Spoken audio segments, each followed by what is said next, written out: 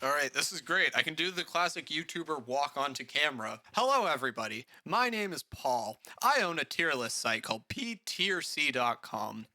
The website consists of every single film I have ever watched organized into different tiers, going from F to A, just like a letter grade.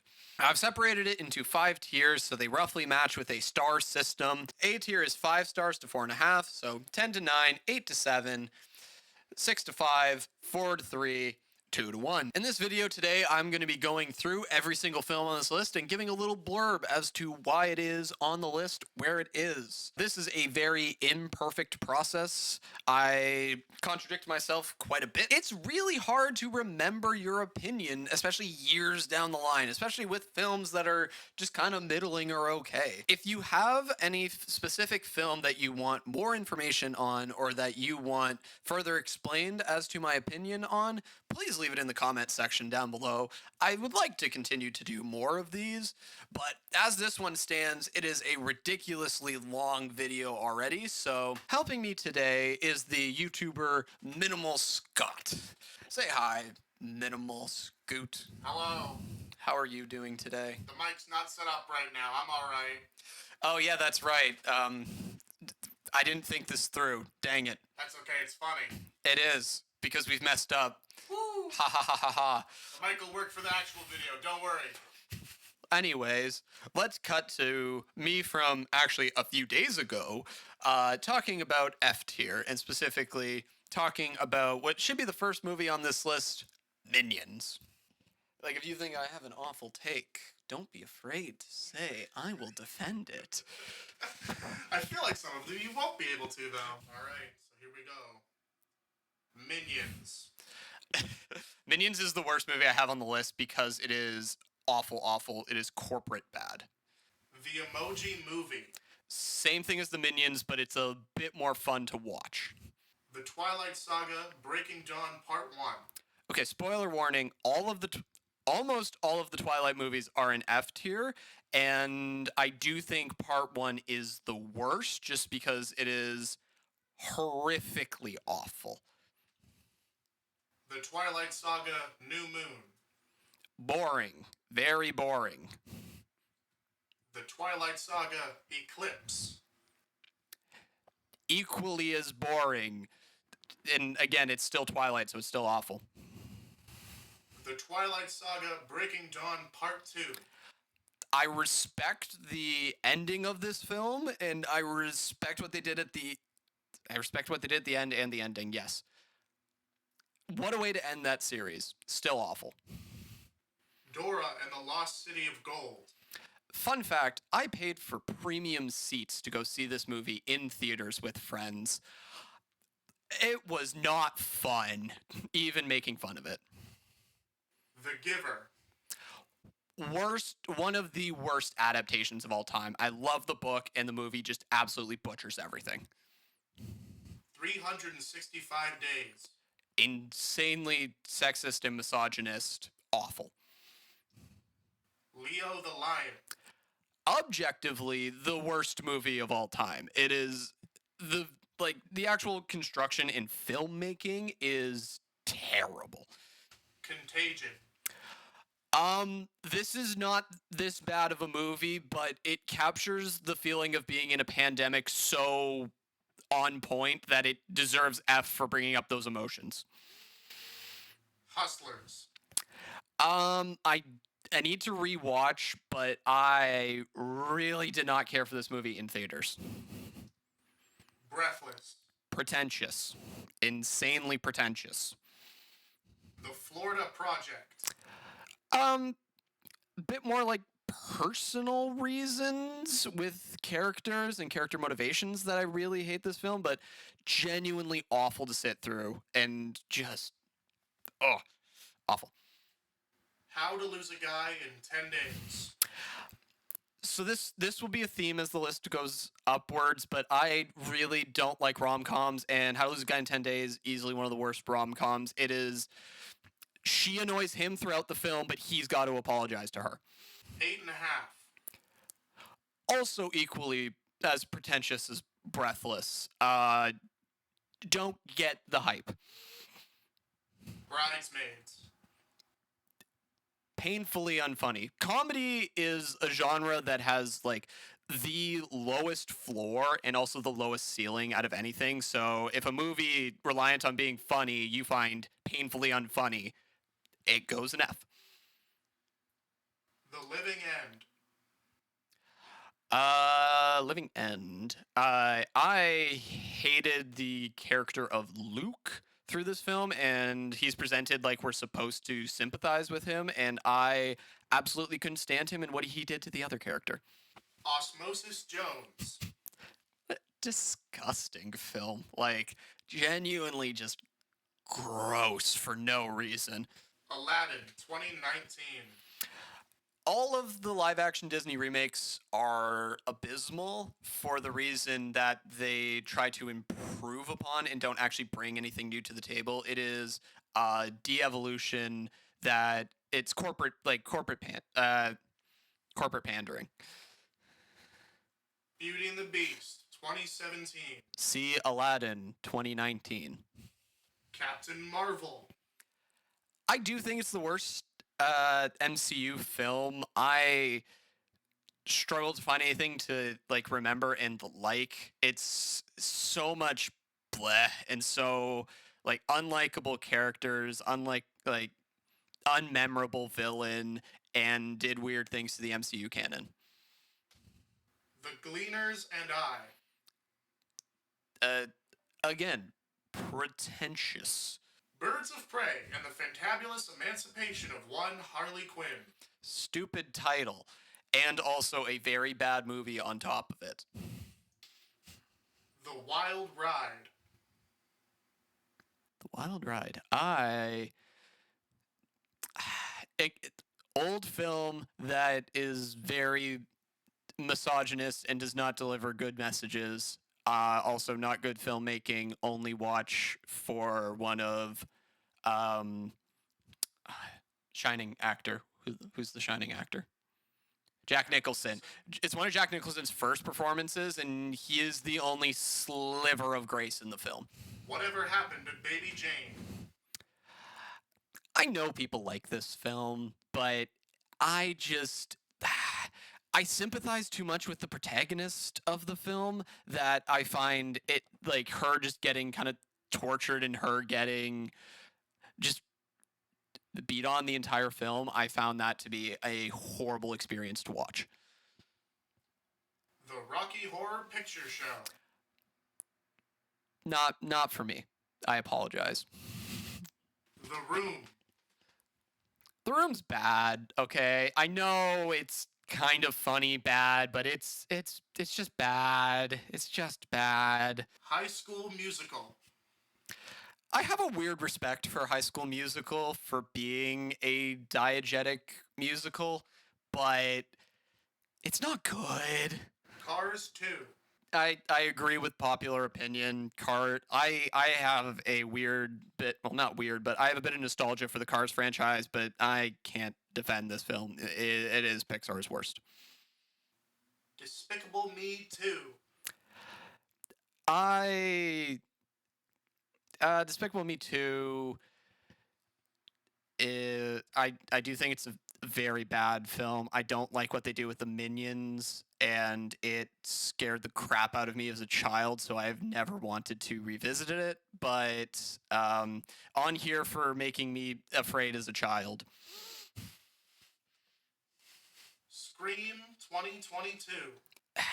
Like, when things try to be subversive, sometimes they're just as bad as the thing they're parodying. If you say you're going to step on a rake, don't blame yourself when it hurts. Like, if you know you're going to do something stupid, it's still stupid to do. We're the Millers. Once again, a comedy film that did not land for me at all, painfully unfunny. Vampire Academy. We're going to get into this a lot with the tier list as we go on, but it's like, what do you want me to say? It's a bad film. Like, was anyone expecting anything about a Vampire Academy? Penguins of Madagascar. Okay, this one I have interesting things to say.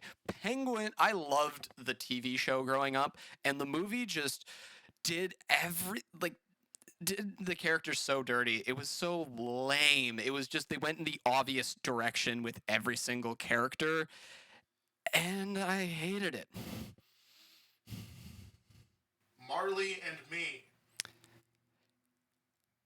Just because a dog dies in the film does not mean it is a good film or a sad film.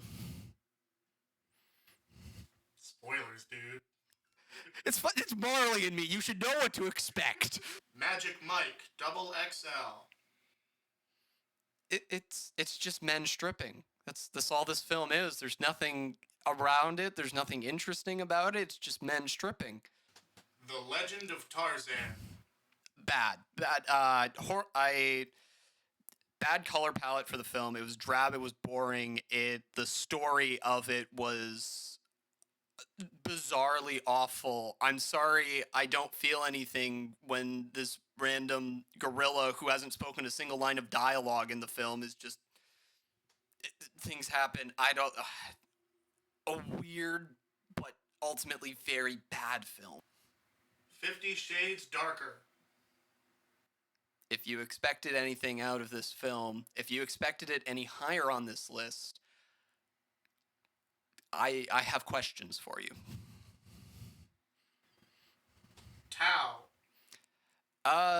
So Tau is a random film. I don't know how much hype it has. I really don't know anything who made it. I saw it on the Netflix thing. The poster looked cool. Man, what a painful protagonist. Just painful to sit through the entire film with. Death Note 2017. Second worst adaptation in F tier. It just takes everything that made Death Note special and amazing and just gets rid of it for an underdog story. Light Yagami should never be an underdog. Uncharted. Man, the games were really good. This movie was really bad. Horrible casting. Like, Tom Holland maybe could have worked, but Mark Wahlberg was awful choice for Sully. It's interesting to think whether it could have worked or not, because the Uncharted games are basically just playable Indiana Jones, playable action films. So could it have worked? I don't know, but this version certainly didn't. Night Raiders. Oh, Night Raiders. I'll give it a few props of having good cinematography and good set design, but the plot was ridiculously dumb. Again, did not care for the main protagonist and was bad to sit through. Blue Hawaii. This is the only Elvis film I've seen. I don't know if the others are any better, but I was genuinely surprised at how bad this film was. Tall Girl.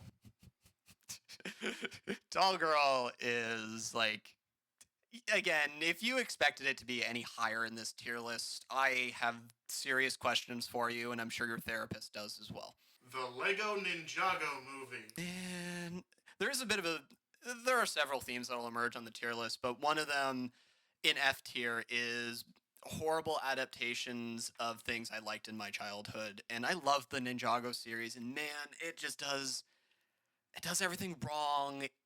It butchers the characters. It's the most boring, obvious plot you could have went with for like what happened to the Lego movies? Spoilers for the rest of the list. I love the other ones, but what happened with this one? Double Suicide. What a follow up to the Lego Ninjago movie. Double Suicide. Just like I've used this word a lot because spoilers, it's F tier, but man, what a boring, dull film to sit through. Gamera Super Monster. Oh, funny bad. There's a trend in I love, again, spoilers. I love kaiju films, and it just makes every single cardinal sin of a bad kaiju film. Godzilla versus Space Godzilla. Nice. This is a controversial opinion amongst the Godzilla fandom. I don't think All Monsters Attack is the worst Godzilla film. This one, I quit out 20 minutes. It is so formulaic, so boring.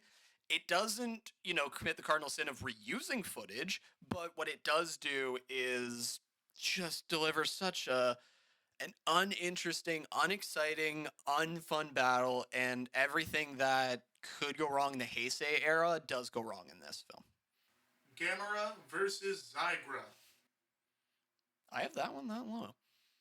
Okay. Yeah. I guess I stick by my opinion. Again, like, the other Gamera film lower on this list is, like, more boldly commits the cardinal sins of reusing footage, of having really boring human characters, of having hardly any monster battles at all, and having the monster battles mean nothing. But this one does all of that as well.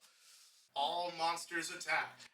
This is the one that I thought would be after Space Godzilla. No, All Monsters Attack, again, it's a clip show of Godzilla's highlights through the story, or through the mind of a child.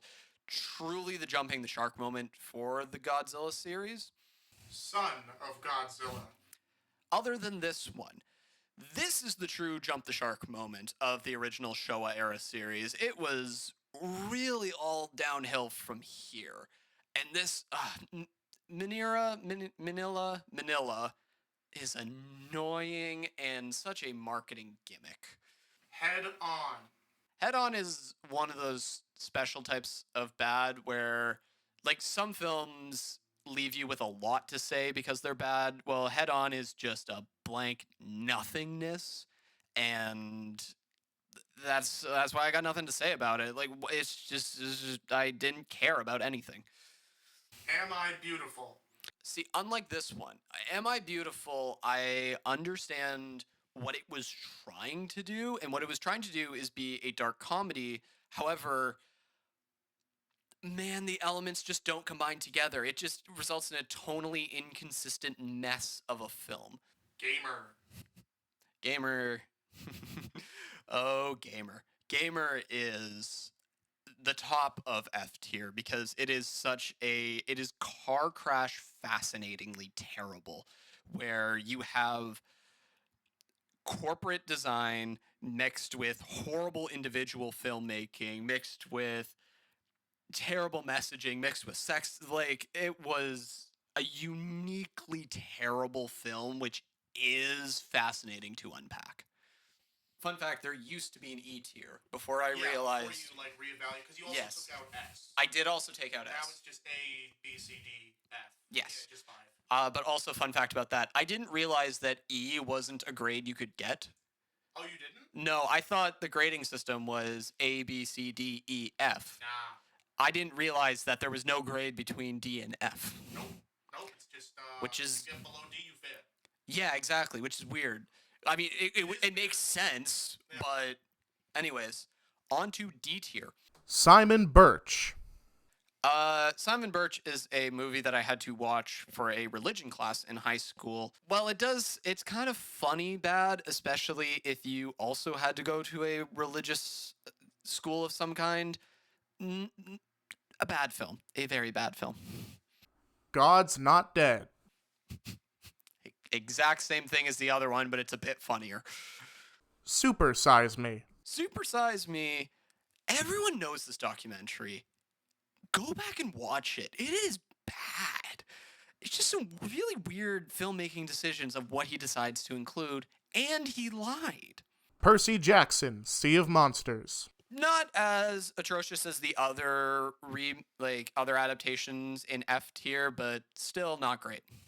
Charlie and the Chocolate Factory.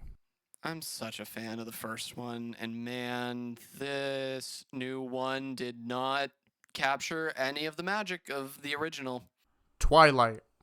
See, this is the Twilight movie I was talking about. The original one isn't as bad as you think it is, and it's especially not bad when compared to the sequels. It's still not a good film, but it's not bad. Piranha 3DD.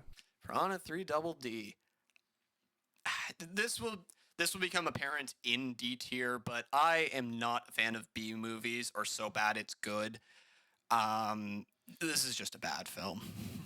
Yeah, I had to check that was real. Like, was that a typo in your list? No. Yeah, no, 3DD. in D tier. It's classy. The Velocipaster. Once again, B movie, awful. Sharknado. Ditto. Scary Movie. Kind of along the same lines of I don't like B movies, but especially with this one where it was made for a cultural moment in the 90s, and a lot of the references I either just don't get or have not held up. So I don't think the Scary Movie is a good film. All right, we got a big old run of kaiju shit here, so Oh, the D tier kaiju films. Okay. King Kong versus Godzilla. This is one of the only interesting ones in D tier. The original Godzilla v Kong is bad, like surprisingly bad. Destroy All Monsters. This is controversial within the fandom who definitely won't see this video, but I don't like it. It's way too cheesy and the action feels really lame. Godzilla Raids Again. This sequel set the tone of all of the later Godzilla films in the Showa era and the Heisei era, where the original Godzilla is metaphorical, and then in this film he just becomes Big Lizard. Gamera the Brave. Is that the new Gamera? Yeah, that's the 2005 one. Yeah, okay. Boring. Very dull and dry and boring. Gamera versus Jiger. Not quite as bad as the Gamera movies in F tier, but also commits a lot of the same sins. Godzilla versus Gigan. Big Lizard boring. Godzilla versus Megalon. Big Lizard boring. But this is the one that has the poster with the Twin Towers.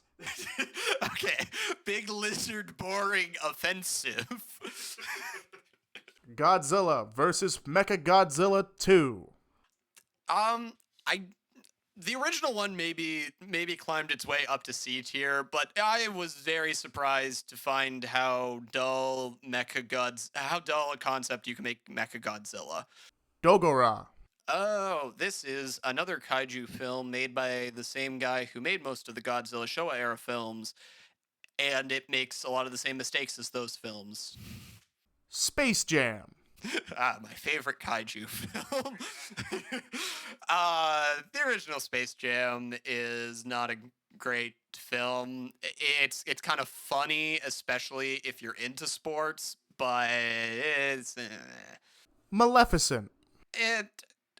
Again, will become very apparent, especially when we get into C tier. Some of these films I have not seen in years, so I remember not liking Maleficent. Can't give you an exact reason. Brave. Same. I know its reputation. I don't remember liking it. I've seen it fairly recently. It's not great. Cinderella 2. Dreams Come True. Minimal Scoot, you have seen a fair amount of the Disney sequels. I have only seen a handful, and I have really not liked what I have seen, this one included. Yeah, it's Minimal Scott. Oh, Minimal Scott. Oops. No, Minimal Scoot. Minimal Scoot's more fun to say. Could be worse. It's definitely the worst of the 3 Cinderella movies. The Cinderella 3 is pretty good, honestly. It's just another one of the, we tried to make a TV show and we only have a few episodes lying around, so we're going to stitch them together and release them as a movie. The second short's cute, but other than that, you could pass on it. Just go right into 3. Rio 2. I am a mild defender of the first Rio film, and the sequel just feels like a cash-in sequel with no heart, no direction, no nothing. The SpongeBob movie, Sponge Out of Water. There has been a recent wave of defenders for this movie, and can we all go back to agreeing that this movie was bad? The animated parts are good, but it's mostly live action, and the live action sucks. Home. That's the Sheldon Cooper one, right? Bazinga. Yes. What did you expect? It's not great. Lightyear. Okay, Lightyear. I find Lightyear more mid than bad. I think it's just really boring. It's really dull, and it's a shame because they had such a good seed of an idea or potential, but it's just really dull. Yeah, it's dull. The framing makes it so much worse, though. Yes, but I don't know. I don't put as much stock into the framing of it, but I can understand why people would. Inside Out. All right, we're getting into very spicy takes. Controversial. Very. I can't stand this film. I cannot stand how I don't know, it's a very specific gripe, but when Riley goes to play hockey, it's so stupid how she just goes off the ice and forgets how to like play hockey because sadness is now controlling her. I found this film to be a combination of pretentious and very infuriating, but I don't know and don't fully stand by this opinion. Someone hates fun. Shut up. The Angry Birds movie.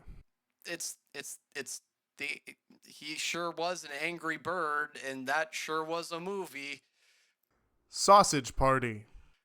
Yeah, it's just Seth Rogen comedy. It's where the Miller style comedy. It's just not funny, and it needed to have a remote chance. He sure was a sausage, and it sure was a party. Sure. Bumblebee. Bumblebee is mid. Is bordering on not good. I have not seen any other Transformer movie, so that's probably why this one looks bad. I was about to ask. No, I will binge them at some point, but this is the only Transformer movie on the list. It just didn't really connect with anything. Spies in Disguise. He sure was a spy, and he sure was in disguise. I don't know, Tom Holland, Will Smith pigeon movie. Not good. Sad note for Blue Sky. Shout out Shafrillis for really liking this movie. I don't get why he does. It's 3 out of 10. Cocaine Bear. The movie is not good. Actually, you know what? I have a little bit more to say about Cocaine Bear. Cocaine Bear couldn't decide on a tone for itself because it almost wanted to be a slasher film, but it's Cocaine Bear. Like, you have a ridiculous premise. Why are you not capitalizing on that? Why are you taking yourself so seriously? Jumanji, The Next Level. Yeah, no, I remember watching this movie. I was very sick, and I had a lot of medicine in my system, so that was an experience, but not a good experience. Black Widow. In contention for one of the worst Marvel movies. I do believe the next one, next little run is a little run of superhero movies here. I don't have a lot to say. The visuals are bad. The story was bad.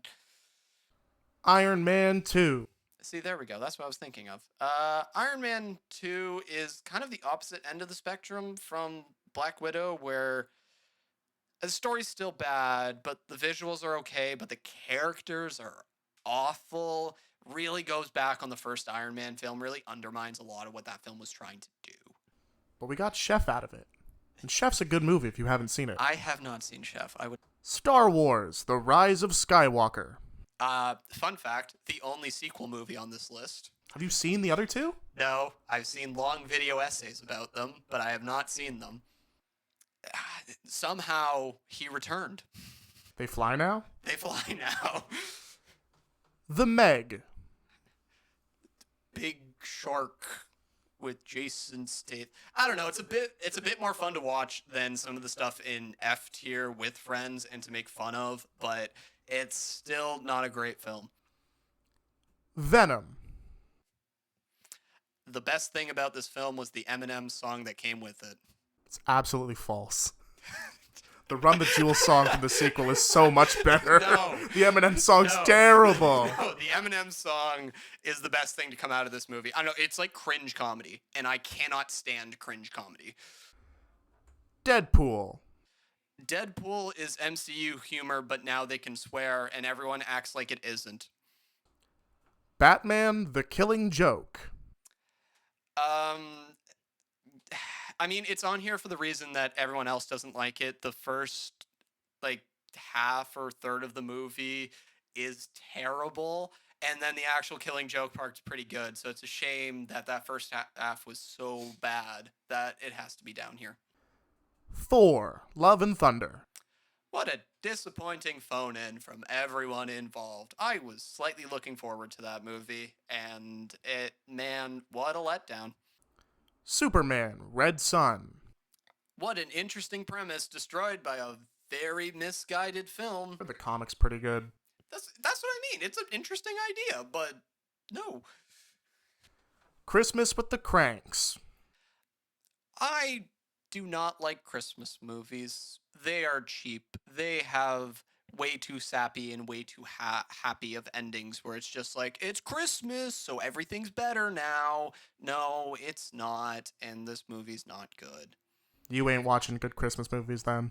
There's one exception on this list. Unaccompanied Minors. Also, another bad Christmas movie. One Royal Holiday. Honestly, I might bump this movie up to C tier, and I will give my reason why. It's not because it's a good film. It's because it's amazing how nothing bad happens in this film. Wait, what? This is The Night Before Christmas, correct? This is One Royal Holiday. Oh, my bad. Thinking of a different film. Forgettable garbage. Holidate. Again, I'm not a fan of rom-coms. I'm not a fan of when the movie just keeps apart two people and teases their relationship the entire time to show me people in love with good chemistry. The Proposal. Controversial, but my opinion holds strong. It's fine. It's not. She abuses him for like 10 years. But no, it's fine because they're just going to go get married now. The Photograph. That is a movie that I have seen. Renfield. Renfield, tonal issues is my big gripe with Renfield, where it couldn't decide whether it wanted to be a serious film about the abusive relationship between Renfield and Dracula, or if it wanted to be a Taika Waititi film. Also a bit of a stylized action comedy, like a Kingsman movie. Yeah, There's a lot going on. It's too much. Pick a lane. There's a good movie in there somewhere. It's just It's called Kingsman. Vampires suck. Twilight parody film that is better than the Twilight films, just because I like when people make fun of Twilight, but still not great. The Night Before Christmas. This is the movie I was talking about. Nothing bad happens to any character. Someone gets teleported back in time, and it's like, oh, it's just okay. I'll just, find shelter. And everyone is forgiving, and everyone is nice. There is no conflict in this film, and I find it is kind of amazing for that reason. The Simpsons movie. It's just a long, bad episode of The Simpsons. Like, I've seen a fair bit of Simpsons, and this does not have the heart or the energy or the passion of the earlier season. Scooby-Doo and the Witch's Ghost. I mean, like, it's a Scooby-Doo movie. How much were you expecting? But at the same time, some of them can be bangers, and this one just weird. Very weird. The Hex Girls, though. Yes, the Hex Girls, but they're better utilized in other films. We got a bit of a run of a franchise here for a hot minute. F9. Is it ridiculously stupid? Not only is it tonally inconsistent, not only is it repetitive, it messes with my favorite one and destroys the canon around that film. It retcons the crap out of that movie. So I don't like it for that reason. Fast and Furious presents Hobbs and Shaw. Ditto. Like, Fast and the Furious, even when it's being ridiculous and over the top, can do that really well. But bad Fast and the Furious movie just leave you wishing for that. Too Fast, Too Furious. And this is also the fun So, fun for the rest of the list. There are a total of, 11 Fast and the Furious movies. I have not seen 10 yet. There are four in this tier, 3 in another tier, and 3 in another tier, and they span the entire series. The second one is almost like a cash grab sequel. It kind of ruins the original. Furious 7. Okay, we have 5 in this tier. Or 4. I didn't like Jason Statham. I don't know. People say this is one of the best Fast and the Furious movies, but I really don't get it. I really didn't care for him as a villain. And he's a great actor, but I didn't like him in this film. Alien Covenant. Easily the worst Alien movie, and I'm annoyed with this film because almost all of the Alien films have something interesting going on, except for this one. Star Wars Episode 1, The Phantom Menace. Stop letting the Clone Wars gaslight you all into liking this movie. It's not good. We were right the first time. Clone Wars barely affects this one, so it's mainly just 2 and 3. Well, okay, it gets looped in though, because people are like, "Oh, the prequels are good now." No, one prequel is good. The Book Thief. A bad adaptation. I really like the original book, but just kind of bland, uninspired. Dilsey. Dilsey is a film I had to watch for class. It is a really long Bollywood musical that was way too long, and I did not care for, actively disliked our protagonist. The Marriage of Maria Braun. Marriage of Maria Braun is insanely boring and dull, but it's not, frustratingly bad. It's just really long. Pat Garrett and Billy the Kid. Shout out to Bob Dylan, who shows up to count beans in this film. The World. There certainly was a world, and it certainly was the. Back to God's Country. So it's a silent film? Pretty sure. Oh, yes, I had to watch this in Canadian cinema, and it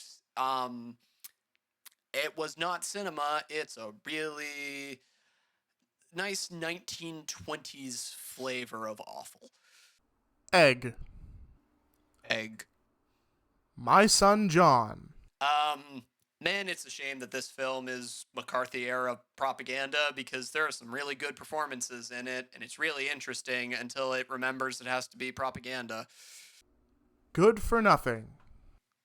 Give me a need to rewatch, because I really didn't like this when I watched it 5 years ago. I was actively frustrated with the protagonist, but I don't know if I would be now, so give me a pass on this one. Gold Diggers of 1933. I'll double down on this one, though. Gold Diggers is Bubbly Berkeley musical. Busby Berkeley. Anyways, over the top, ridiculous. The musical numbers are fun, but man, it is so nothing in between them. And also, once you get to the musical numbers, they're fun for a bit, but they drag on for way too long, so it's just so disconnected that I'm done by the end. I don't care about either the musicals or the actual plot line. Meet Me in St. Louis. Meet me in St. Louis. Man, isn't it great that America bought all that land from France? God, American expansionism is great. I can't stand this film. It is it is sugar molasses sweet. And I know Judy Garland gives a great performance, but man, I can't stand this film. Irma Vep. French pretentious, but not as pretentious as Breathless.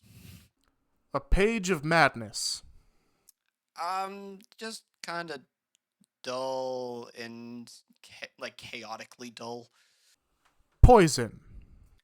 I'm disappointed in Poison because I love Todd Haynes as a director, and this film really does not work. I like what he tries to do by combining genres, but man, no. The Blood of a Poet. American pretentious. Audition. Audition. Vietnam flashback. This is a point of contention with the list that I have talked to several people about. But if a movie aims to gross you out and it succeeds in its job, should it be rewarded for that, or should it be punished for that? Because this film, it gets underneath your fingernails. It shook me to my core, which it was trying to do, but I hate that it brought up that feeling. So therefore, it is D tier. Easy Rider. The Dennis Hopper film from the 70s.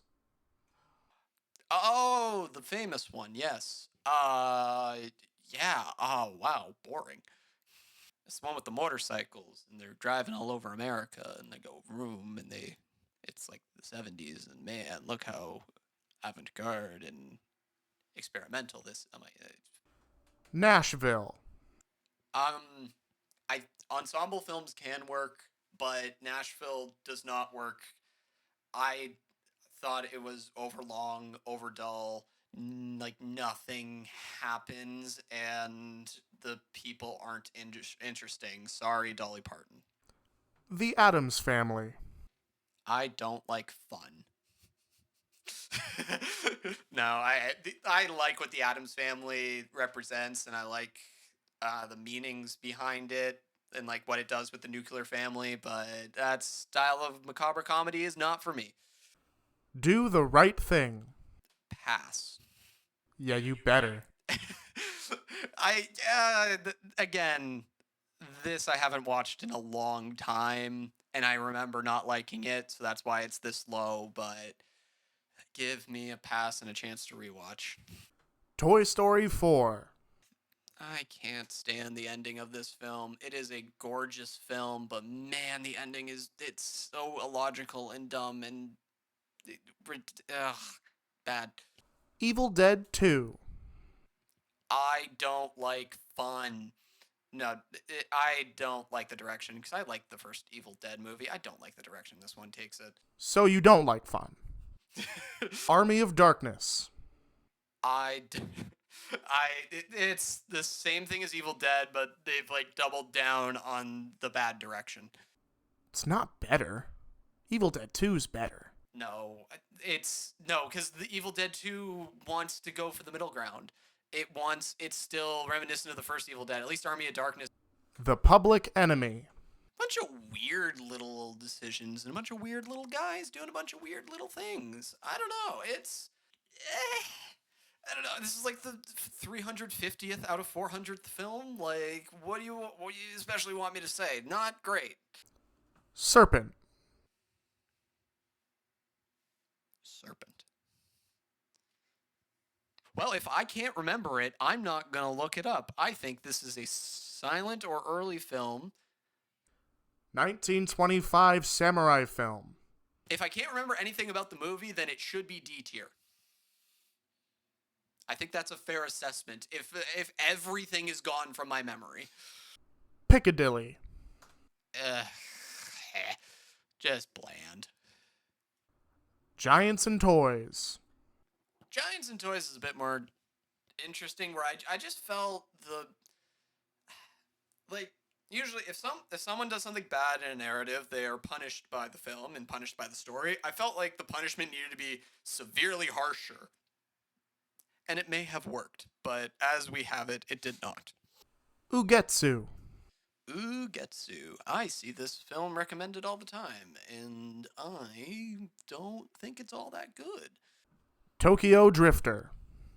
I don't know. If you really like 60s Japanese filmmaking, then you will like this film, but I just didn't leave an impression.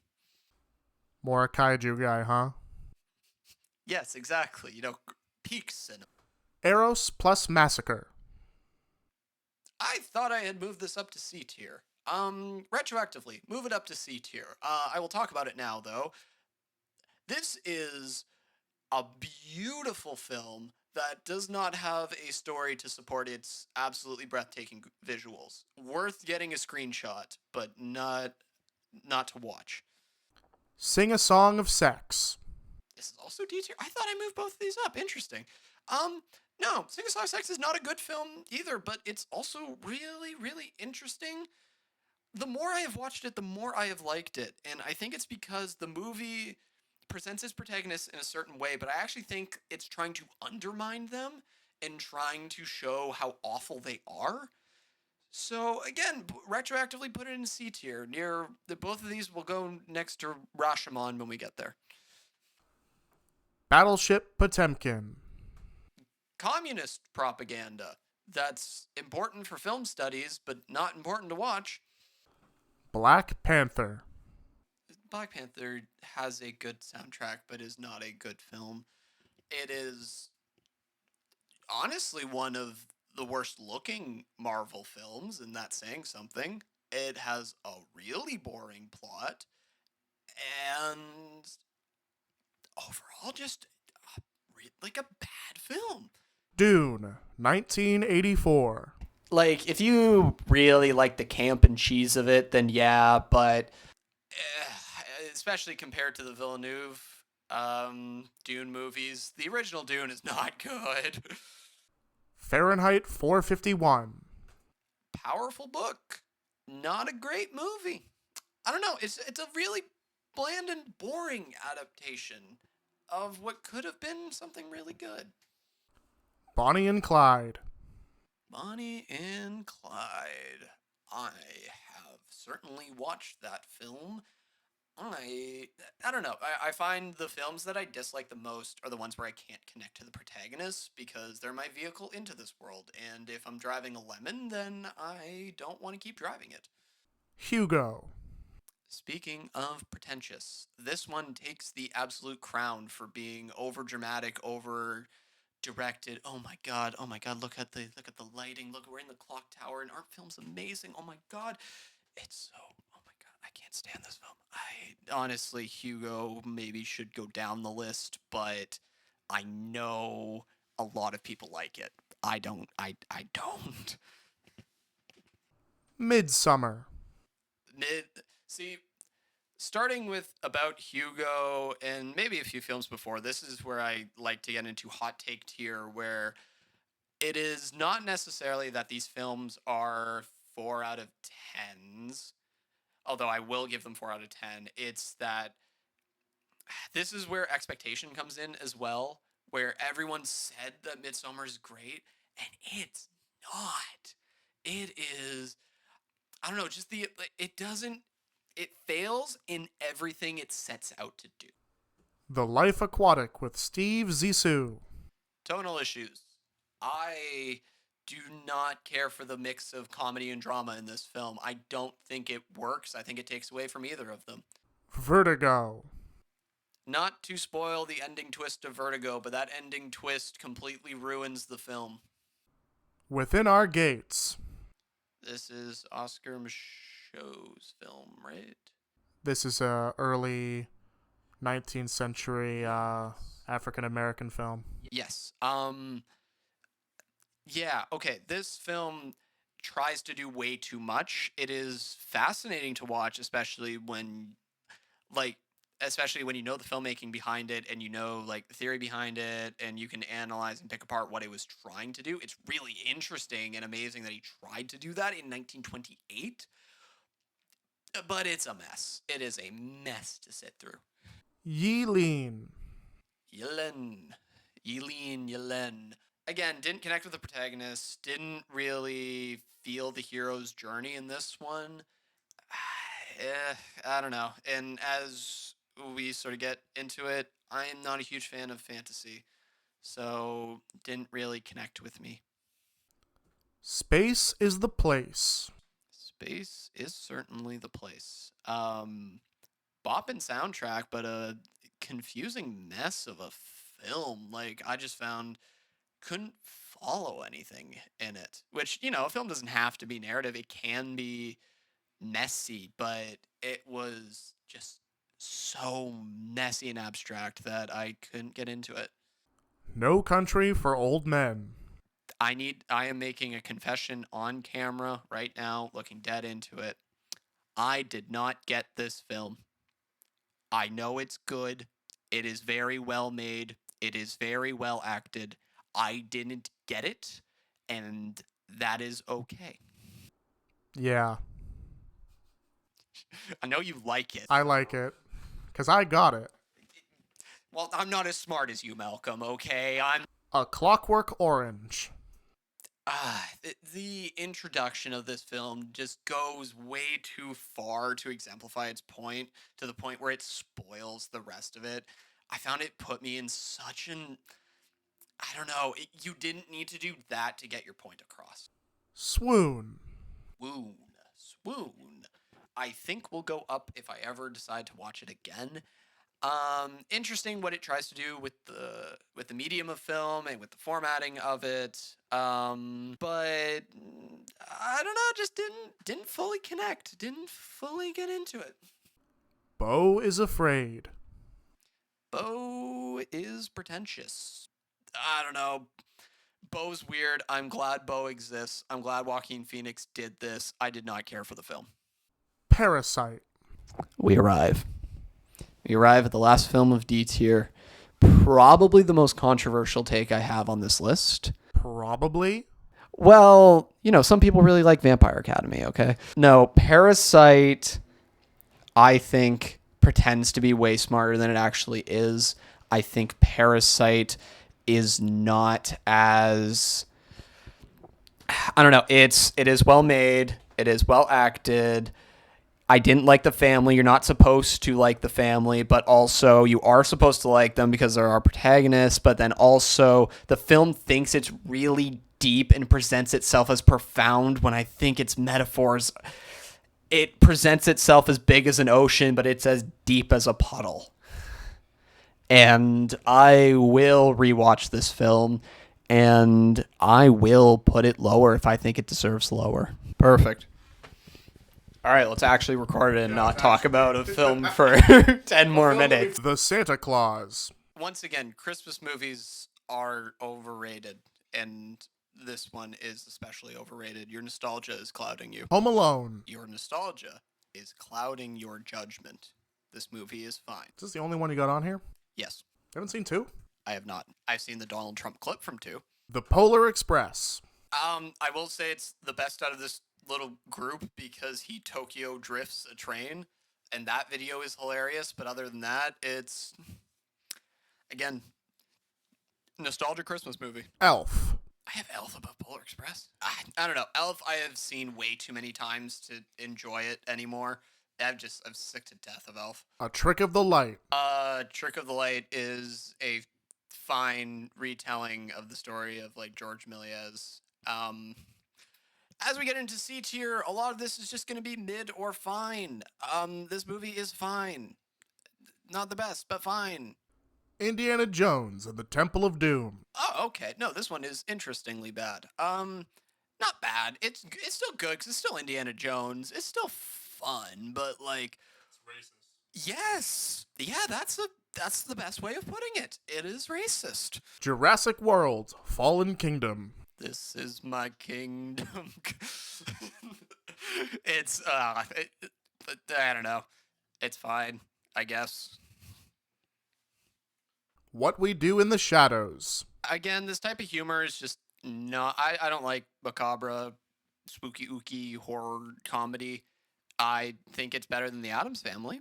Malignant. Malignant sure was a film. Run. It's just nothing. Just nothing. It's fine. It's not like poorly made, but it didn't make me feel anything. Rome Open City. Rome Open City.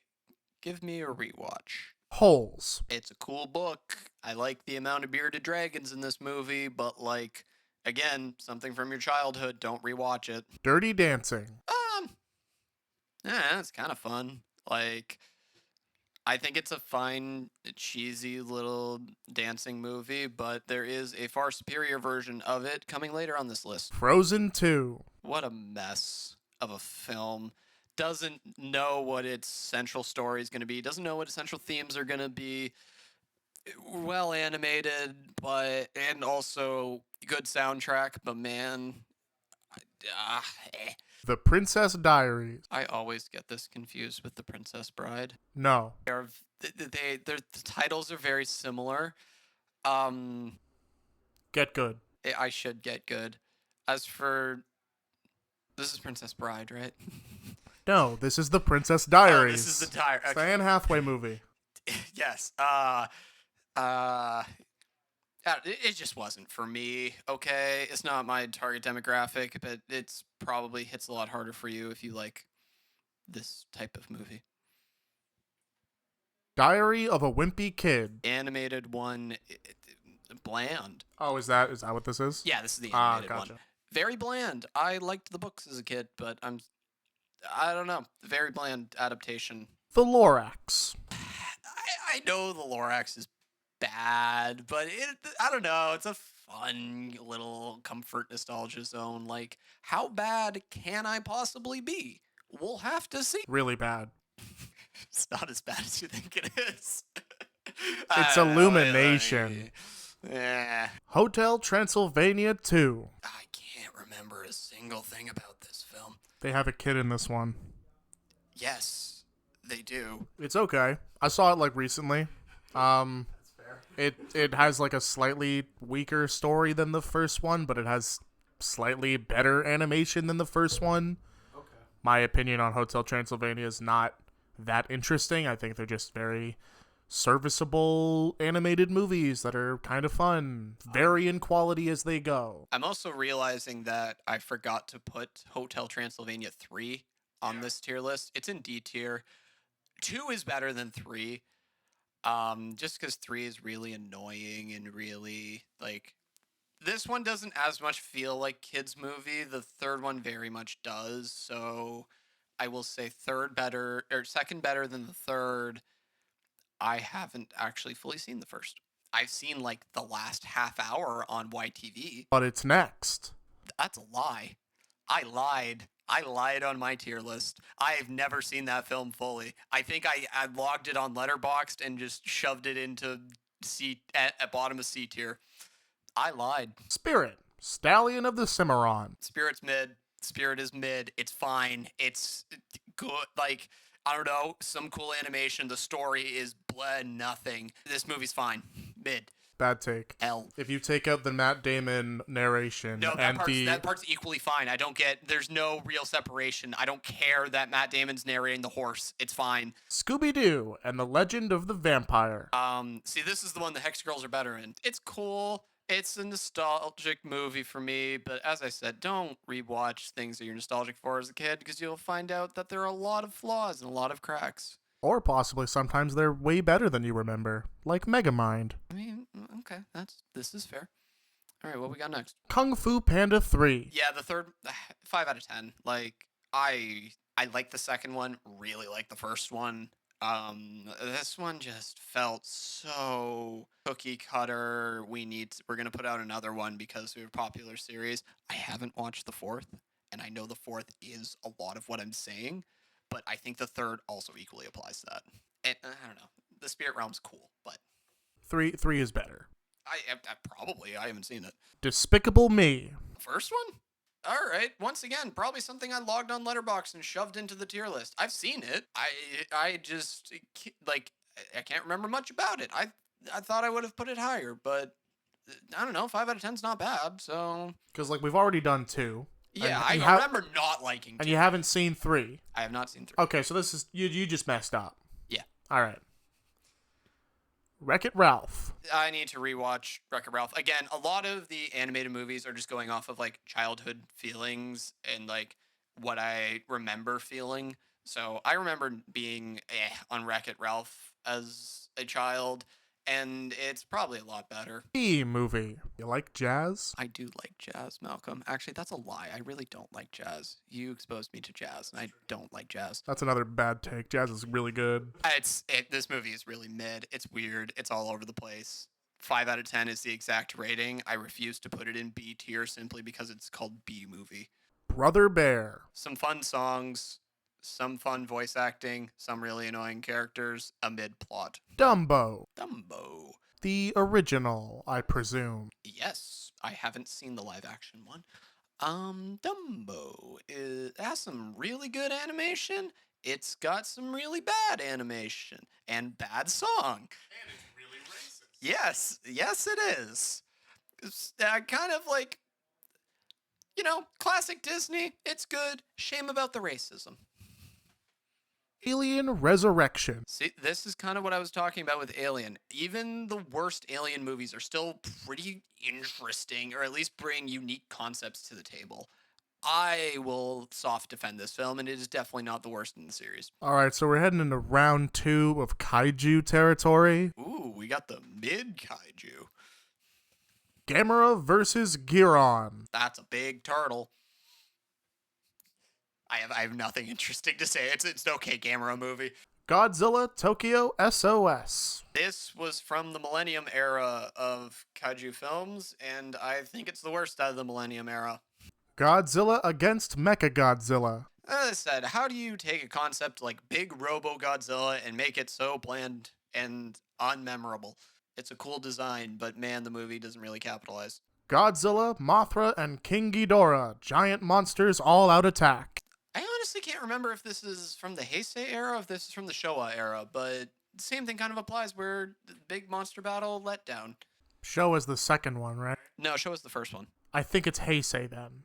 Oh, Heisei, yeah, sorry. I think it's in the second era of Godzilla. Yeah, I don't it's fine as a Godzilla movie. It's got some cool action, but it doesn't do anything interesting. It's the era with the really good posters. This is true. They had very good posters. Mothra versus Godzilla.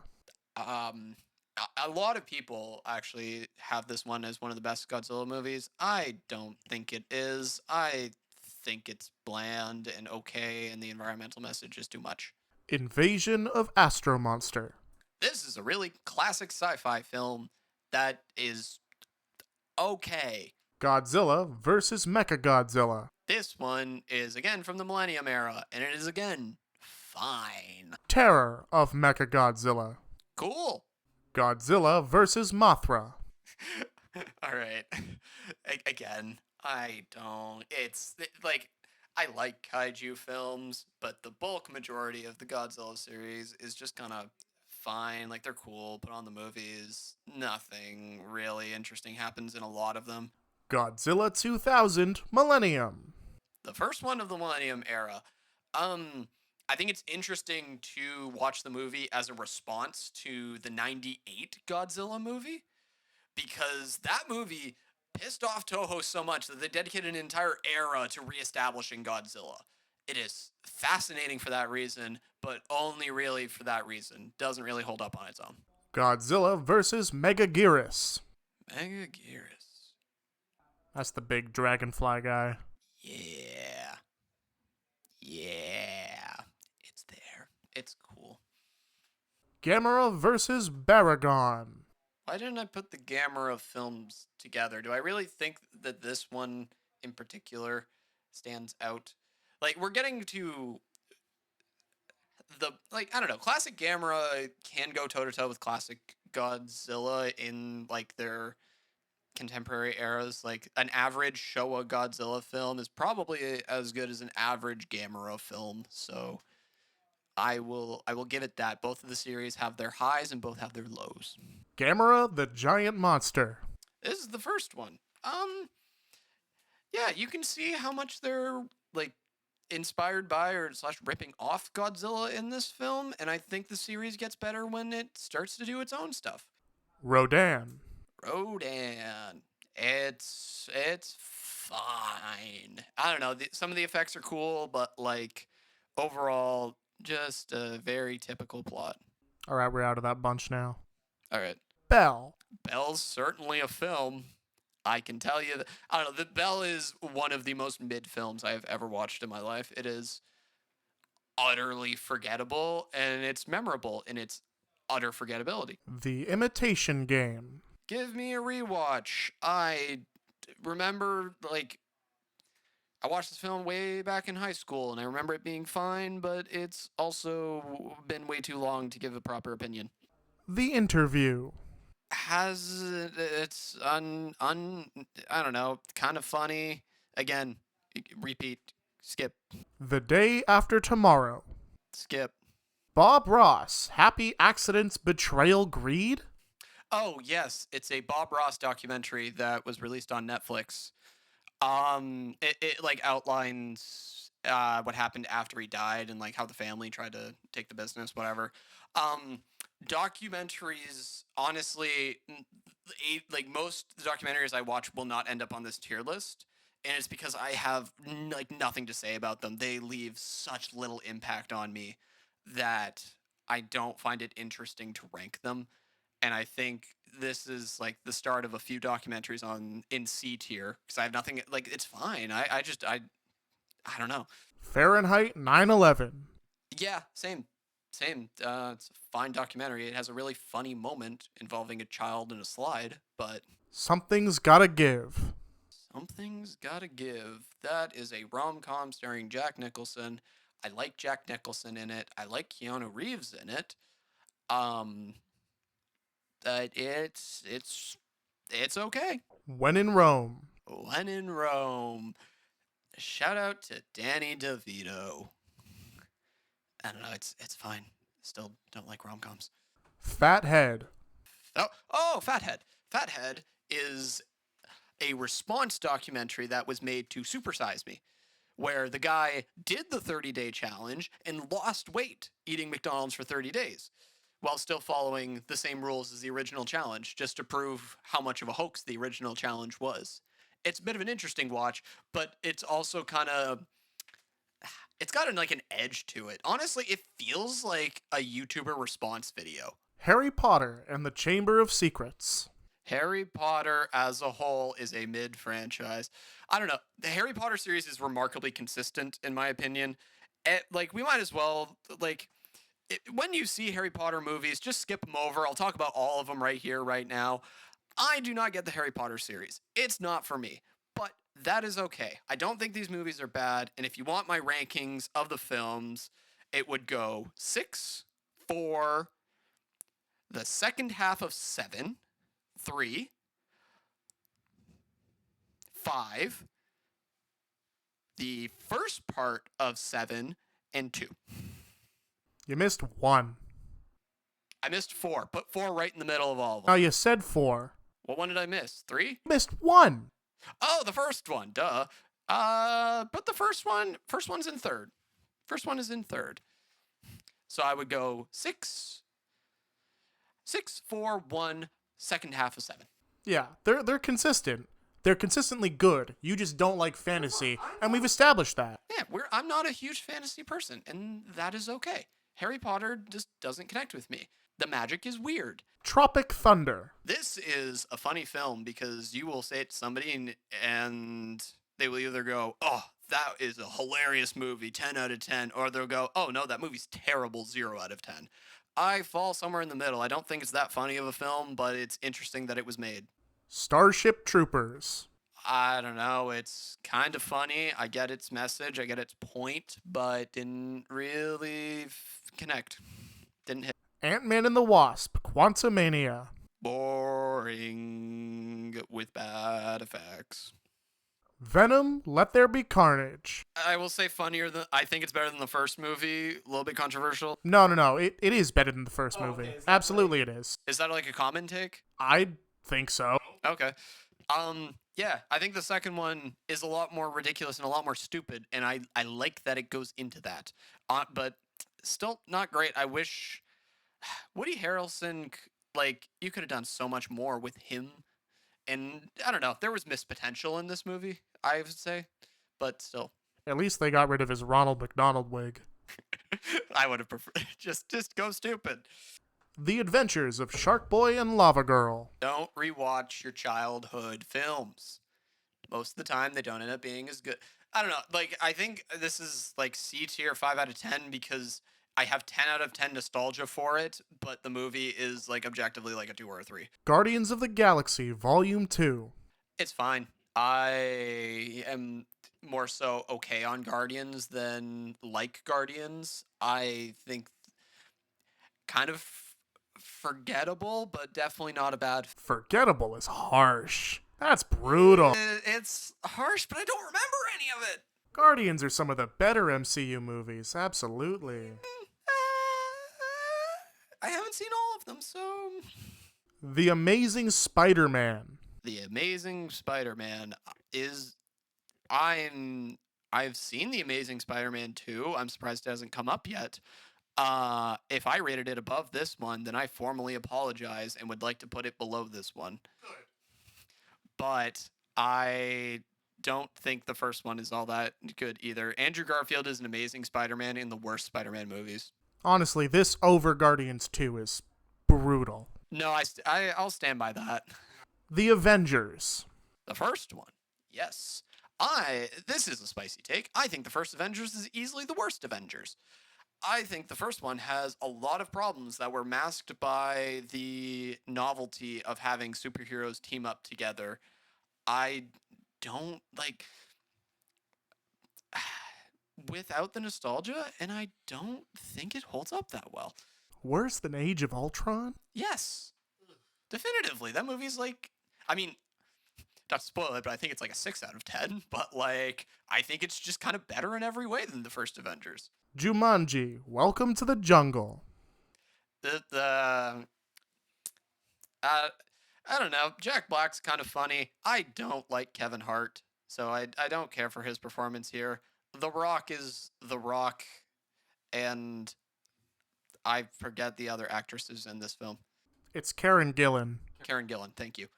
I don't know. Not as good as the original Jumanji, but like... Star Wars Episode 2, Attack of the Clones. Whoa, I have this in C? Uh-huh. This should be in D. I'm surprised it wasn't with the first one. Attack of the Clones is not... It's better than Phantom Menace. Not by much, but it's better. It is better, and this is only like 1 star difference, so I guess I shouldn't be so surprised.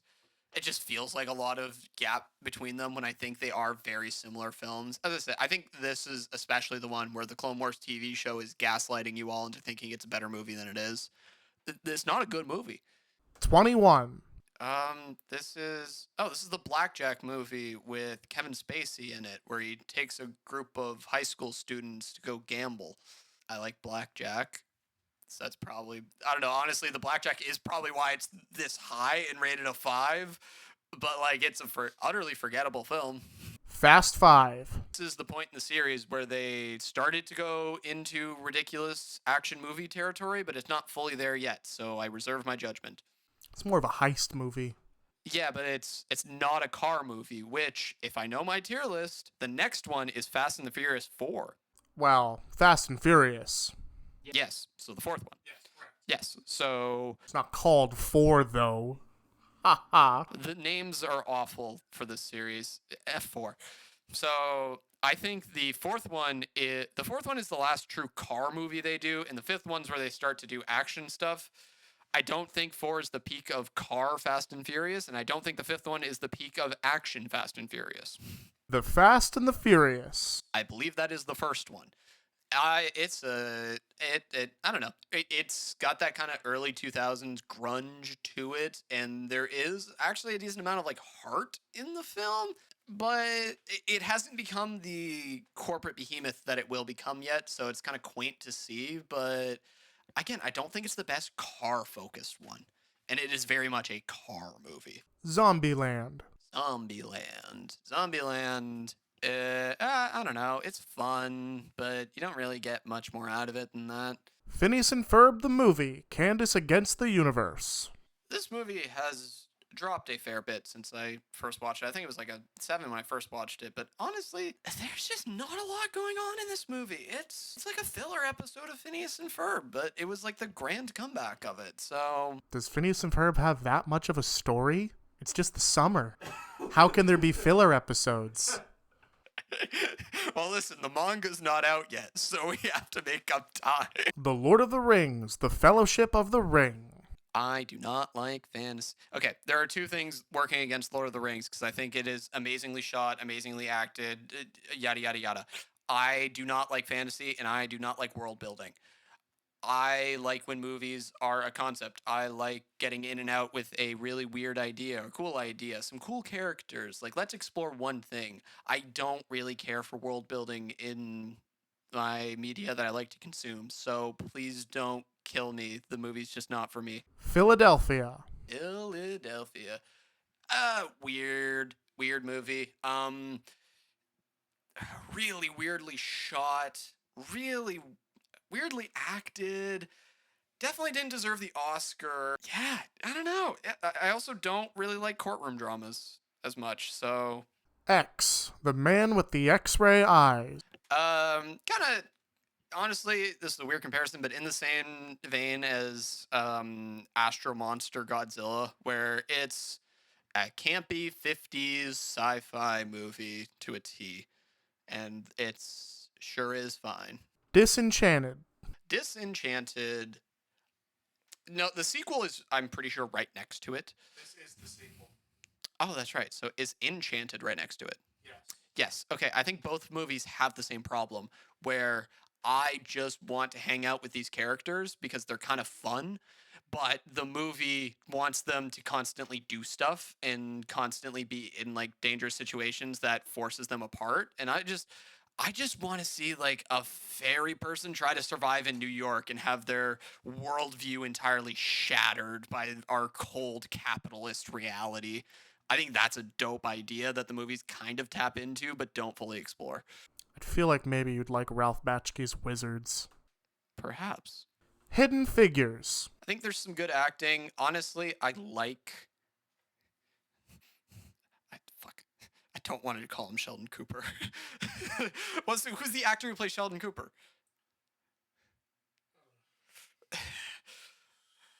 Because I don't want to just label him as that. He gives an honestly kind of great performance here. He's nothing. He's like a supporting character. Jim Parsons. Jim Parsons, thank you. Jim Parsons gives a kind of delightful performance here, and I don't know. The rest of the film, kind of, I don't know. It's kind of a mess. It's kind of a NASA PR campaign instead of actually exploring the themes of racism in the 60s and racism in workplace culture. It just kind of is like, well, NASA cures everything. So it's weird. I don't know. I know a lot of people like this film, but I think I have mixed opinions. 12 Angry Men, 1997. Yes, the remake. I think the remake loses a lot of the charm of the original. I think the remake kind of undermines the original, and I don't think remakes should really exist within films. You remake a game because you can't play it anymore because the original console is rotting. You do not remake a film because the film is still there and you can still go and watch it, and it is infinitely better. F for Fake. F for Fake. F for Fake is kind of fun in that it gives you a premise at the beginning of the film. And honestly, on a rewatch, I'd probably bump it up to B just because of how fun a viewing experience it is. I love Orson Welles. The Phantom of the Opera, 2004. I'm sure the stage play is better. The movie is fine. It's less than fine. Les Miserables. This is going to be a really weird opinion. I don't like how this movie's constantly singing. You need to break up your singing with dialogue scenes in movies, otherwise the songs lose their value. No, the movie's not bad for that reason. It's bad for other reasons. Russell Crowe's like my favorite part of this movie, unironically. Ironically, he's my favorite part too. West Side Story, 2021. Listen, thank you for not being as racist as the original, but that is the only thing that you have over the original. Everything that I loved about the original West Side Story, this movie goes in the opposite direction of. So the fun colors are now grounded. The out of nowhere story is now again ground. It feels like a very grounded cinematic film, whereas the original one is like a wonderland. So I don't think it's a bad film, but it just takes everything I like about the first one and goes in a different direction. Both are very good. Mon Oncle Antoine. My Uncle Antoine. This movie definitely hits if you lived in Quebec in 1967. I don't know, it's kind of... I don't like it, but it's kind of... I don't know, I feel a soft spot towards it, and I can't put into reason why. The Passion of Joan of Arc. It's really well shot and really well done considering when it was released, but it felt nothing. I felt bleh through the entire film. So I give it a 5 for its great cinematography. Criminally low. No. Nosferatu. I think it's a good silent film. I think you can do more with the Dracula lore. I think you could do more than what this movie presents. There are more interesting ideas that get captured in later adaptations, but I do want to give it the credit it deserves. Metropolis. Metropolis. Man, what a beautiful set design. Man, what a kind of good score. Man, what a boring sit through. The Cabinet of Dr. Caligari. I have a nice little cluster of silent films here that I want to give credit to. And again, spicy take on silent films. I think they're almost a different art form and can kind of be more compared to, should more be compared to each other than to film with sound. It's just, it's a very different set of tools you're working with and expectations. So I think it's a bit unfair, so I'm kind of bumping these up for my actual opinion of them, but at the same time, they are foundational pieces, and I do like Caligari the most. The Reckless Moment. Oh, no, it's a film noir. It is a film noir. Correct. I liked the Irish guy in it. I thought his character was really neat, but I didn't really care for everybody else, as you can see, as I struggle to remember anything. The 400 Blows. Pretentious, but I got it a bit more. The Rules of the Game. Kind of fun, kind of an ensemble film, kind of Knives Out before Knives Out, but Knives Out did it slightly better.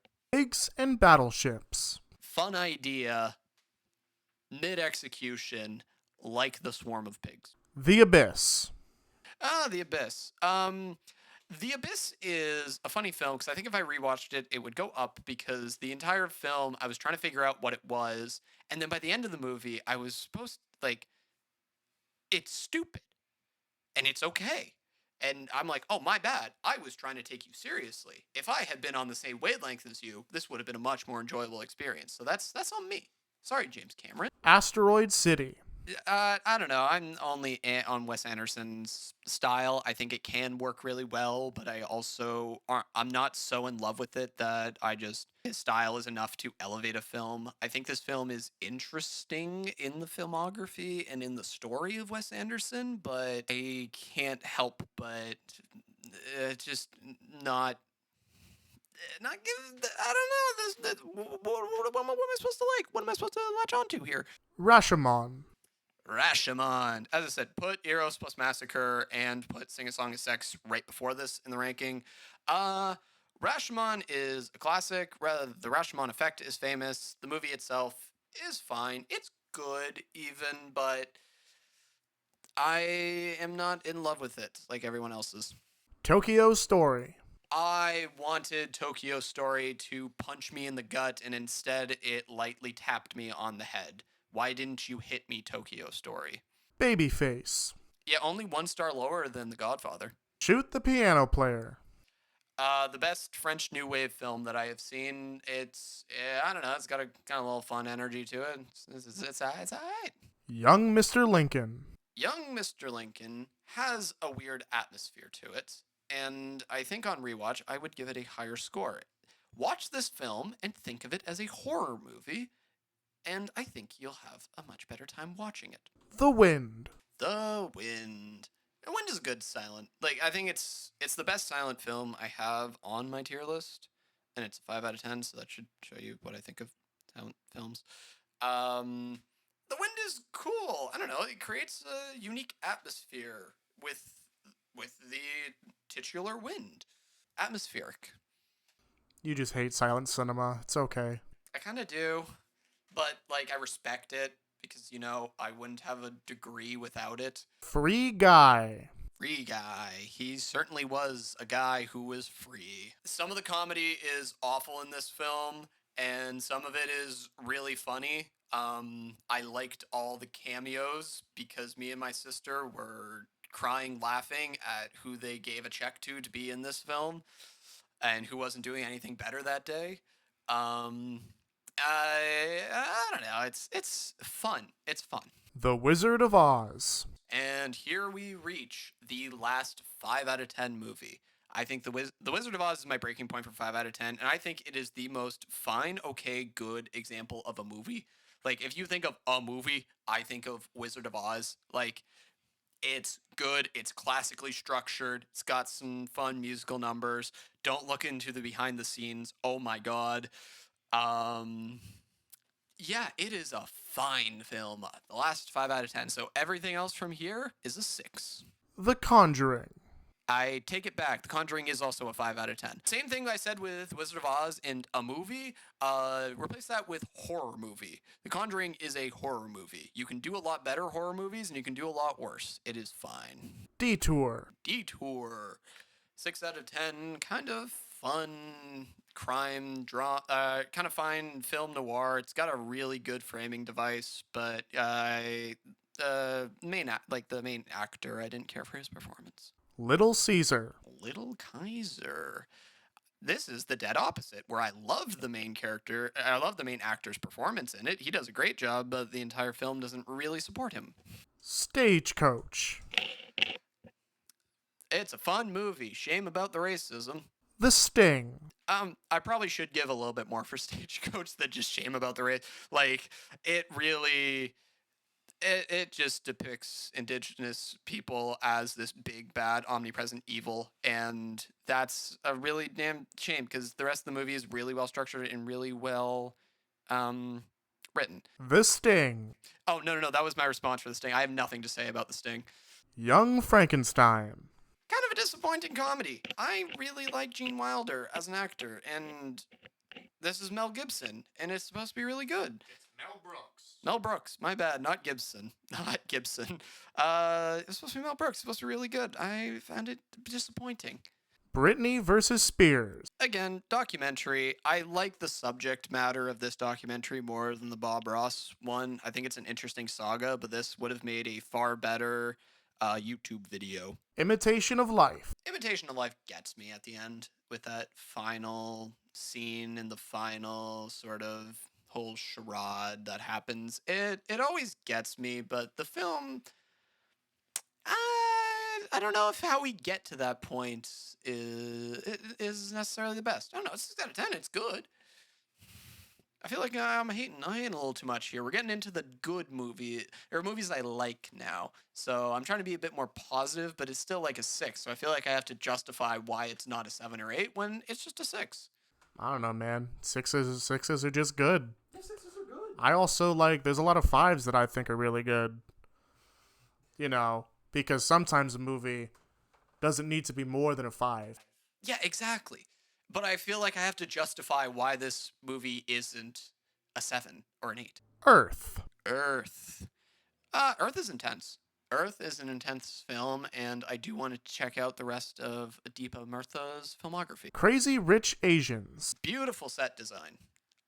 Although I did not connect as much with the main story, and I'll be honest, I don't like Awkwafina's performance in this film, and this is where she got famous from.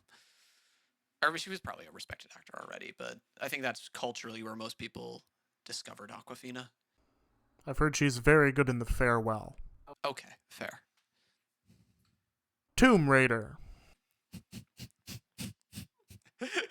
Tomb Raider's fun, okay? I don't think it's a bad video game adaptation. It's just like a kind of fun action movie. You know, a lot of jumping, a lot of she's swinging around, that gal, that Laura Croft. She's doing pretty good. It ain't better than some of the other stuff we've already talked about. Absolutely. Scooby-Doo on Zombie Island. Okay, if you like Scooby-Doo, this is classic A formula Scooby-Doo. This is like the original Coke formula here when they tried to replace it with New Coke. Like, this is classic Scooby-Doo to a T. It's kind of amazing to watch to see how they haven't subverted the tropes yet, and the tropes are just laid out. It's a pretty good film. I would disagree that it's classic Scooby-Doo. Oh, it absolutely is. No. Classic Scooby-Doo is that the monsters are fake. This is subverting the tropes by having the monsters be real. Okay, but no, but that's a classic inversion. Pokemon Detective Pikachu. Ah, yes. Nothing controversial about giving Detective Pikachu a 6 and Parasite a 4. It's not really that well made of a film. I think it capitalizes on the Pokemon IP and brings it to life in a way that lets your imagination run wild. I don't think it's the best Pokemon movie by a mile. Yeah, I don't know. I like how it brings it to life to a live action setting more than I thought I would. Pokemon Mewtwo Strikes Back Evolution.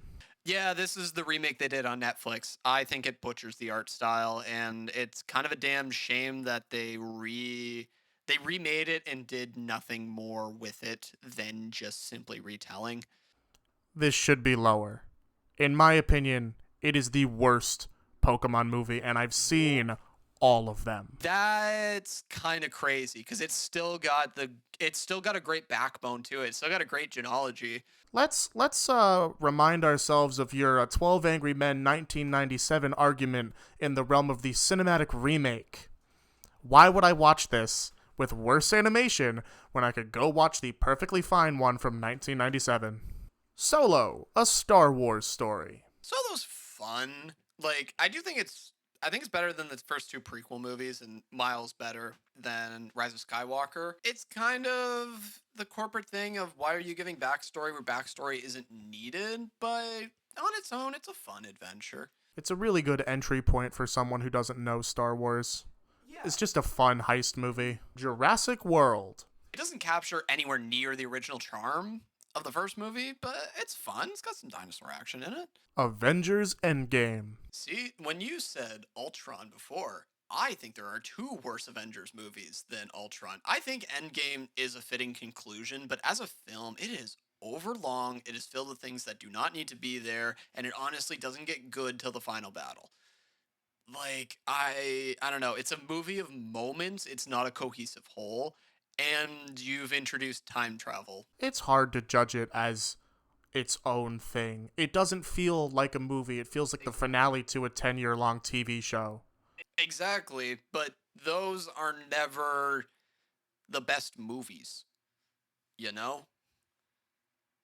Some of the best theater experiences. Batman, Mask of the Phantasm. I think this film is overrated by the general public, but I do not think it is a bad film. It's kind of just like classic Batman and goes through a lot of the Batman tropes, and it's good. It's just not as good as everyone says it is. Doctor Strange and the Multiverse of Madness. There are some really fun moments in this film, but man, is it not a cohesive whole. I don't know. I'll gently defend it, but I think 6 out of 10 is a perfect rating for it. In the realm of Sam Raimi, this over Evil Dead 2 is insane. Absolutely. No, I defend that all day, every day. Avengers Age of Ultron. And here we go. I think Ultron is a very fun villain. I think this movie as a whole is very. I don't know. It's fun. It has its problems. It's got a couple of the original sins of MCU movies, but I don't know. I like a lot of what this movie does. I think it's. Spider-Man Homecoming. I'm surprised to have this high. I really I like this movie, but I think all of the sequels to it are better. This movie's fun. Yeah, it's fun. It's certainly not as messy, or it has a lot less faults than Age of Ultron or Doctor Strange Multiverse, but I think it also it doesn't have the highs of those movies. Spider-Man No Way Home. This movie was an event more so than it was a film. I think it was impossible for me to get into it because it was just like, ooh, hey Peter, do you remember the time where Andrew Garfield was Spider-Man? Honestly, I need to rewatch it because I don't think it deserves to be this high. X-Men. The original X-Men's fun. Early 2000s superhero movie. Aquaman. Underwater, slightly worse Thor. I'd say underwater slightly better Black Panther. I'd agree with that. I do think it's better. Spider-Man 3. Man, Spider-Man 3 had the potential to be great, but it just had way too many ideas competing for screen time. They should have stuck with either just do Venom, just do Sandman. Well, that was studio tampering. It was. It very much was. Movie's very fun, though. Movie's a great time. Spider-Man. I'm pretty sure this is the 2000, like, I'm assuming it is the original Spider-Man. fun. Yeah, I think it is really fun, cheesy, early 2000s superhero movie. Shang-Chi and the Legend of the Ten Rings. Fine. Good. Guardians of the Galaxy. Fine. Good. Fun. Banging soundtrack.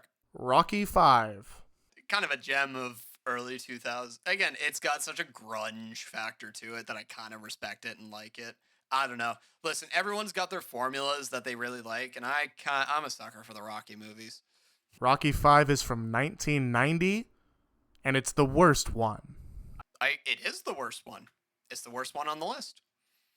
It should be way lower than that. It's an embarrassment. No, it's not that bad. Rocky Balboa. This one is, I don't know. As I said, I like the Rocky movies. I like the formula to it. I know they're not the best, but there's something fun about them.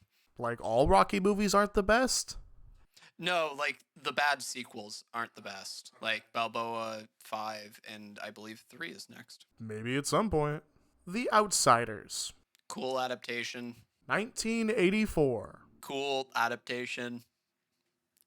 I don't know, did justice, didn't do more. The Breakfast Club. Kind of fun, but I don't know. It good, but no explanation why better. You hate fun. I do not hate fun. Gravity.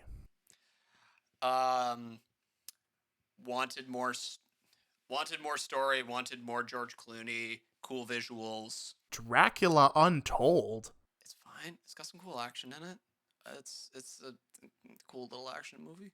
Mad Max Fury Road. See, this is the fun thing where expectations come into play, because I have the same opinion of Dracula Untold, where I'm like, this is a cool little action movie. I think it's generally overrated. I don't think the story can carry its amazing visuals. Great practical effects, bad story. The Revenant. I'm sure glad Leo got his Oscar. They gave it to him so he wouldn't harm himself any further. I don't know, it's a fine film. The Wolf of Wall Street. Overrated. This movie is like, I'm 14 and oh my god, it's so funny, it's so hilarious. Like, oh my god, everything, like, sex and drugs, and oh my god, look how much money we're making by breaking the law because we're such bad boys. It's a well-made film, which is why it is a 6 out of 10. And it's well acted, which is why it is a 6 out of 10. But man, it feels like just a 14-year-old boy wrote it. A 70-year-old man wrote it. Yeah. The Beguiled. Shout out Sofia Coppola. It's a good film. It's well made. I like it. Being very careful there. What do you mean? The Gray Fox. It's fun. It's neat. Rear Window. Rear Window. I am surprised this isn't a 5 out of 10. I don't know. It's a good. I like Hitchcock. Great, like, insanely well directed. I think it's overrated in the context of film theory, because film professors love to show this movie. But I think it's still a good film. The twist is kind of lame. That's crazy how low this is. Which film? Rear Window? Rear Window. What? No. Rear Window's great. It's fine. It's fun. It's good even. It's a 6 out of 10. Already established you just don't really like old movies, and the older they get, the more you don't. I got TikTok brain. I only like new movies, but they also can't be fun. So I like new serious movies. Yes. Correct. 12 Years a Slave. I think it's It's a new serious movie. it is, and I don't like, it's good. I really like the story in it, but I think the directing choices and acting choices really hamper down what should be a really powerful story. 42. Kind of the same opinion I have as 12 Years a Slave. What a great story of Jackie Robinson that is kind of muffled by mediocre filmmaking. The Fab Five. A cool documentary about a subject I am interested in. The Super Mario Brothers movie. This movie is references the movie. It's fun. It's one of the best things Illumination's ever done, but it's I don't know. It's just fun and filled with references. Above Rear Window is insane. Okay, listen, this is the flaw with the tier list where you're like, well, Fantano gave Little Pump's album an 8 and he gave Damn a 7. Like, no. There's a reason why Rear Window is a 6 out of 10, and there's a reason why the Mario movie is a 6 out of 10. I slightly enjoy the Mario movie more. That's why it's a little bit higher on the tier list. The point is, Rear Window should not be a 6. It should be higher than that. No, it's fine. It's good. How to Train Your Dragon 2. I was kind of disappointed in the sequel. I'm not going to lie. I would probably rewatch it and probably give it a higher rating, but from my initial impressions, this also fell victim to I liked the Riders TV show that was out at a similar time, so I'm disappointed it didn't like carry over continuity and character development from that show, but I still think it's a pretty good film. Sonic the Hedgehog. Fun. Jim Carrey's great. Rio. As I said, soft defender of this film. I think it's really cute. It's a fun little romantic movie. It's a great date. The Nightmare Before Christmas. And All Through the House. Not a Creature Was Stirring. Nightmare Before Christmas is... Should have made that joke for The Night Before Christmas. Listen, Malcolm, we still... Like, we're well past the halfway point, but we still got a lot more to go, and my brain is working on overtime here, okay? I don't know. It's fun. It's really theater kid in both a good and a bad way. The Grinch. The Illumination one is way better than it has any right to be, and I will defend that. Turning Red. I like the metaphors of Turning Red. I like what it tries to do, but it just becomes this no other word children's movie by the end, and it's a damn shame. Snow White and the Seven Dwarves. It's a classic. Cinderella. It's a classic that I like slightly more. Shrek 2. I need to rewatch it, okay? I don't have a solid reason. That's just where it is. Yeah, we're in the, it's overrated part of the tier list. Yeah. Paddington 2. Paddington 2 does not deserve a 99. It's fine. Fantasia 2000. What a step down from the original. It's not racist, though. It is not racist. That is better. Grave of the Fireflies. Because I know what part of the tier list is up next. This is the Studio Ghibli part of the tier list. I've watched a fair amount of Studio Ghibli films, and all of them are C tier, except for Spirited Away and Ponyo. We'll get to Ponyo when we get there.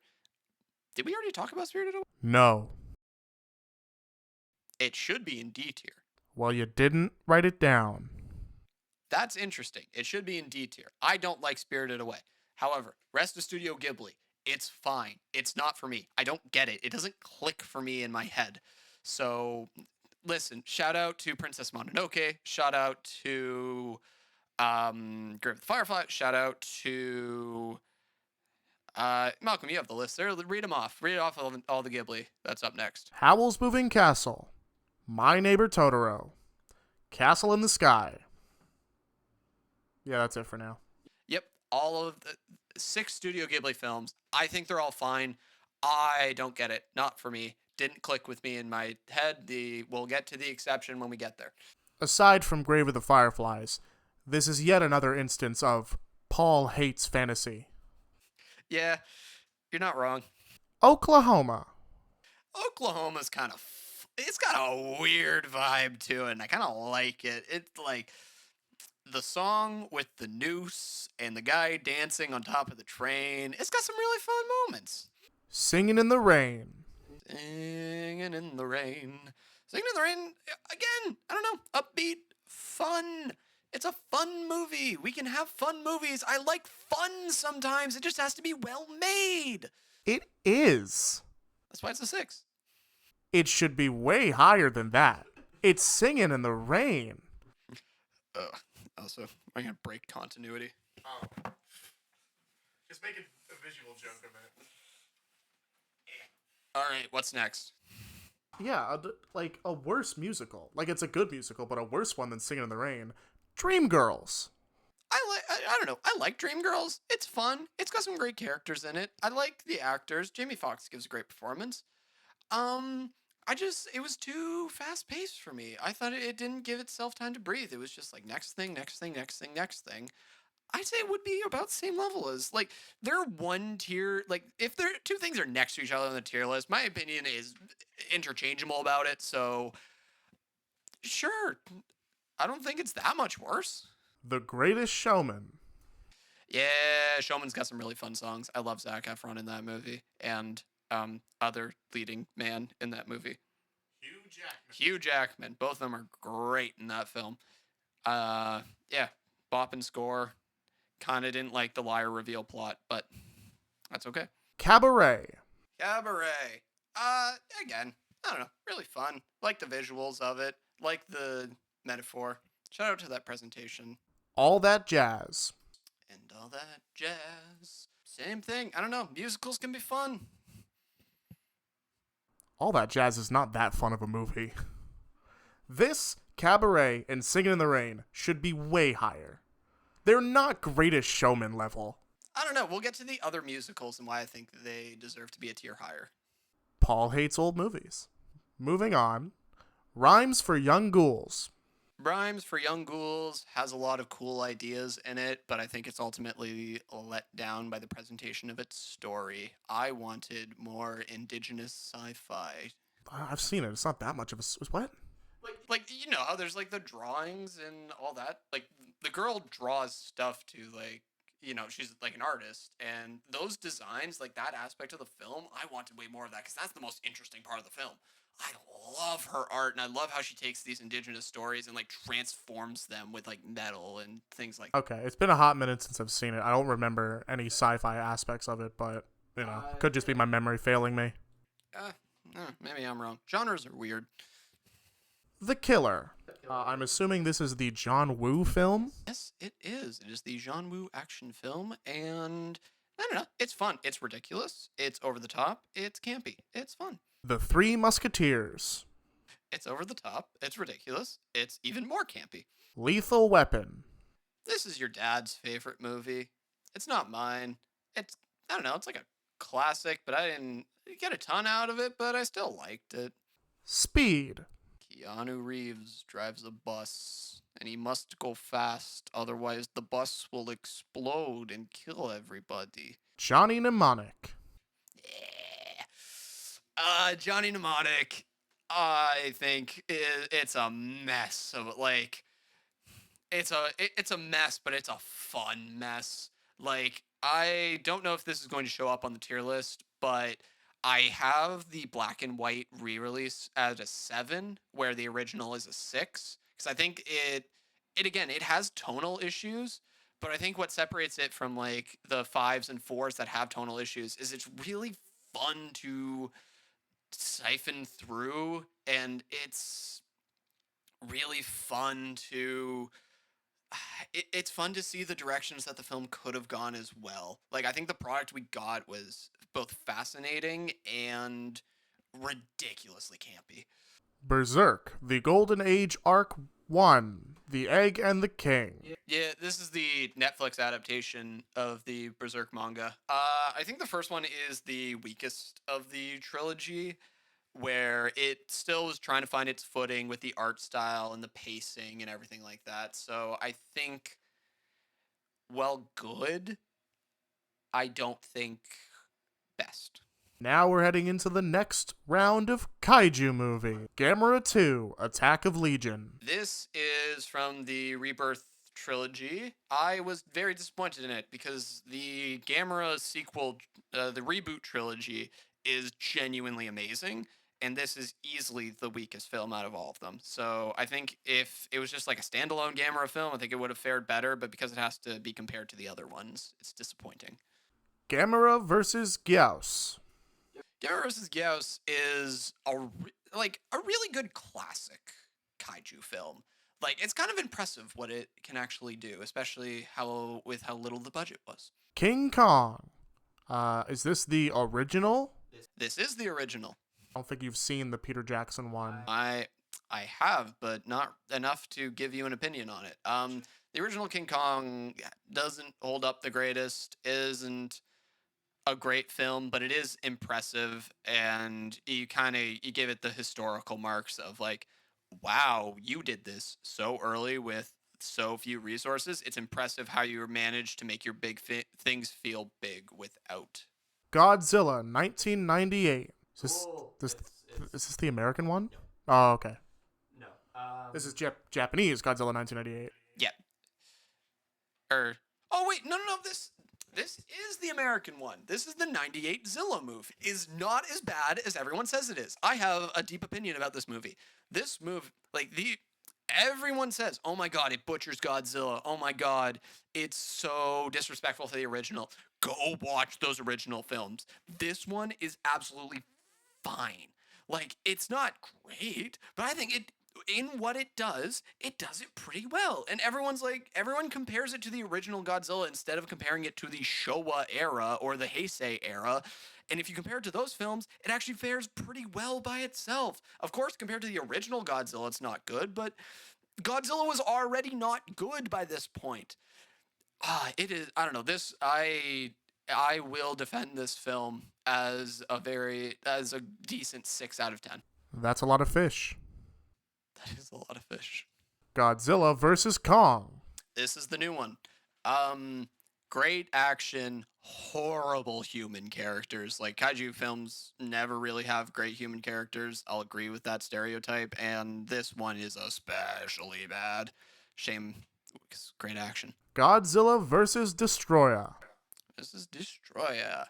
Fun little end to the Heisei era, but it's fun. No, 6 out of 10. I'll stick my head. It's fun. Godzilla, 1985. 85, fun reintroduction to the Heisei era. I think it's got some fun. Like, it went for a more serious tone. I think it worked. Godzilla versus King Ghidorah. Mecha Ghidorah is fun. Ghidorah, the three-headed monster. This is the original one that introduced his best arch nemesis to the series. Again, really fun original film. Ibira, Horror of the Deep. See, this is an interesting one because I think this is the point where Godzilla starts to become a series for children instead of a series liked by children. This one has a distinctly different tone to it, but honestly, as like a spin-off, Godzilla goes on holiday vacation. I think it's fun. I think it's good. Godzilla versus Hedorah. Hedorah. This is the avant-garde film in the Godzilla series. It's interesting, but it's kind of boring, unfortunately. Godzilla versus Biollante. This is, I think, I will say the most overrated film in the Godzilla series. This should be nowhere near anyone's top 10. It's still good. And also, fun fact about this one, it was written by a fan submission. Mothra. Yeah, Mothra's a classic. Great practical effects, not just Mothra, but the two tiny twins who accompany her on her island. Some really impressive work. All right, that's the end of that section. Yep, I don't think we have many more. Things to come. Things to come. It's a fun sci-fi movie. People hate on it, but it's a fun sci-fi movie. Do people hate on it? I never hear people talking about it. Well, maybe the people that I knew hate. Other film students. Yes. If you know who you are, and also if you're watching this far in the video, why? Crawl. I don't like B movies, but the alligator tornado movie got me. It's dumb, it's stupid, it's ridiculous, but man, do I have a fun memory associated with it, so it gets boosted for that. Mad Max. Yeah, the original. Mid-mix. Not what I expected out of the original Mad Max, but it's an interesting movie. Yeah, you were going in with Fury Road type stuff, weren't you? Exactly. It's not that.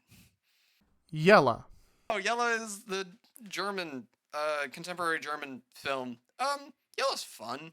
Its ending twist doesn't really do much for it. It doesn't do as much as it thinks it does, but it's still a good film. I like the characters. Misery. Misery's a creepy film. It's got some spooky ooky vibes to it. It's a solid film. AVP, Alien vs. Predator. The first one, it's dumb, goofy action. Again, early 2000s charm to it. Alien 3. Alien 3, also good. Also some really interesting ideas, and I kind of like how it just nukes the second film out of existence in the canon. Ringu. Ringu, and I might as well cover The Ring, which is right after this. The Japanese one is scarier with better ideas, but the American one doesn't have the dumb plot point of having normal people have psychic powers. So I think the American one has a better story. I think the original Japanese one is more well made. The Texas Chainsaw Massacre. Fun. I'm not a huge slasher. Is this the original? This is the original. I'm not a huge slasher fan, but there's some cool filmmaking going on here. Once Upon a Time in Hollywood. Again, good.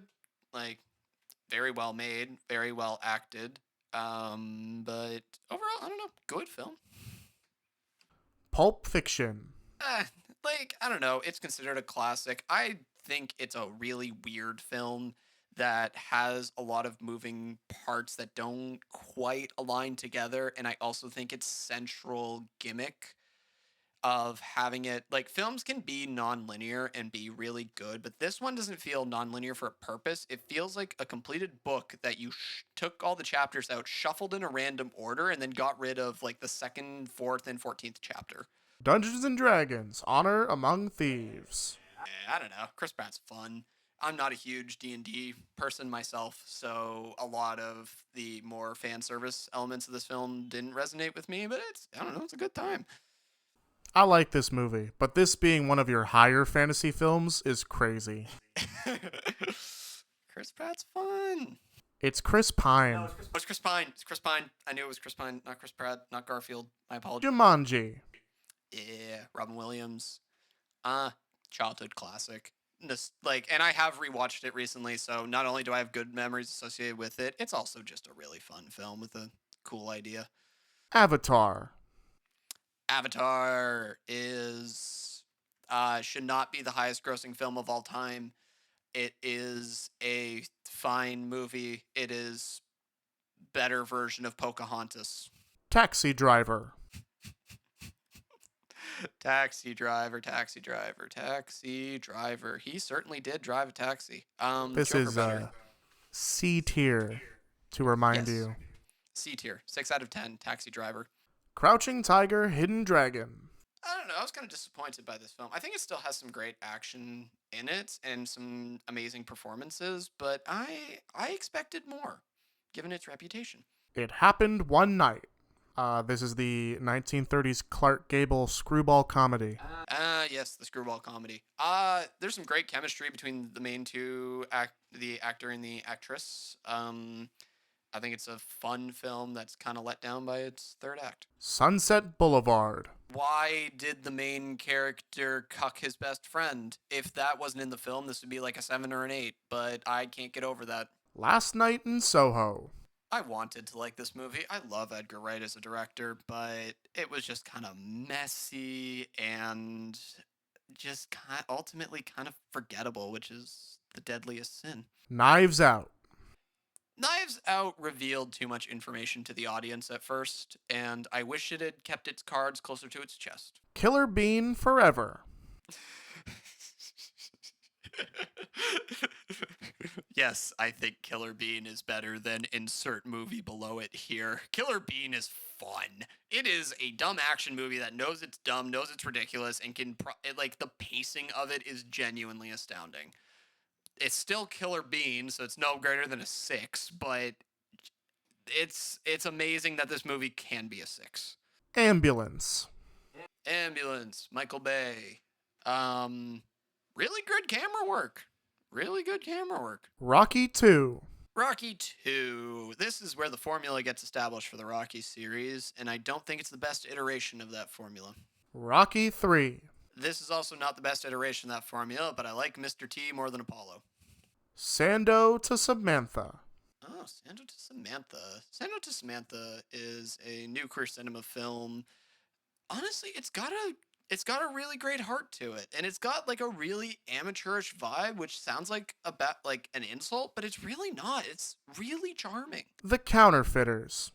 Like really well acted, but really weirdly edited. Like I've said early 2000s a lot, but this one is especially early 2000s or even late 2000s. I don't know. Edward II.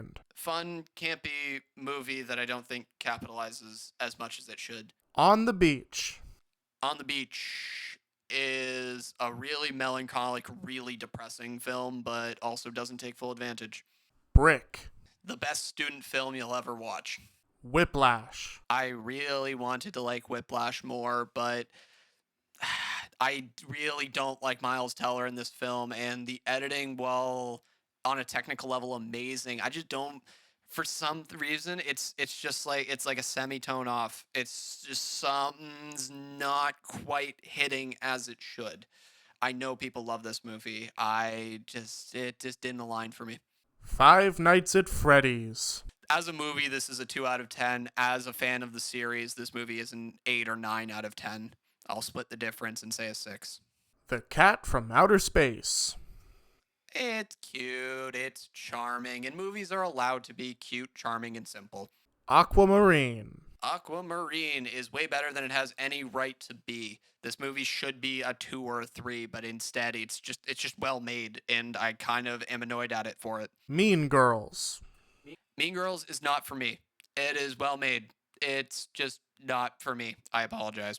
Alien vs. Predator. Requiem. Criminally underrated. I think it has such a Lovecraftian horror to it, and it's a movie that's not afraid to kill the kids. It's great. Tenet.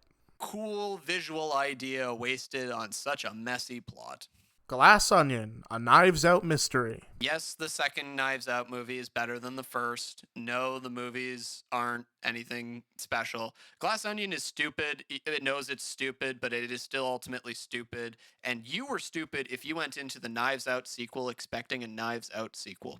Playtime. Playtime, it's a visual gimmick to a T. It is Where's Waldo? It's the best Where's Waldo adaptation in the world. The Tragedy of Macbeth. Beautiful cinematography. Man, Shakespeare kind of sucks. Mandy. Mandy is painfully slow, but that is intentional. It's like dragging a nail across a chalkboard. It is just it's so painfully slow, but it is also a kick-ass movie with a amazing Nick Cage performance. So, The Godfather. I don't care for The Godfather. I don't care for the characters of The Godfather, ultimately. It is a really well-made film that I just don't... Again, I don't sympathize with anyone in the film, and I think the main character is really sexist. And it's really awful that he gets the girl dragged back into this life, and that she's just expected to, like, have his kid at the end. I don't like The Godfather. Seven Samurai. Seven Samurai is too long. It's really impressive how Akira Kurosawa makes these fight scenes, but it's just too long. Which I know too long is a really amateurish complaint. TikTok brain. Again, yes, but I do think there is a genuine point between this and Seven Samurai where for the story you want to tell, it feels like a story that never ends. It feels like this really could have been... You could have made a much tighter story had you separated this and had you shrunk your scope and shrunk the scale of it. For a movie to be over 3 hours long, you really are fighting with the audience to keep them engaged and keep them entertained. And to their credit, I think both Seven Samurai and Gone with the Wind both do that really well. But I think they're kind of opposite of each other, where Seven Samurai peaks in the latter half of the film once everything is set up, whereas Gone with the Wind peaks in the first half of the film with the Civil War. Also, kind of a baffling, little bit insane-o movie that is Civil War Southern support. That's kind of... That opening text crawl is crazy. Day 2 recording, this took much longer than we had anticipated. I said what, 3 hours total Yeah. for 3 hours maximum The whole total thing. And for we everything. got to top of C tier. And was- it was like 2.5 hours. Yep. So continuity error, deal with it. Here we go into B tier. What are we starting B tier with? National Lampoon's Vacation. National Lampoon's Vacation is very fun. It's ridiculous, and it knows it's ridiculous. It is kind of campy. It is a classic family movie that I think is quite good, even outside of nostalgia. Spaceballs. Once again, campy, fun, hits the right kind of humor for me. Pirates of the Caribbean at World's End. Is this 1 or 3? This is 3. This is 3. Okay. I like the series as a whole. But I do think the third one is the weakest. Like, it has some of the best highs in the series. Just to note, you've not seen 4 or 5. Yes, this is only the original 3. Those are much worse. I haven't seen them, but I agree. The third one I think suffers from trying to do too much, where there's just so much going on that it kind of loses its own way and loses its own almost sense of style. It has some of the best, like the highest points of the series, but I would probably say it is the weakest. Pirates of the Caribbean, Curse of the Black Pearl. Yes, the first one, I have a very specific problem with the first one, and that is the ending climax is really lame. Because when your enemy's invincible, it's like, it takes all stakes out of it. You're just waiting for the moment where they, spoilers, but you're waiting for the moment where they stop being invincible. So it's just kind of, the ending climax is lame, but the rest of the movie is great. It's still Pirates of the Caribbean, and I'll sing the series praise when we get to the second film, but Pokemon, the first movie, Mewtwo Strikes Back. yeah, the original Pokemon film. I love this thing both as a childhood memory and also as just a great movie. It's ridiculously cheesy, and especially towards the end, but man, it holds a special place in my heart. Phineas and Ferb, the movie, Across the Second Dimension. Okay, so fun fact here. I did not like the TV show growing up. Why did I not like the TV show growing up? Because of Perry the Platypus. The platypus is my favorite animal, and they made him blue, and everyone's like, "Oh, Perry the Platypus." No, platypuses or platypi are amazing outside of that, and Perry took the shine off of actual platypi. The movie is great though. I can't deny how great, like fast-paced and energetic it is. So, good movie. Yeah, I might fuck this. Is this the Beyblade one? All right, I'm going to take a shot. Metal Fight Beyblade versus the Sun Soul Blaze, the Scorching Hot Invader. I think you got that right. All right. It's like a TV show movie based on this series. I think it happens in between Metal Fusion and Metal Masters. Beyblade's awesome. I love the Beyblade shows. It's just so over the top, like so ridiculous that it's so entertaining to think that this spinning metal top is like controlling gravity. I don't think the movie like fully capitalizes on the peaks of the show, but it's definitely a good filmed TV adaptation. The SpongeBob SquarePants movie. Yeah, again, nostalgia. I think it's a lot better than the second movie. I have not seen the new one. The original one is just a classic, and I love it. Cars 3. I will defend the Cars series. I will go down swinging for it. I think it's underrated. I think they're fun movies. I am a sucker for sports films and kind of that hero's journey. I think the third one is especially entertaining if you kind of like, I don't know, just the story of Lightning McQueen being forced to retire. I think A big problem with why it's a 7, I think it's stupid that different generations of cars can compete in the same race because that's not how actual car racing works. But that's such a nerd complaint that Nothing in Cars makes sense, so no, they're based on NASCAR, so it should go by NASCAR logic. When one car gets replaced, the whole grid gets replaced. You don't just have a Ferrari competing with a bunch of Chevys. well, the whole argument with Cars is that you can change everybody into humans and the stories are not different, so Well, it's still a good story. 3 is probably the best one, in my opinion. I think what's the next film, Malcolm? Cars! Yeah, the first one is the best. Not by much. I mean, not by much. I think they're yeah, exactly. They're interchangeable, but I'll give the edge to the first one. I don't know. Bottom of B tier is really my nostalgia camp zone of like, I think these movies are still good, but I have a special place for them in memories. So I can't really defend Cars as like objectively great, but I love it.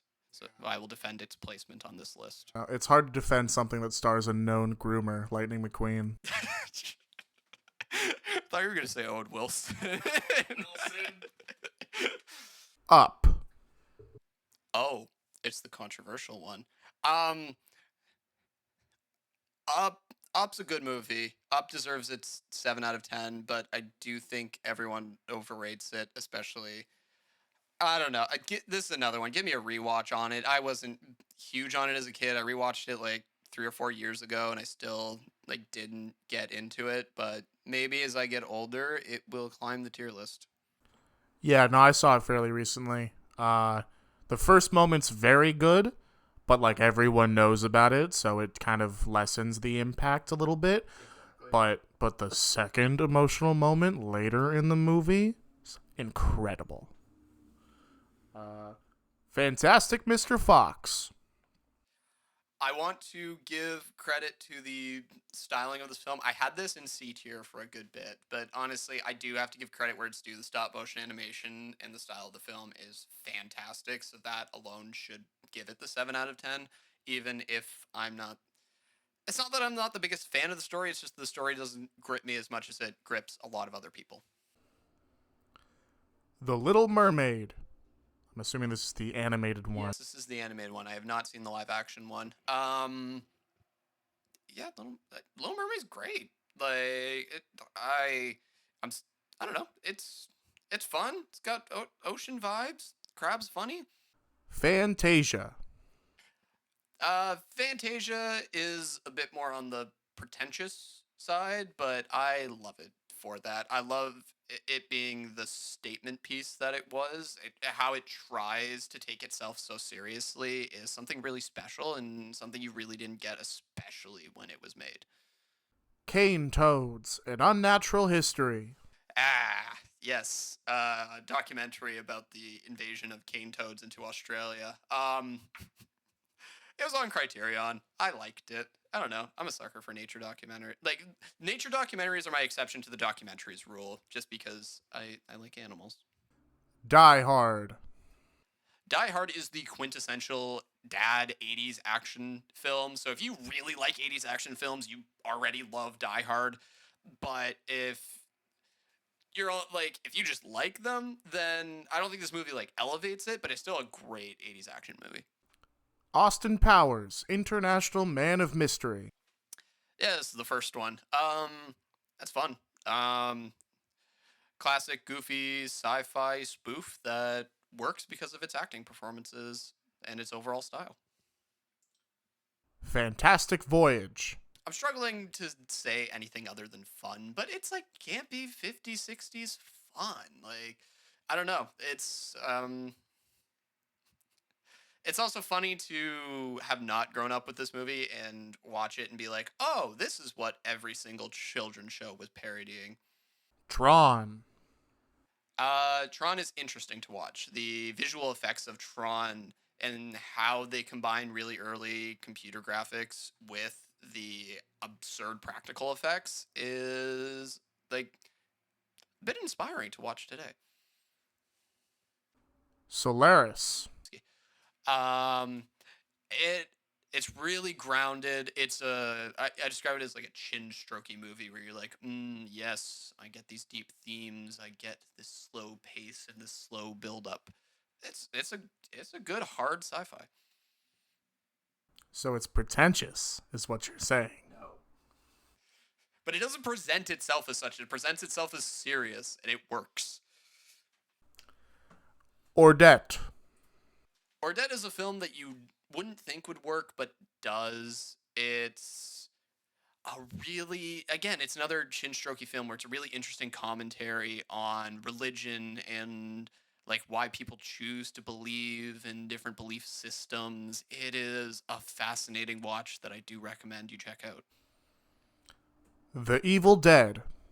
The original. The original, yes. I think the first Evil Dead is by far the best one because it takes itself seriously. I like Sam Raimi's directing style is like it's great. I love its charm and I love how like what he does with the camera where he's just like, yeah, fuck it, we'll put it in the trees. Who cares? Like it's a fun upbeat style and I think it works when he is taking himself and his story seriously. Mad God. Bad God. Bad God is disgusting. It's intentionally so disgusting, but it is incredibly disgusting. I have to give it a like the 7 out of 10 more so comes from the awe of just how much effort went into this passion project. But man, that is a gross film. That's why it's good, though. It, if you're 10. Eraserhead. Eraserhead can equally be D tier or B tier. It's it's like what do you say about it? I don't know. It's got a reputation and it deserves that reputation. I'd say equally B and D because again, it intentionally tries to disturb the audience and it did that for me, but it did so in a way that was also kind of captivating and inspiring. So I will give it the nod in B. Hardcore Henry. Yeah, I love. Okay, one thing I do love in films is visual gimmickry, and Hardcore Henry is that to a T. I love how the film is just a fucking first person shooter. Like, the first person filmmaking is just such a strong gimmick that it carries it up to 7. I think there could be a better version of it. I don't think it fully capitalizes on it, but man, I love me a visual gimmick. Yeah, I'm pretty sure the better version of it is Enter the Void. Haven't seen it. The Gaspar Noé film. I'm pretty sure that whole film's in first person. Going Down the Road. Going Down the Road. This is a Canadian road trip film from like the 70s or 80s. I think it's late 60s. Late 60s. Okay. I'll fact check that in post, but either way, I don't know. It's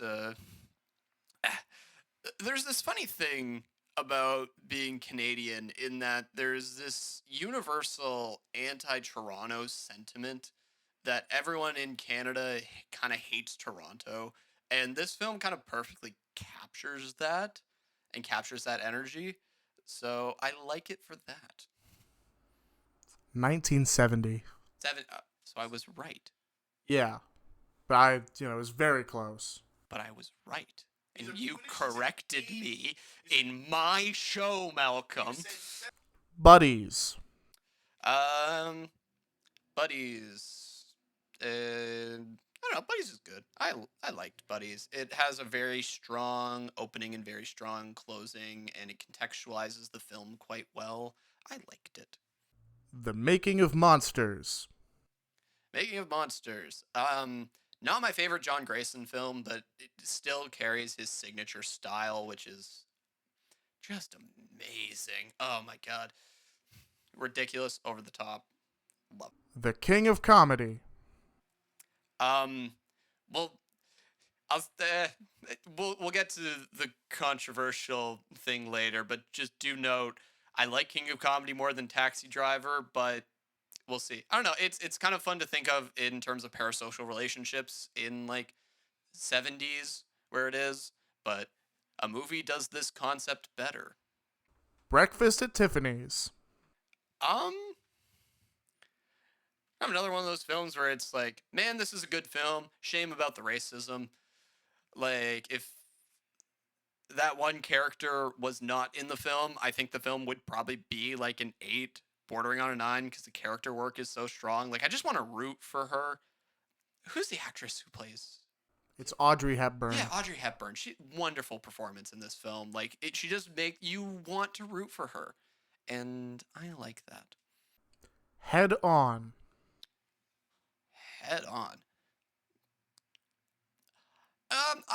Head On is weird because Head On is a film that was not liked by my peers, but I don't know if I was just in a really good mood when I watched it, but I really kind of got the character of it. Like, he's not a good person, but the movie very flatly calls him out for not being a good person and doesn't reward his behavior. So I like to see the spiraling of this film. The Celluloid Closet. I got a few exceptions to the documentary rules, and this is kind of one of them. It's a really well presented look at LGBT plus themes throughout film history. Rebel Without a Cause. This is a weirdly made film. Like, I think James Dean kind of carries this film on his back. He gives such an iconic look and iconic performance in it that you just kind of fall in love with it. But the rest of the it's a really weirdly made film, and I don't know if I like or don't like that. How dare you have a life outside of recording my video, Mel? I'm literally looking up shit on Letterboxd. My Own Private Idaho. Keanu Reeves, 1992. Again, I think this is like Gus Van. It's Gus Van Sant. Yeah, there we go. Great style, really interesting story. I like another thing I really do like in films is weird combinations of things that you wouldn't expect to work but really do. And the combination of like Shakespeare and A's and New York and LGBT themes really works in this film. Midnight Cowboy. I fell for the main character in Midnight Cowboy. I liked his journey. I latched onto him, so I think the movie works because of that. Casablanca. Casablanca, classic in every sense of the word. I don't know, it's classic. Norma Ray.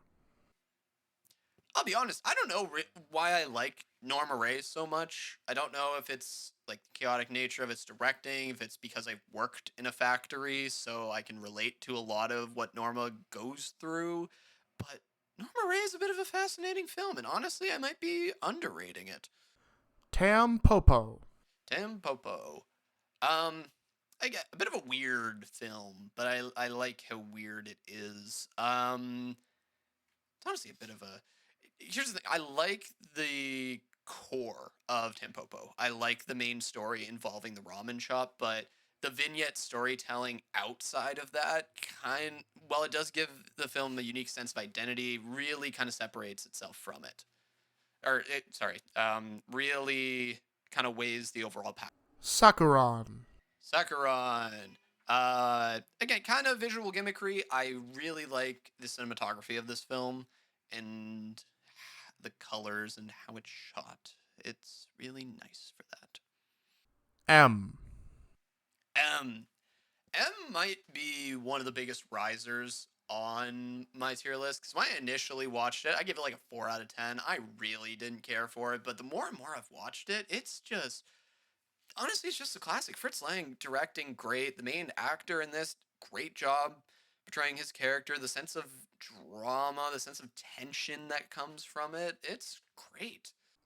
Chinatown. Chinatown, classic film noir. Jack Nicholson, amazing performance. Everything Everywhere All at Once.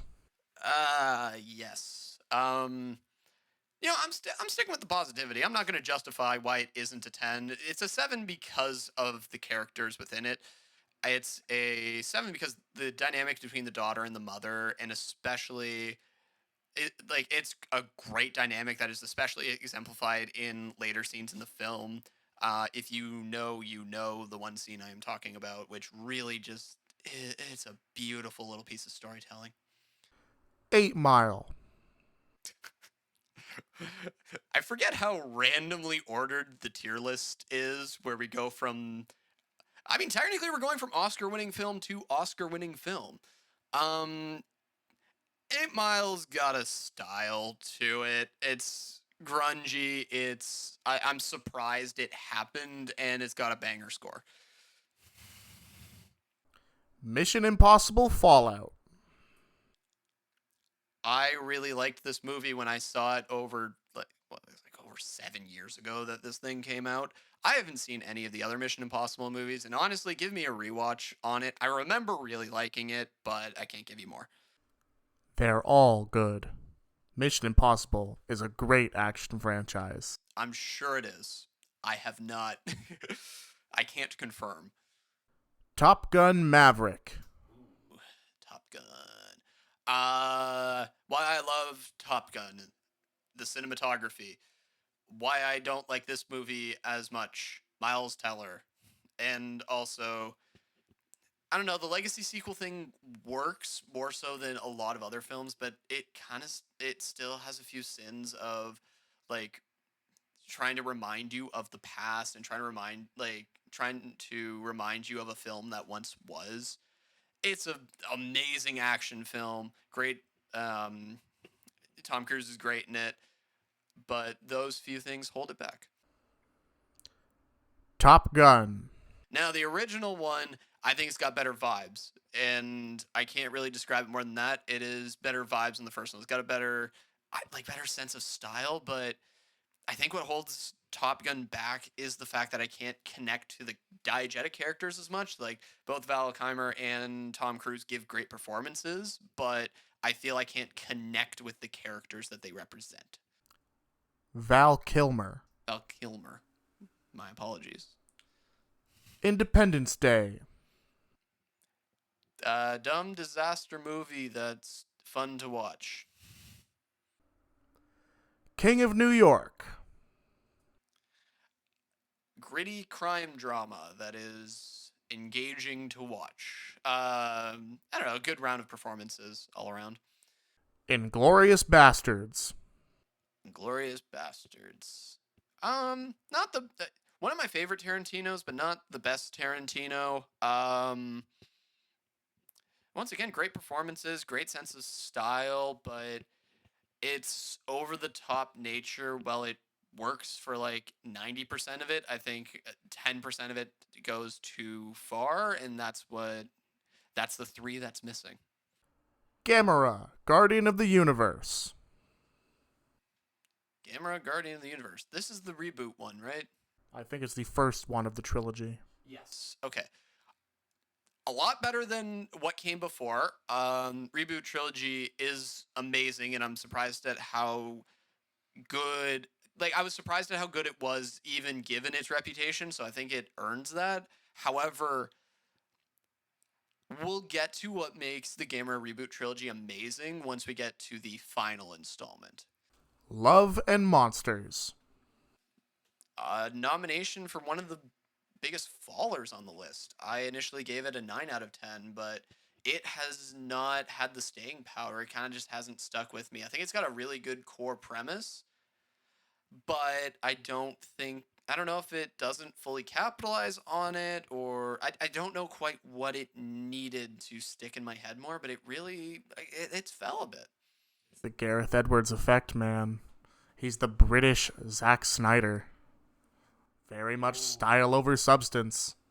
That's controversial, but I don't disagree with.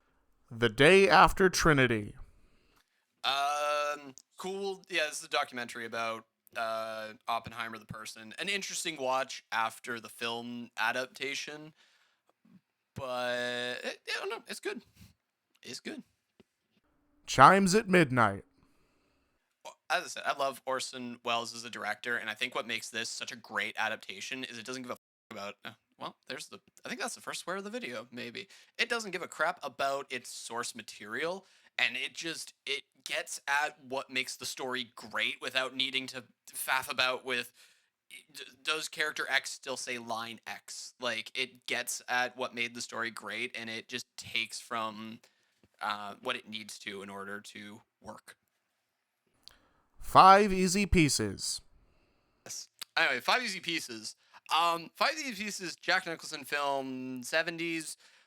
It is a fascinating film. There's something that gets me about it that I can't quite put my finger on. I don't know if it's the character or just the character actor, but it's a film that I ended up really liking. Woman in the Dunes. Woman in the Dunes is the better version of Midsommar. They both try to do, like, saying this film is the better version of X, kind of lazy criticism, but they both try to do very similar things of trying to convince you, like, person gets taken in by cult, convince you why they want to stay in cult, and this one really works for that. You really understand the character's motivation, and you really understand what he's going through, and the cinematography as well is absolutely gorgeous. Umberto D. Okay. Film nerd opinion. I really like Italian neorealism. It's just so grounded and so really sad most of the time that it really kind of gets at me. I like how it's so like boots on the ground, and Umberto D is an excellent example. This is the opposite of the stuff you don't like. It's a grounded, sad movie because you hate fun fantasy stuff. It makes sense why you like it. I suppose so. I like all things sad and grounded. Yurusei Yatsura, Beautiful Dreamer. Yuri Yatsura. Yuri Yatsura is okay. I think this is getting me with expectations because sometimes when I think a film's gonna be really good and it's bad, I treat it harsher than it is. This one is kind of the reverse, where the original show was so awful that going into this movie, I had very low expectations, and the fact that it was able to elevate it with some really kind of really dope themes that it's playing around with and big ideas that it's trying to play around with, I was really impressed by it. So I will stick by it. I think it deserves its 7 out of 10, but I think that's why it was boosted to a 7. Akira. Akira. Akira peaks in its first like 20 to 10ish minutes. The bike chase scene exemplifies everything of why Akira is awesome. The hand cell animation, the post-punk vibe that it gives off, all that's great, but it really kind of suffers from trying to be an adaptation of the first and last of the manga series. Yeah, 'cause, I don't know. The story gets going, introduces a lot, but then wraps it up and introduces more. So I think it kind of suffers from that. Leave me alone. The Gold Rush. Gold Rush, Charlie Chaplin. Gold Rush is really fun. Chaplin's amazing. He's really great at character work and actually getting you to engage within these characters without any lines of dialogue. Gold Rush is great. Not his best, but Gold Rush is great. Modern Times. Modern Times. Once again, not his best, but also great. It's a fun setting and also a nice little bit of biting commentary as well. I don't know. It's Chaplin. It's great. The Invisible Man. Invisible Man. This is the original from like the 30s. Yeah, this is the 30s original one. I like how straight to the point it is. There's no messing about. There's no sort of backstory. It's just a scientist who has an ego, who messes up, and then becomes a terrorist. It is. I like how there's no fat. This is a prime piece of meat. Marcel the Shell with Shoes On. 7 might be too low. I love Marcel. It's got such a cute atmosphere to it, and it does the I blew up on social media story really well, which a lot of movies don't do well, or that trope is really played out. It's really cute is the best word I can use to describe. Wholesome would be another word. It's just adorable. Cinema Paradiso. Cinema Paradiso. if you've ever had to move away for a long period of time, whether that's university, college, had to go somewhere for a job, and then you drove back into your small town and you start to notice how everything's how you remember it, but not quite how you remember it, and you kind of get that melancholic feeling. That's what this movie captures amazingly. And I've never had a film capture that emotion before. The Holiday. the The holiday's great. It is an exemption to my rom-com rule because it's genuinely really well written. I love every character's motivation. Jack Black gives a more subdued but also great performance.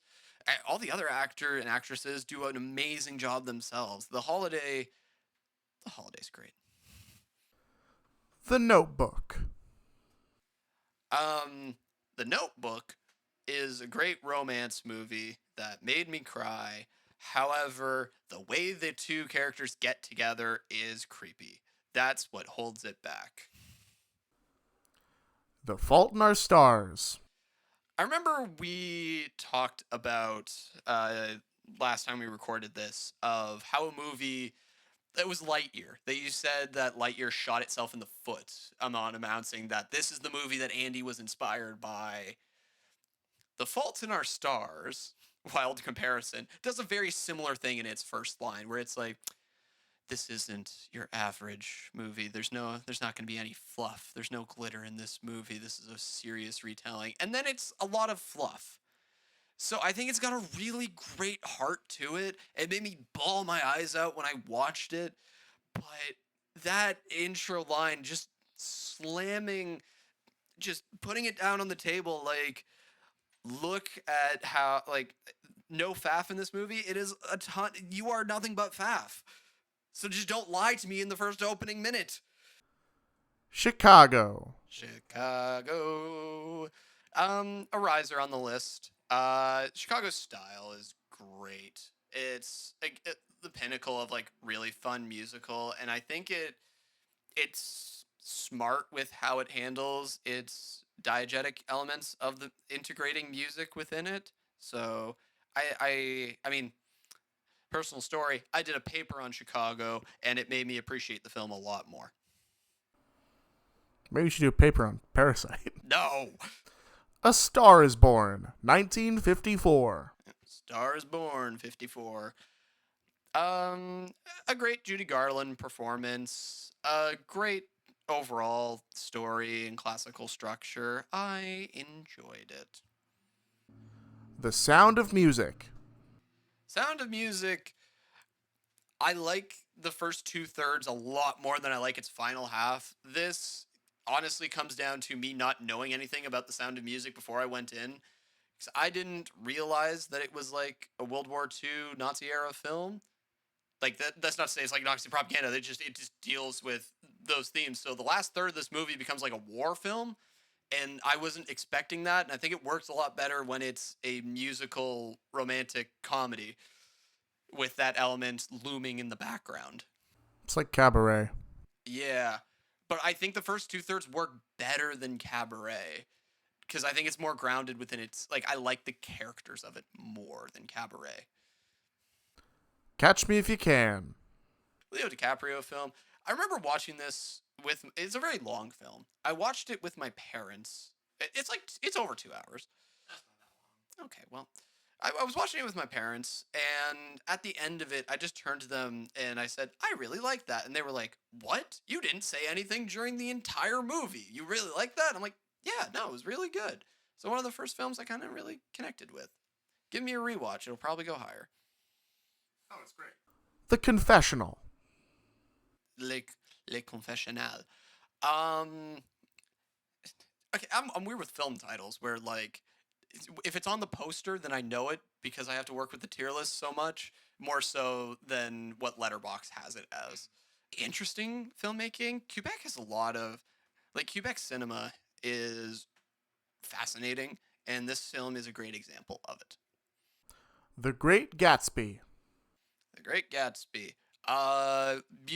Visual style of it, great. That's Lasberm. It's Baz Luhrmann. Lerman. His visual style's great, over the top, chaotic, maximalist to a T.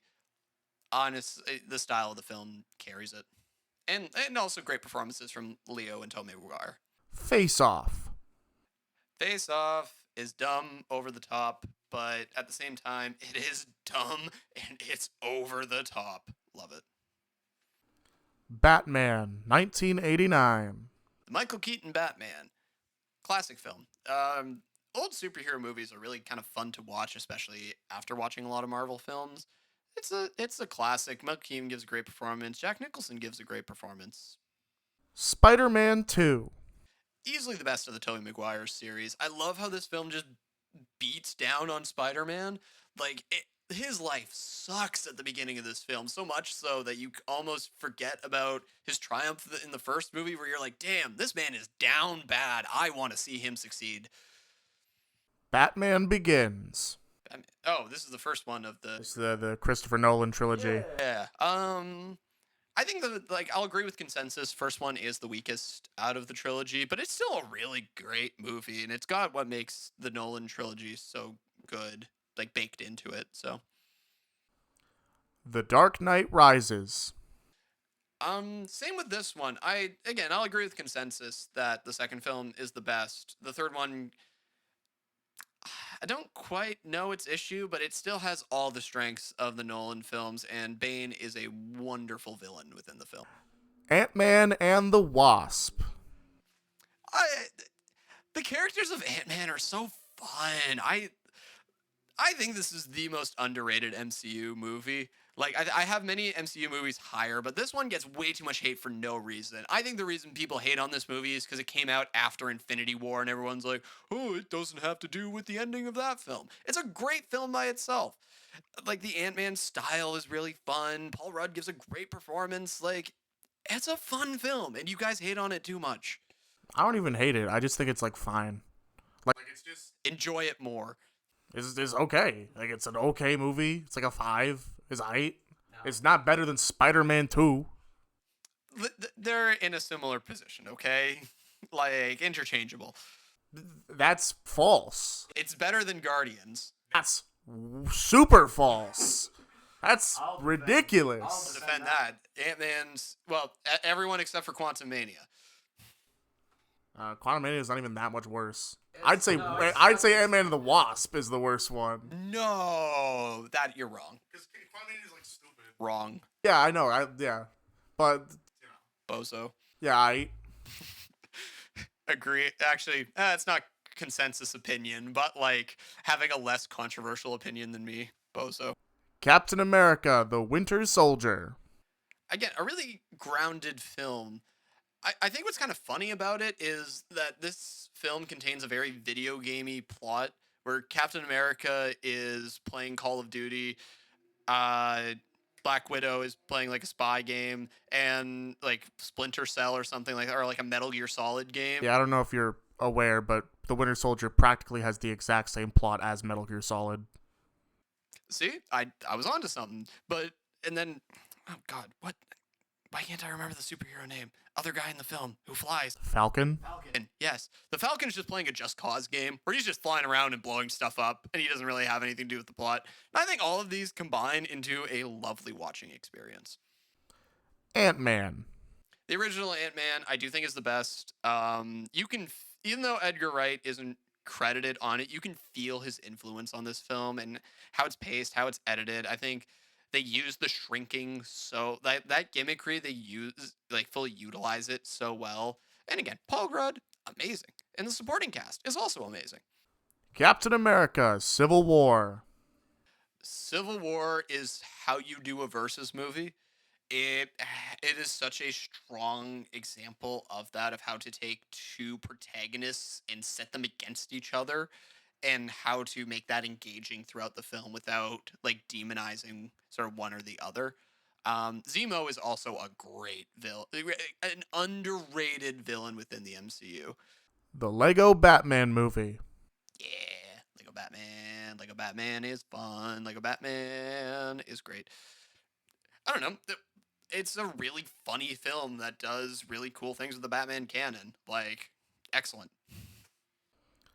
Spider-Man: Far From Home. maybe this is my more controversial MCU opinion, but Far From Home is great. I think it nails the character of Spider-Man. It has the best supporting cast out of the new sort of trilogy, where Zendaya really works, and his friend, the CEO of Sex, Ned Leeds. does great. That's the character's name. Do you know the actor's name? Yeah, his name's Jacob Batalon. Jacob Batalon.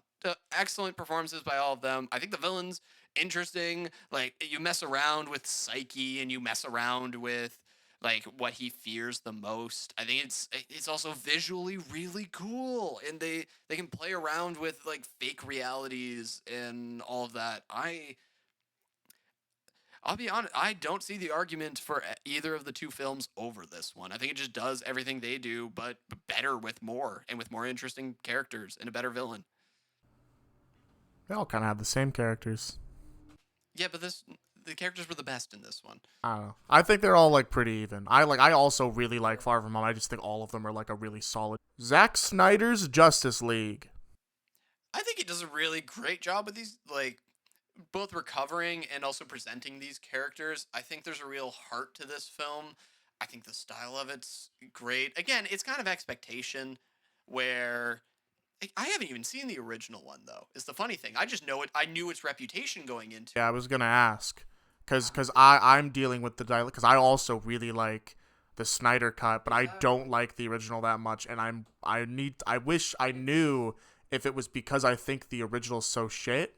Like, is it really good on its own? I don't know. Like, this used to be a 9 out of 10, but I've kind of tempered my expectations of it because it is indulgent. Like, having it be a 4-hour runtime is kind of insane, but it does justify that runtime, which is the even crazier part. Like, It's the runtime. It's like, yes, it's annoying because of how long it is, but also it's not the original version of this movie. It's like a special thing. It's like the editor's cut. It's literally the director's cut of this movie. It's kind of allowed to have that 4-hour runtime because it's not necessary to watch. It's bonus material. Guardians of the Galaxy Volume 3. Okay, so I don't know, the third one's great. It's, They're all great. no, they're all good. No, they're all great. Third one is especially great. I don't know. It's like, I think what separates this one is the heart of its story. I can't quite put it into words why I really liked Guardians 3. I'm honestly surprised it's this high. It's because it's more grounded. How dare you? How dare you point out consistencies within my filmography, Malcolm? It's easy. What's the next film? Thor. Thor is an amazing fish out of water story, and I think it should be celebrated as that. I don't know. A lot of people, including you, hate on this film, but I like its really quirky direction. Again, it's a really good fish out of water story. It's got no fat. It's got no like excess to it. It is what it is, and I think it's really good. I don't know, man. I'm not going to stand firmly on it. I stand firmly that it is a great film. I do think I need to reorder this little superhero group. Yeah, you got it above so many like great movies, and it's Thor. Yeah, but it's Thor. It's not interesting. It's not the best Thor movie, but it's a great movie. Yeah, like I guess it is technically based on like the general consensus, like the second best Thor movie. Yes, not saying much. I mean, I haven't seen 2, but I don't imagine it would be above. Go for Zucker. Oh, the lovely story about a degenerate gambler gambling away his family fortune, and the family banding together to realize that this man just needs to gamble. It's a German comedy from the 90s or 90s or early 2000s. I don't know. It's a fun subversion of expectations. And again, the gambler's just got to gamble. Like, the family just needs to realize that he just needs to gamble and they'll just win. It's free money. Barbie. Barbie is my best 7 out of 10, which honestly might change because it might go up the next time I rewatch it. Barbie has it's a fun vibe. It is a phenomenal set design. I like all the acting performances. again, expectations temper me on Ryan Gosling, but even I can see past that. Say he gave a great performance. I love Simu Liu in this film. Shout out to him. I think he plays one of the best supporting characters in the film. Um, like the music's great. Honest, it's really good. Barbie's good. Adventures of Felix. Like again, this it's a consistency throughout the list, but Felix himself really carries this film. I love him as a protagonist. He does mess up, and there were moments where I'm like, I don't know if I'm going to relate to him, but ultimately, I really like seeing his journey, and I like seeing how he connects with all these different people. It's fun. Tongues Untied. Tongues Untied has such a beautiful editing rhythmic pace. Like it's got such a I don't know how else to describe it, but like a heartbeat to the film where it's 1 and 2 and it's on pace and we're doing things in this order. We're gonna keep going. It's absolutely lovely and I absolutely love it. Jesus of Montreal. Jesus de Montréal. Um, this is another fun story of adaptation where as the film slowly unpacks, especially if you had like a Catholic upbringing, or not specifically Catholic, but just a Christian upbringing, you see the parallels to the story of Christ, and as that starts to unfold, it's just a magical moment of like connecting the dots in your head of like, oh, this was doing this the whole time. I'd be interested to rewatch it. The Lives of Others. You really kind of connect with the human drama. It's kind of like 1984 Soviet Union West Germany connections to it, and you really do. Again, as the diegetic character starts to like the people he's surveying, you start to really connect with them as well. So it's kind of a smart parallel where we, the audience, get engaged with the diegetic character. So I think I do think it's a really good film, just not the one I was thinking of. The Conversation. Conversation. Conversations is a really good film. It captures that feeling when you're in the car and something's making a noise and you can't figure out for the life of you what. You flip up the windows, you flip up the sunroof, you adjust the seat, you hit the window, and eventually you just have to stop at a Tim Hortons and just bang the car because you don't know what's going on. It captures that like spiraling really well. And it's excellently shot. Alice. This is a 1997 or 1977 stop motion animation film that has one of the most unique looks to it that I've ever seen in a film. It is such a vibe. What year was it? 1988. I was wrong on both counts. But no, 88, stop motion. It's got such a unique look to it. I would love to. Like, this is the type of film that generates wallpaper backgrounds. It's got such a unique vibe. So now we're heading into the Japanese New Wave block. Oh, okay. I didn't know I had enough to make a block out of this. It's enough. Okay. You know, in the realm of Japanese New Wave, This is, I mean, fair. What we got? throw your books away, rally in the streets. Throw your books away. Really interesting film. Like, it shocks, like, it's intentionally shocking, which I think is kind of its biggest, like, downfall, because there's some really interesting filmmaking within it. It's just, like, you have to sit through that. Thing to say about Throw Away Your Books, that film has a legendary blunt rotation. That was a great shot. That's very true. Funeral Parade of Roses. Funeral Parade of Roses. Again, it's kind of like a documentary style. And I think it really works because of like the absurdity and how the film just keeps ping-ponging and bouncing between these like really absurd situations. Yeah, no, Funeral Parade of Roses it's great. Crazed Fruit. Crazed Fruit is one we didn't have to watch for class that I ended up just watching by itself. And as opposed to a lot of the other Japanese New Wave, it has a much more grounded tone to it, but it's really interesting in its depictions of relations between like Japan and the US and just the diegetic plot and how it concludes. This is the one with the boat. Yeah, how it concludes. Great. Death by Hanging. Oh, Death by Hanging. Death by hanging is an amazing concept that really only could have been done in Japan. I guess it's not really spoilers because it's been the first little bit of the film. If it's the plot, then it's not a spoiler. Okay.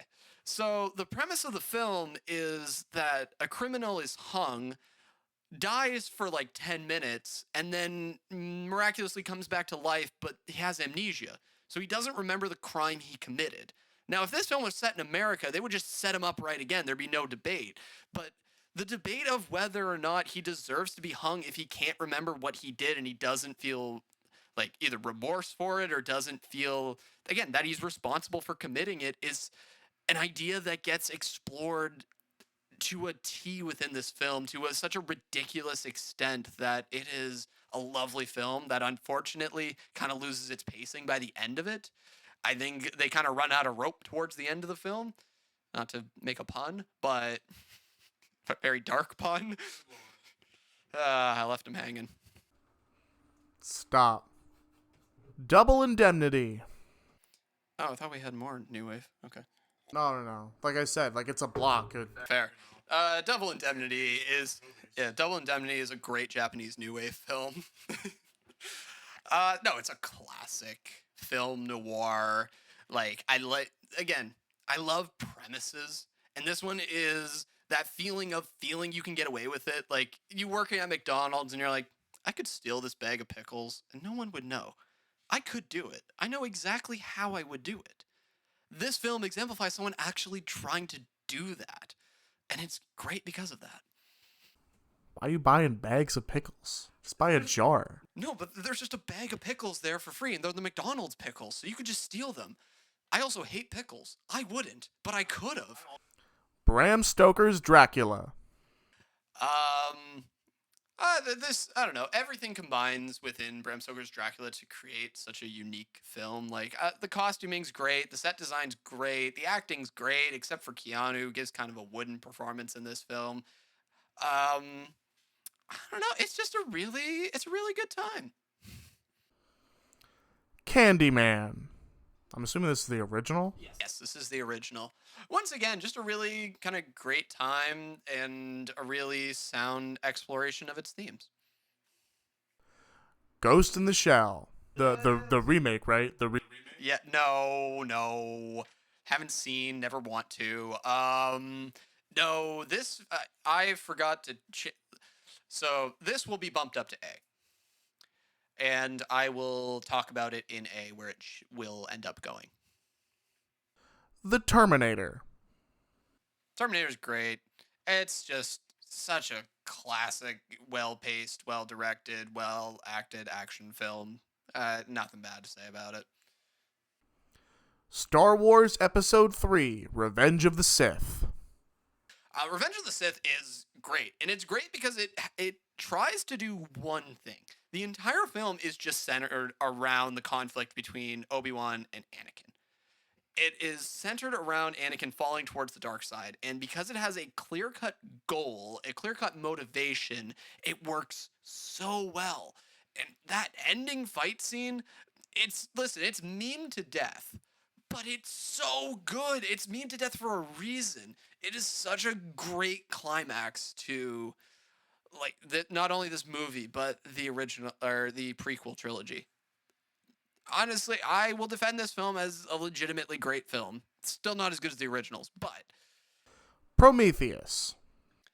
Just a really good hard sci-fi set in the alien universe. Like, I respect this film a lot for not falling into the temptations of like, it's alien, so we gotta have aliens in it. Like, we gotta involve like it does involve the xenomorph at the end, but it's not like a central plot point. It doesn't feel like calling back to the Alien series. It feels like its own solid thing. Blade Runner. OG Blade Runner. It's a really great vibes film noir. Like, here's this futuristic setting. Here's a bunch of neon. Here's Harrison Ford. Blade Runner 2049. I will give the edge to 2049 because I think both of their plots are equally confusing and both of them don't make a ton of sense when you hold them to scrutiny, but 2049 has such a unique atmosphere and vibe. Villeneuve, man, he went off with this film and also went off with the next two films on this list. Oh, it's so good. It's atmospheric. Giant waifu Ryan Gosling is literally me. Dune Part 2. Yes, the Dune series. Because, spoiler alert, the first one is up next. I give the edge to the first one because I like its slower pace and atmospheric vibe. But the second one, it's a, I want to say better made, but the cinematography and the way this film captures not only different planets, but like war and this ancient life form. Oh my God, it's so beautiful. So good. Dune 2021. As I said, it's such an atmospheric film that really strives in pacing itself. It's a slow, so interesting, so visually stimulating vibe. Great film. V for Vendetta. Also kind of a vibes film. Its iconography is great. Like I like the use of the Guy Fawkes mask and what it represents, and also this is a weird compliment to give it, but it has an elite title. Like V for Vendetta goes hard as a title. Have you read the book? I'm not. I've heard it's insanely better. Really? Oh yeah, I've heard people who like the book do not like the movie. Interesting. The movie's great. John Wick Chapter 3, Parabellum. Or is it Parabolum? Whatever it is. Third John Wick movie. I love the John Wick series. Not only for like I'll save what I have to say about the first film until we get to the first film. I think they're all incredibly made action films that only get like the actual action and filmography of it get better and better with each film, but I think what holds the third one back from not being my favorite is the story of it. I think the story is a massive step back from the first and even kind of a step back from the second one. But shout out to the Boban Marjanovic fight in the first scene. That was really entertaining as an NBA fan. John Wick Chapter 2. I had this a lot lower for a long period of time because again expectations because I love the first film so much and this film world builds. But what I think, as I said, the John Wick series as a whole is just so amazing at action. Like the cinematography of it, the performance of it, the choreography of it is just so impeccable and so phenomenal that I have to give it an 8. Pirates of the Caribbean, Dead Man's Chest. Yeah, I think the second one is the best combination of what the series does amazing, where you have insanely likable, insanely charming protagonist surrounded by a great supporting cast. Will Turner is great, and the actor who plays him is great. The main love interest, can't remember her name off the top of my head, but she also gives a great performance. I think the second film builds upon the first. It builds upon the first while still having a self-contained story and even like expanding and doubling down on what made the first one such a great pirate action adventure. The Perks of Being a Wallflower. Good. It's a good coming of age film. Would you describe it as that? Like you haven't seen it. I just did what every like film kid did. What? You haven't seen famous film? Like I said, it came out during a time where I wasn't seeking out movies like that. Nowadays, I would absolutely watch it. Well, it's I don't know. I really did connect with the characters, and it makes you like there are cringy moments, but it makes you remember your own cringe from that age. So I like it. Good film. Footloose. I'm assuming this is the original Footloose. Yes, this is the original Footloose. Footloose is really fun. It's got a ridiculous concept to it. Like we have banned dancing. You may not move your body in a rhythmic way in this town, and everyone accepts that as the truth. But it takes that ridiculous premise and runs with it and delivers a great film. Fast and Furious 6. Fast and Furious block here. See, here's the thing. I think Fast and Furious when it's just a stupid action movie, they can be great stupid action movies. Like the set pieces here are so over the top and ridiculous that they're so entertaining. It is a dumb, fun action franchise. The Fate of the Furious. This is the eighth one, and it applies equally to this film. I don't know. Like, I don't know if it's just because of like so many recognizable figures, the fact that I've watched all of them, so I've like gotten to know these characters. It's like a soap opera that you're invested in. Like, I don't know. They're just so, when they do it right and when they pace their action well and when they deliver an over the top set piece like the one on the ice with the missile that Dwayne the Rock Johnson now has to redirect while leaning out of a car, like, how can you not like it? It's so ridiculous when it's done well. And I think 8 is the best action movie. The Fast and the Furious Tokyo Drift. Yes, this is my favorite one, and it's a damn shame that they keep retconning this one into oblivion and back. It's the best. Not only is it the best car-focused one, but it's the best movie in the Fast and the Furious franchise because it has it has a strong character focus. It's got such a late 2000. It's got 2000s vibe to it, and it's just wholly like embracing that. Um, Love the characters, love the action, banger of a soundtrack. It's Fast and Furious, baby. It's good when it is good, and when it's bad, it's terrible. Feels Good, Man. Feels Good, Man is a documentary about Pepe the Frog that heavily features the original artist of the image that would go on to become Pepe the Frog. I think it's a really interesting example of, does the artist have any control over the art? And the story of Pepe is such a fascinating one that it deserved a movie. Don't do this with any other meme because none of them are that, like, this one had such a unique story to it that I think the film captures very well, but don't do this with any other meme. Most of the time the story is just someone found this funny and a lot of other people did. Bill and Ted's Excellent Adventure. Dumb, stupid, fun. I don't know. A movie doesn't have to be like critically acclaimed. Oh my god! Like sometimes it's just trying to be a dumb, stupid comedy, and this movie is an excellent dumb, stupid comedy. Borat's subsequent movie film. We got the two Borat films. I see. What's funny about Borat is I don't like it as much for the comedy of it. I like Borat for the heart of the two films, where the improv nature of the film leads to some really kind of magical moments that I'm trusting the filmmakers that just spontaneously happen. I think between the two films, I like the pacing and the characters and the overall story of the first one better.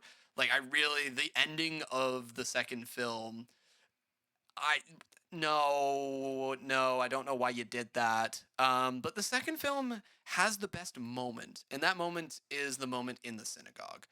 It's just such a wonderful moment. So I like Borat for its heart more so than its comedy, but they're still both great films. No, just go to just skip the first Borat.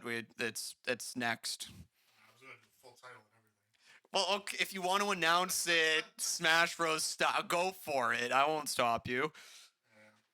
Borat. Cultural Learnings of America for Make Benefit Glorious Nation of Kazakhstan. Are you happy? Yeah, You happy you read that? that's funny. Okay. What's the next film? Rush Hour. Oh yeah, Rush Hour. Again, dumb, stupid, fun comedy. Great chemistry between Jackie Chan and Chris Rock. Surprisingly, oh, it's great. It's not Chris Rock. Who is it then? Chris Tucker. Fuck. My apologies to Chris Tucker. You're not Marty the zebra from the Madagascar series. My bad. Alex the Lion. What are you? I cannot move it anymore. It is Chris Tucker. Okay. Shout out to Chris Tucker and Jackie Chan. They form a great comedy duo. Again, it's just it's not anything like overly special. It just really works for me. So Hot Fuzz. yeah, Edgar Wright comedy movie. Yeah, a little bit on the like organization of the tier list. I do clump things together, so I have like all the comedies, which are right above, a lot of like Japanese new wave, which is above, a lot of like superhero. So like 8 out of 10, you could really like blend the tiers together, and I wouldn't have like a qualm. I don't know. Like comedies are very high up within B tier, so I don't know if I necessarily think they're better than some of the other stuff in B tier, but Hot Fuzz is great. I love Edgar Wright, but I'll sing his praises much later. Tag. Tag, okay. Tag is fun. It's not the most well-made movie, but it's got a dumb premise. I like Jeremy Renner as an actor, but honestly, kind of I like meme like Jeremy Renner. Shout out to the Jeremy Renner social media app that no longer exists. I don't know. Tag's fun. I liked it. So sue me. Airplane. I think this is the top of this comedy tier because man, Airplane's so good. The jokes are just so well timed. They come at you so fast, but it's not overwhelmingly fast, and there's still like a great structure to it. So yeah, shout out to Airplane. Godzilla the Planet Eater. Oh, yes. This is the most controversial Godzilla opinion I hold. I love the Netflix trilogy of animated films. Like, Malcolm, you want to read off the rest of them because there are 3 in a row. Godzilla Planet of the Monsters and Godzilla City on the Edge of Battle. Perfect. So, the entire trilogy is like I really like what it does with Godzilla canon and how it interprets certain characters of Godzilla being this world-ending force of nature and then having mankind fight him back and then having Ghidorah be this mythical almost religious figure that comes down like it's excellent. I do think I'll say the second one I think is the best because what they do with Mech Godzilla is really interesting and really like cool. Like I think the major criticism a lot of people give these movies is that they're too hard sci-fi where characters gab for too long. But I'll be honest, I did not feel that while watching them. Maybe a rewatch will like reveal more, but I didn't feel like I don't know, like it didn't feel dialogue heavy. And again, what it does with Godzilla canon is so interesting that they deserve to be celebrated. So, yeah. Berserk The Golden Age Arc 3 The Advent. No, I really like the Netflix adaptation of Berserk. I don't think it's as good as the 97 anime in just capturing its style, but it's still a great like it's great as an adaptation because it picks and chooses its moments so well of what to include from the original manga. It's I don't know, it's Berserk. It's great. It's depressing. It's pain. It's suffering, but it's Berserk and it's amazing. Berserk The Golden Age Arc 2 The Battle fuck. Berserk The Golden Age Arc 2 The Battle for Doldrey. Yeah, it's just more of the same. It's I think the second one's the best because it's incredibly well paced and also shout out to the score of these films. Oh, they're so good. No, obviously not as good as the original, but again, it went for a different feeling, and I think it works as its own standalone. Alright, we're heading into the next animation block. Alright. The Mitchells vs. the Machines. Mitchells vs. the Machines. It's charming, if I were to choose a word for it. It's got such a character and like personality to it, is how I would describe it. It's great. Megamind. OG Megamind. It's like I don't know. It's been said to death, especially with the terrible film that I have not seen that came out recently. Um, especially the dialogue of Megamind is what really separates it. Where it's smart, it's witty, it's funny, it's such a great subversion, but also builds its own really interesting characters. Megamind's great. The Hunchback of Notre Dame. Hunchback of Notre Dame. It's like again, character work amazing, gorgeous animation, Songs great. Hunchback's great. One of the one of the best of the Disney Renaissance. Shrek. OG, like the reason I like OG Shrek so much is because it's an amazing like subversion where it takes typical tropes and really amazingly like bounces them on their head. I know it's based on like a book. So credit should go to the book, but the movie does such a great job at balancing it while also making it its own thing, and a lot of that is through like crass parody and also like references to music that was popular, yada yada. But I think it's a really good melting pot of everything I just said. Coco. I've really shot myself in the foot by putting all the animation together because I can't just say gorgeous visuals. That's going to get a bit repetitive, but it bears repeating. Visuals are gorgeous. Coco's great. Coco is great. The Lego Movie. Yeah, Lego Movie's fun. Shit, robbed of the Oscar. Like simple yet fun characters, witty dialogue. Chris Miller and other part of that duo, Phil Lord. Man, they were on such a roll. Like, when they cook, they can cook. Nimona. Nimona. I didn't expect to like Nimona as much as I did because I like it's a combination of its fast-paced, sharp animation as well as some masterful use of its characters and knowing when to stop. Because Nimona as a protagonist could have been infuriating. Like there's a version of this film where she is just the most intolerable, smug, self-centered person, but it doesn't do that.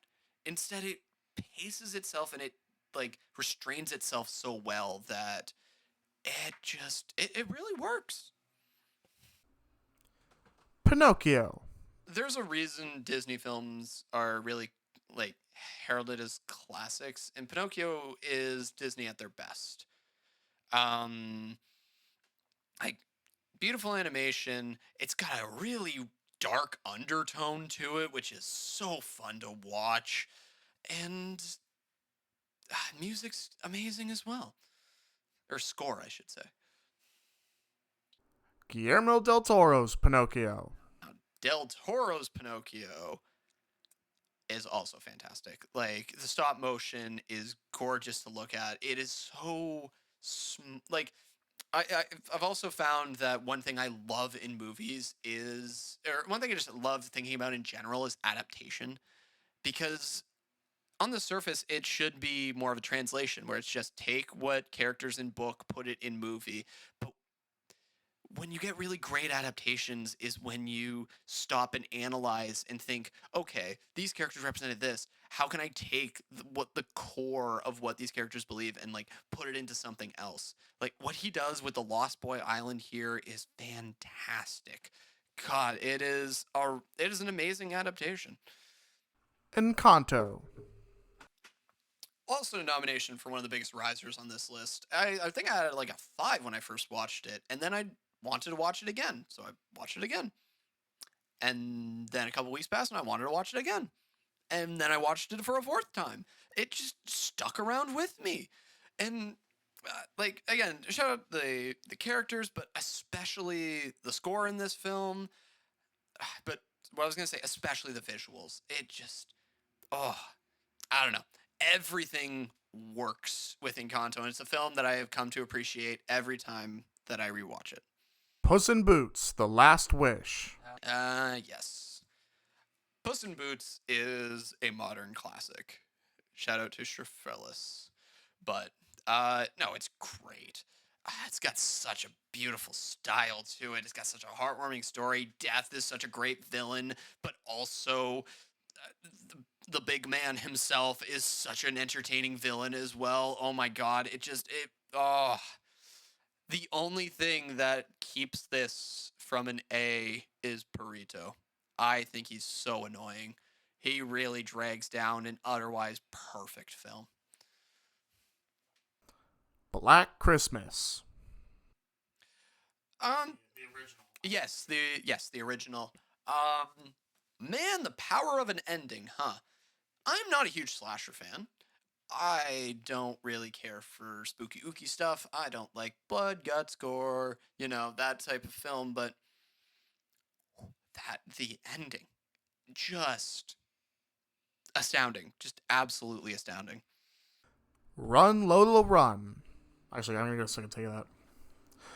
Run, Lola, run. I'm keeping the first take. Don't do it. I fumbled the Lola. Don't do it.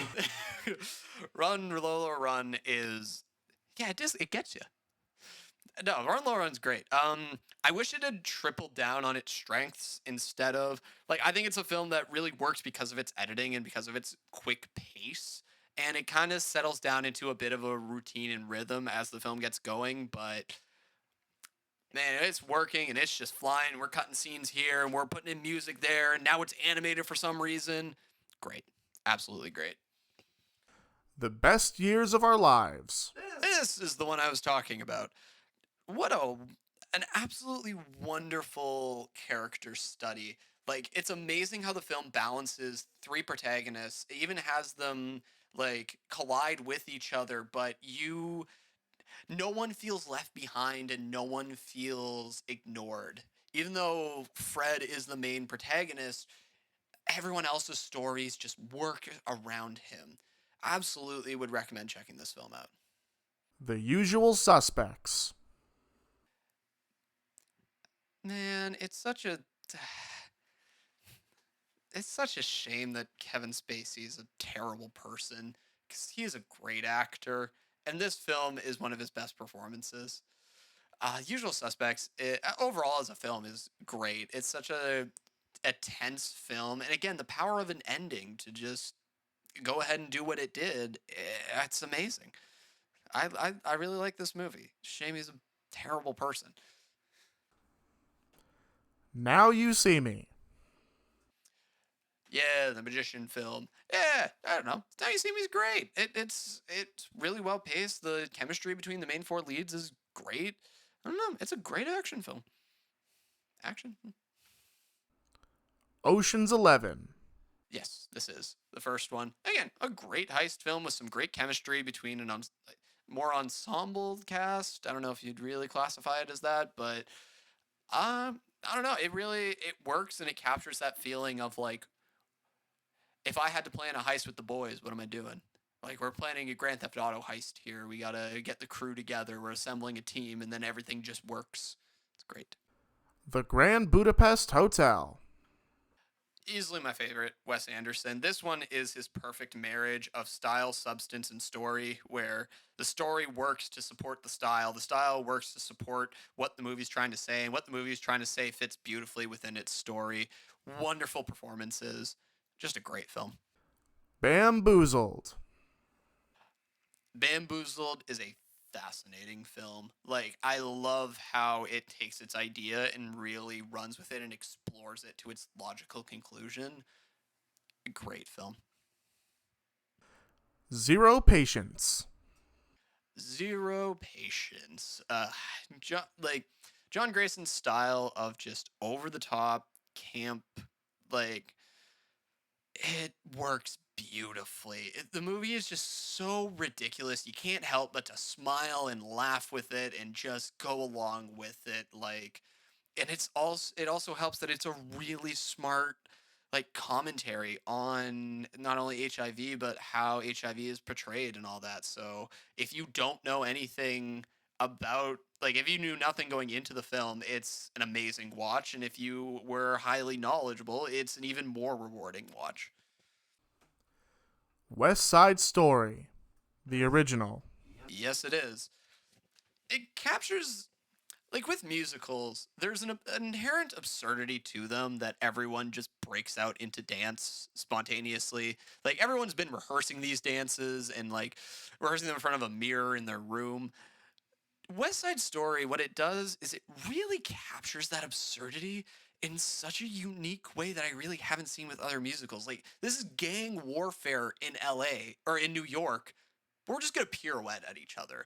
just a big musical dance number between all these gang members. It's that absurdity and that pairing of concepts that make it work so well.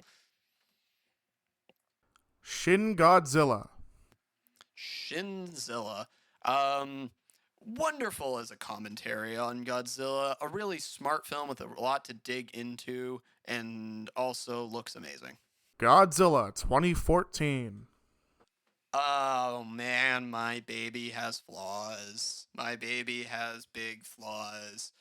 I will say the reason why I love this film so much is its sense of scale. It just, you feel Godzilla. You feel his presence. You feel how big he is. And a lot of that is because they don't show the monster.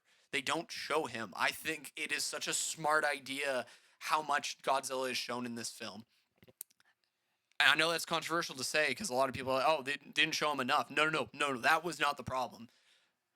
The problem was the story, and the problem was the human characters, and the problem was Bryan Cranston dying too early. Sorry, spoilers. You had over a decade. Man. A decade. Malcolm, when did the film come out? 2014. Do you know what month it came out? Oh, no, I don't know what month exactly. Well, it could be over a decade then. It's exact. Did it come out today? 10 years ago? No. Then it's not a decade, Malcolm. Okay, haha. All right. I didn't realize we were going to get nitpicky with it. Well, you're the one who called me out for saying over a decade. Hey, man. It's just because it's like the 10-year gap. We're in that 10-year anniversary. Anyways, no, the story really suffers, but man, that sense of scale, especially having the context of watching all the other Godzilla films where some of them really minimize Godzilla and make him feel like just a man in a suit. This one makes him feel like a behemoth force of nature, and I think it's great for that. Prey. Prey is a really like kind of interesting subversion and interesting continuation of the Predator franchise.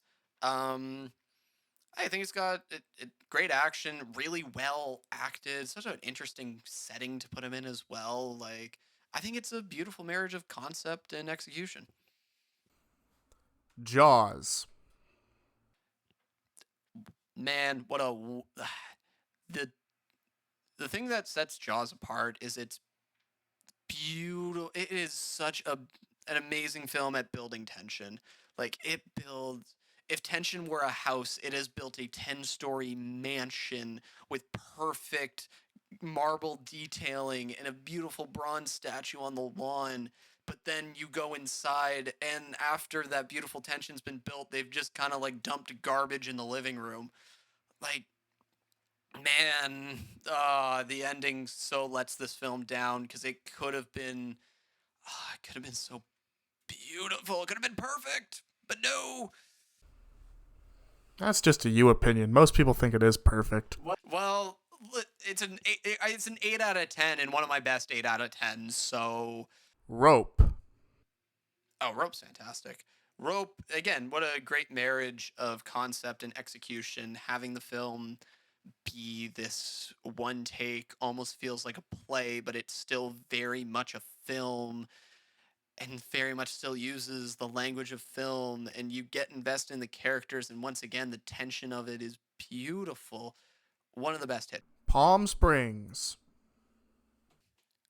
Probably my favorite rom-com. We'll see if there's any more. You're welcome. Yeah, this minimal Scoot over here recommended me this film, and that's such again, fun ideas, fun concepts, well executed. Love Andy Samberg. Oppenheimer. There we go.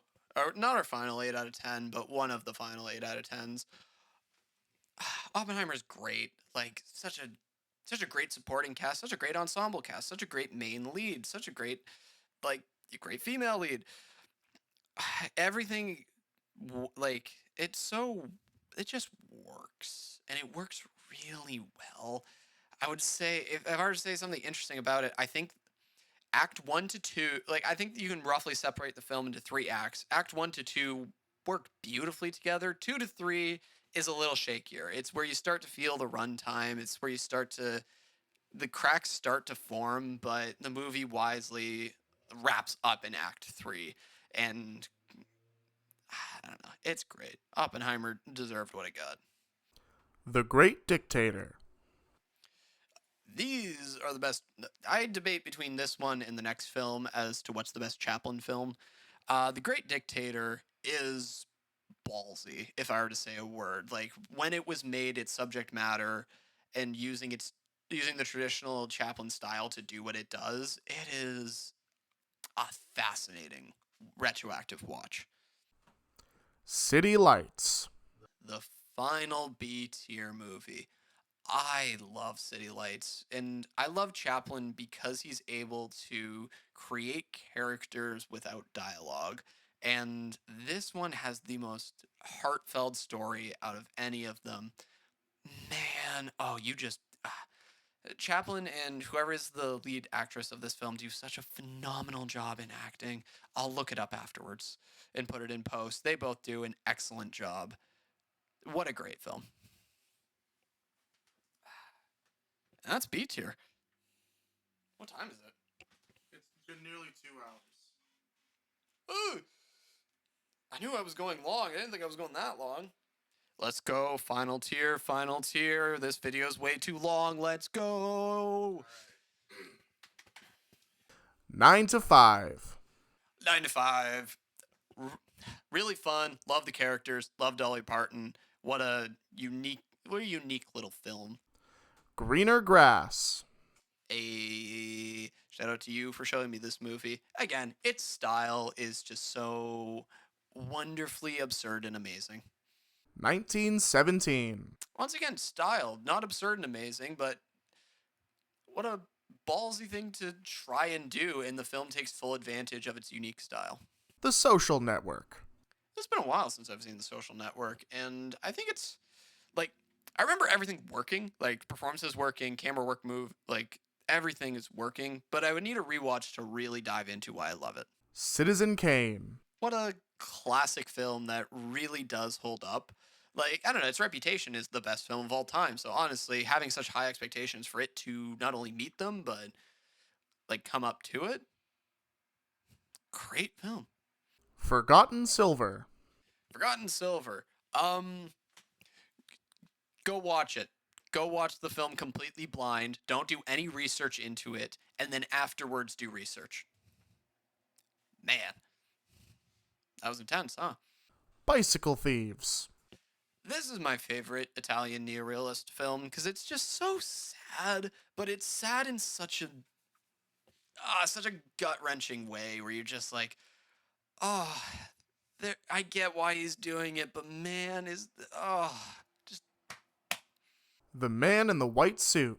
Man in the White Suit isn't necessarily the most well-made film, but it's such a unique little concept, especially for when it was made. I think it's held up so insanely well, and it's, as I said, fascinating watch. My Octopus Teacher. My Octopus Teacher is way better than it has any right to be. I don't really consider it a documentary, but it did win Best Documentary Feature, so a lot of people probably would consider it a documentary. Why did I care so much for the octopus, man? Why? Why did you do that? How did you do that? You did a good job. Exit Through the Gift Shop. Exit Through the Gift Shop. Also, don't know if it's technically a documentary or not, but what a fun look and a informative look at something like it captures like the essence of graffiti and essence of street art so well and explains it in such a unique way. Psycho. The original. Absolutely the original. We're not shot for shot remake like it's a video game remake. Like no. Psycho is like Hitchcock is so great at building tension and building drama and suspense, and Psycho is one of the best examples of that. Rocky IV.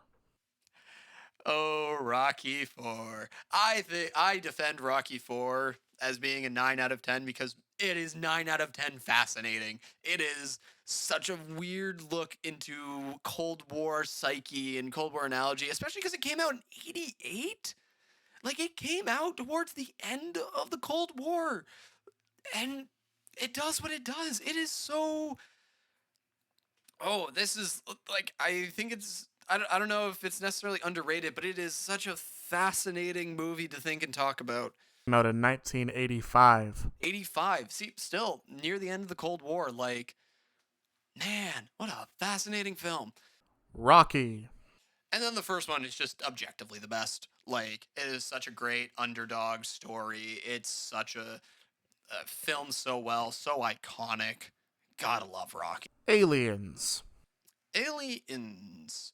Um, it's amazing how you, compared to the first one, it manages to keep tension while expanding into more of an action film. The Aliens franchise is great. Alien. And I do think the first one is the best one. Creates such a great atmosphere of tension and drama and such a cool creature design that the movie capitalizes on. Great film. Q.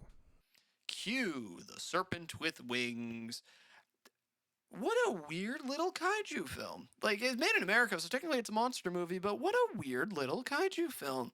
Like, one of the most interesting of the genre, just with how it's constructed and what the creature looks like. I don't know. I don't know. A lot of people would probably disagree, but I think it's a really interesting little film. Return of the Jedi. Eh. Original Star Wars trilogy, great. Like, I don't know, it's such great character work, such a great story that it builds out. It's so iconic. It's a classic for a reason. So yeah, original trilogy is great. The Empire Strikes Back. And I think the second one is on the same level as the third one.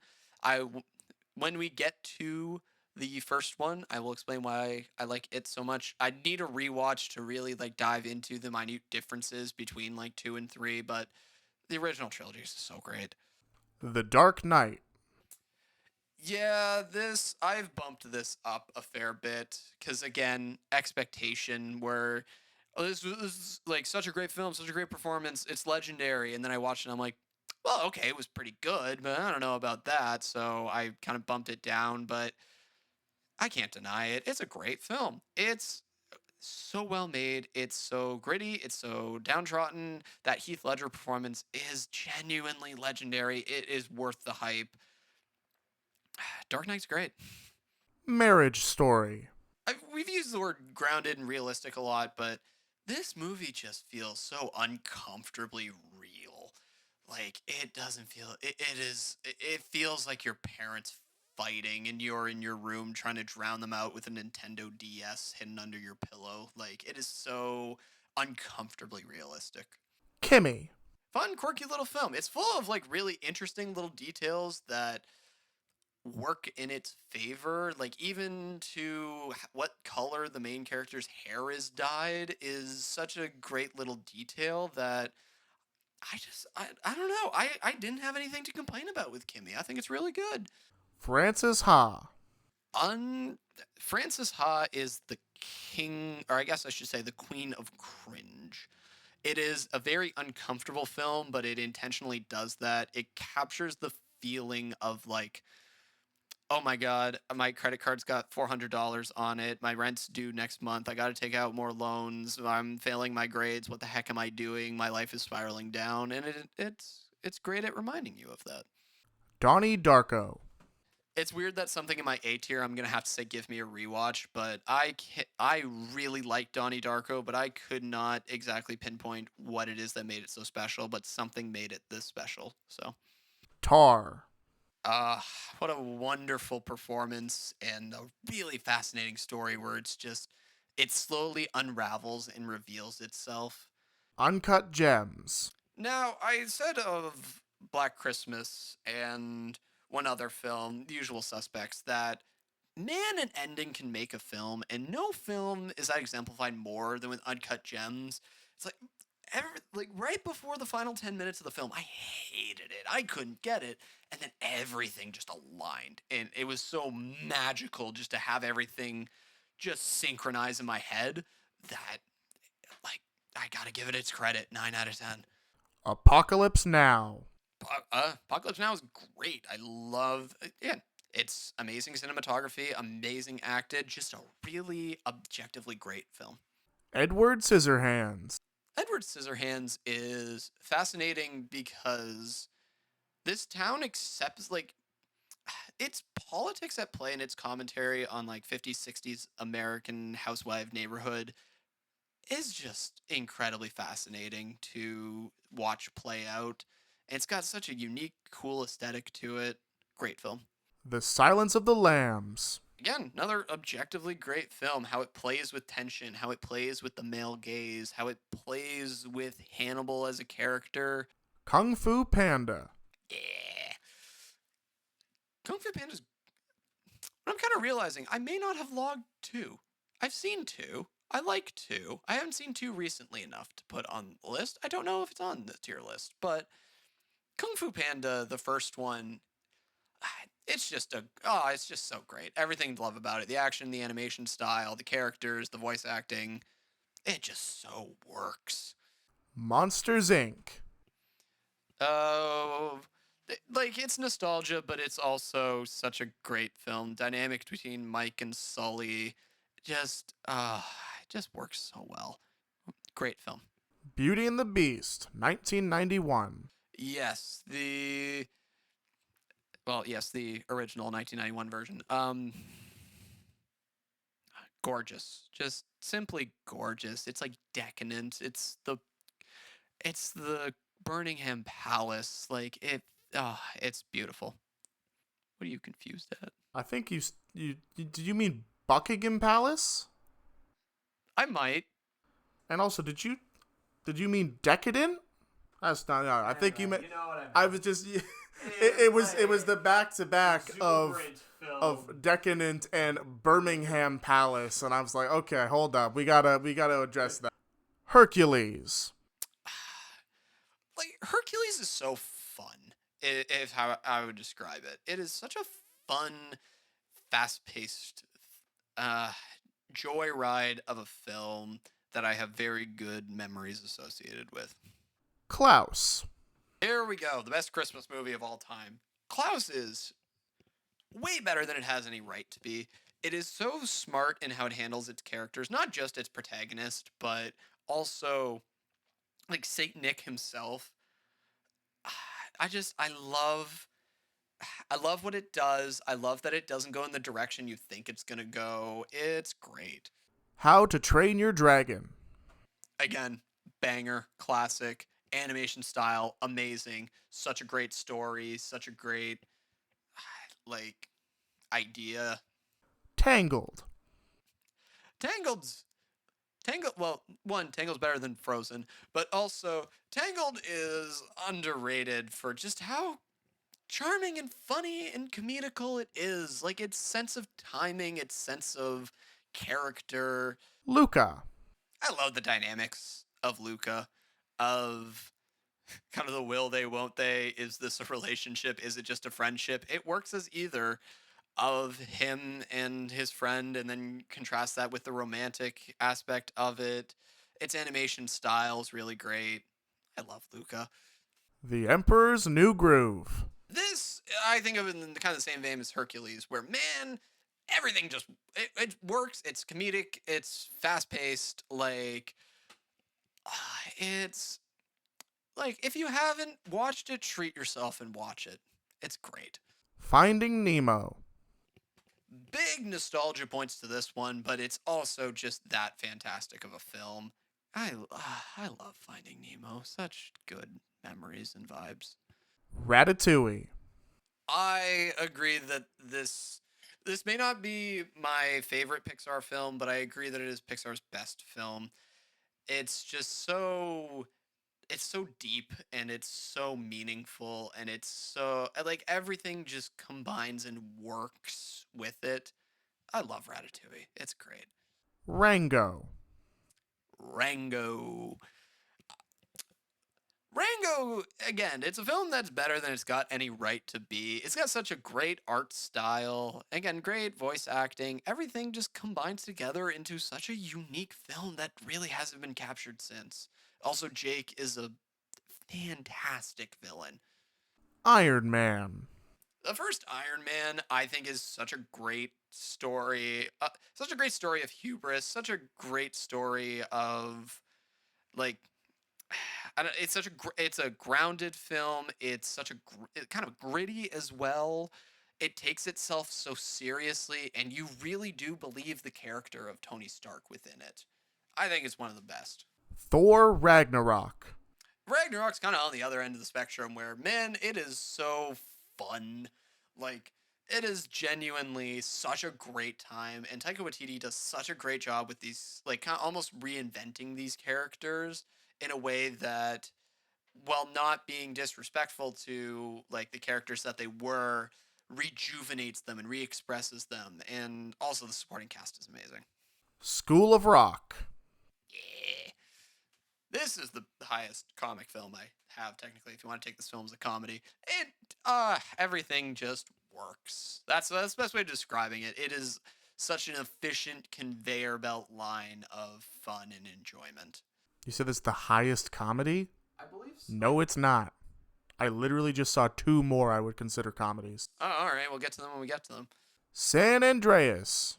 Yeah, San Andreas. I really like it. I like its atmosphere, disaster film. I think The Rock gives a pretty good performance. Yeah, no, I think it's really good. Schindler's List. What a truly powerful film Schindler's List is, capturing, like, everything that it captures. Powerful is the word I would use to describe it. Gentlemen Prefer Blondes. Gentlemen Prefer Blondes is, I think, a sneaky smart film that uses its, like, kind of sexist elements to its advantage and actually has something greater it wants to say. I think it's underappreciated. Superstar, the Karen Carpenter story. Todd Haynes. This is such a great idea. It's one of those ideas that once you see it, you're like, man, how did no one think to do this before? Great.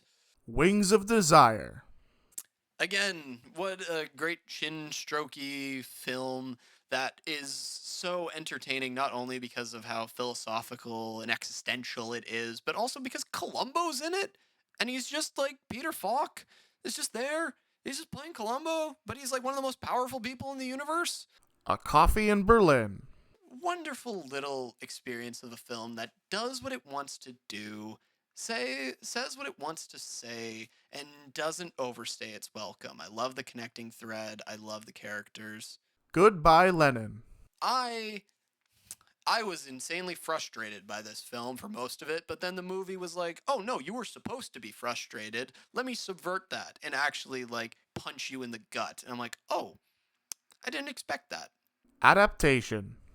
Yeah, adaptation's great. Great performance, great kind of nutshell idea of just like what the heck is an adaptation? How do we go about it? What is the purpose of it? Perfectly expresses what it wants to do. Thank You for Smoking. I don't know. It's such a little odd duck of a film that is absolutely worth checking out if you haven't. Blue. Yeah, okay, so I guess I'll just talk about Blue in A tier as to why, like, the different experiences of it. To watch Blue is a painful experience where I am battling my own ADHD mind to try to focus on it. The premise of the film itself is incredibly pretentious, but I respect its pretentiousness and I respect the nerve of the director to sit an audience down and just show them that. And then the actual, like, storytelling of it is fantastic.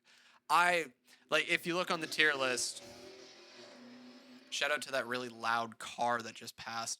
If you look on the tier list, it is in every single tier because I think there is an argument, like, I can make an argument to myself to put it in every single tier. I don't know what to do with Blue. It's such a... But I don't want to... It deserves a place on the tier list, but I don't know what to do with it. It is such a...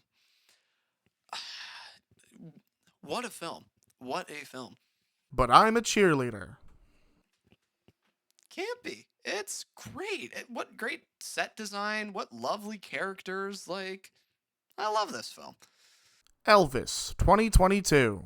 Yeah, this may go down with a rewatch, but what I found so astounding about Elvis is it is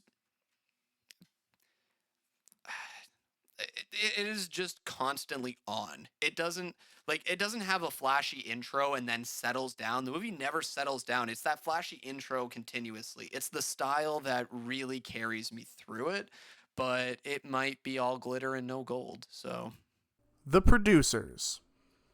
again, what like a fun concept that's taken to its logical conclusion of just we want to launder money, so we gotta sack this performance. So let's get the most heinous thing we can think of, but then we're gonna do this as well, and people are gonna like, oh, wonderful film. Gotta love it. The Thing. This is the best adaptation of Among Us I've ever watched. No, This is an adaptation of this.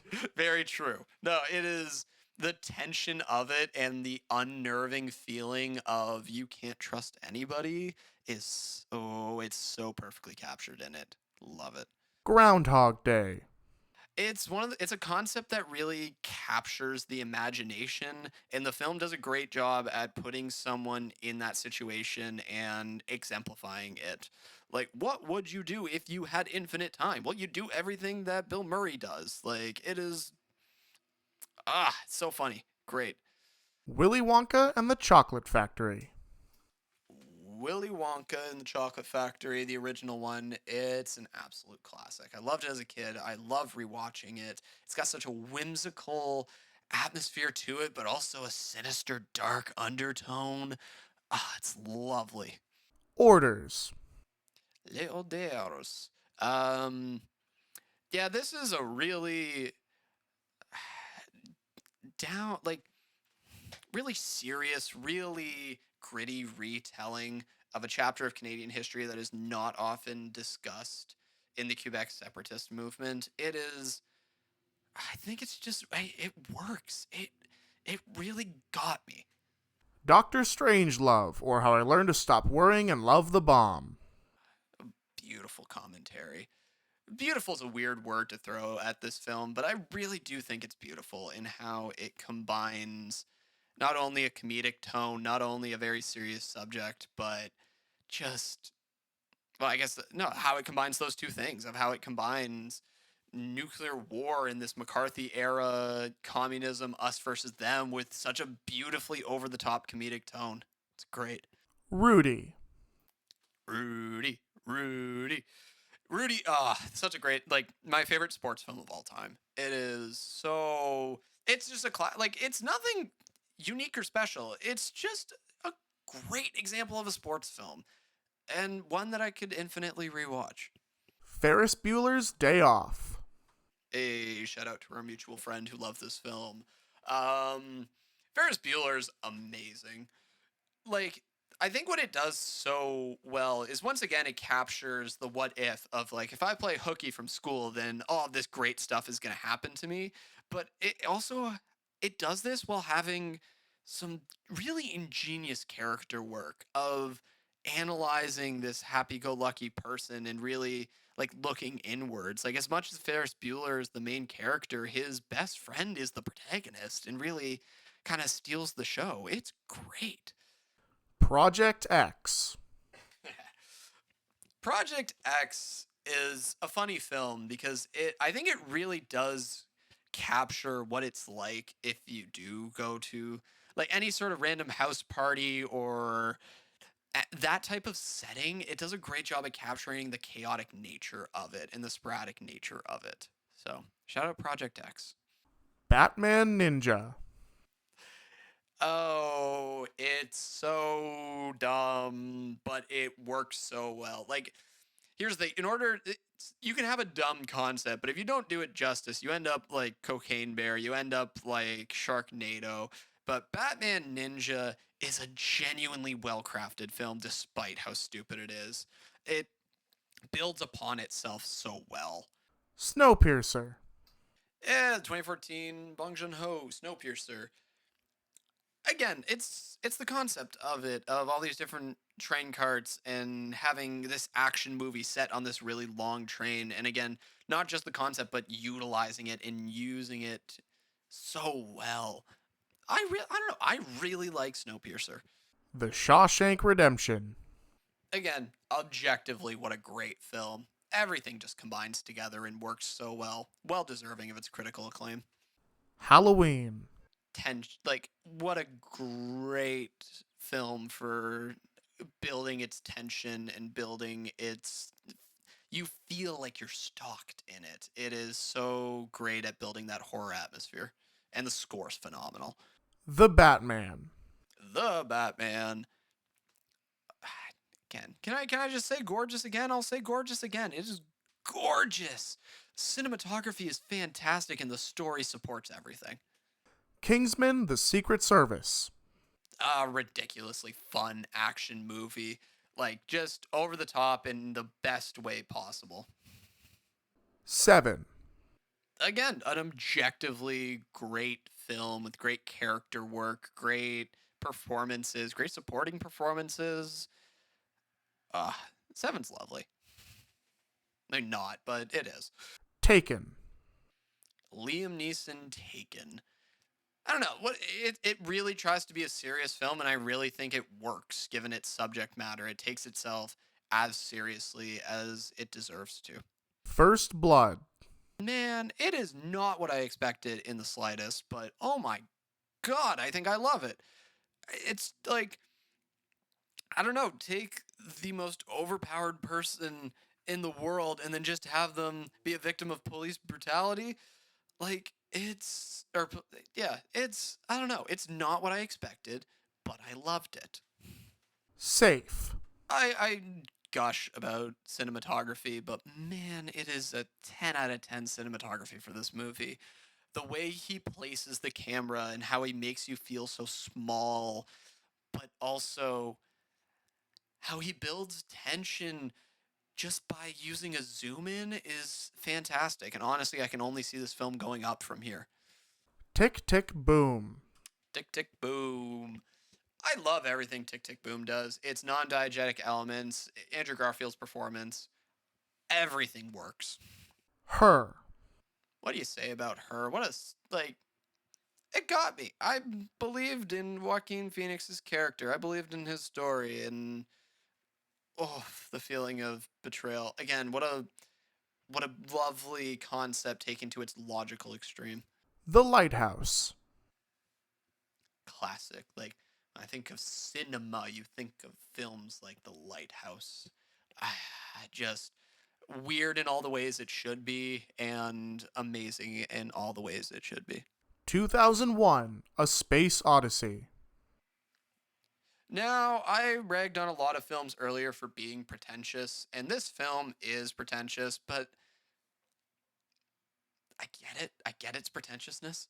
I think it's presented in such a uniquely, like, both weird, fun, and experimental way. I don't know. Like, something gets me about 2001. One Flew Over the Cuckoo's Nest.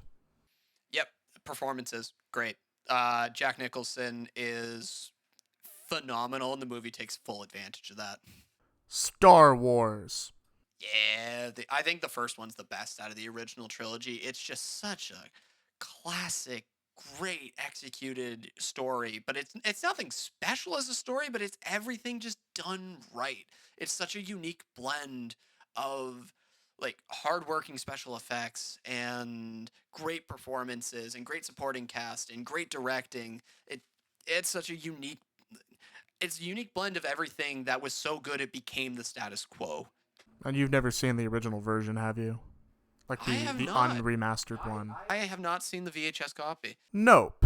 See, with some films, I can go off. Like I like to say, I enter like critic mode where I think about it too hard, and like I really enjoy digging deeper into it.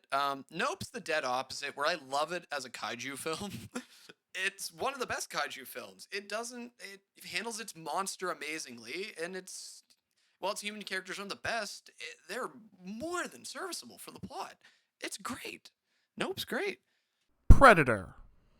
OG Predator, such a classic again in every sense of the word. Man, it just like I don't know, take big buff man, take many big buff men and make them like crap their pants out in the woods, and now it's a survivalist film and it's a horror film and it's great. I love the original Predator.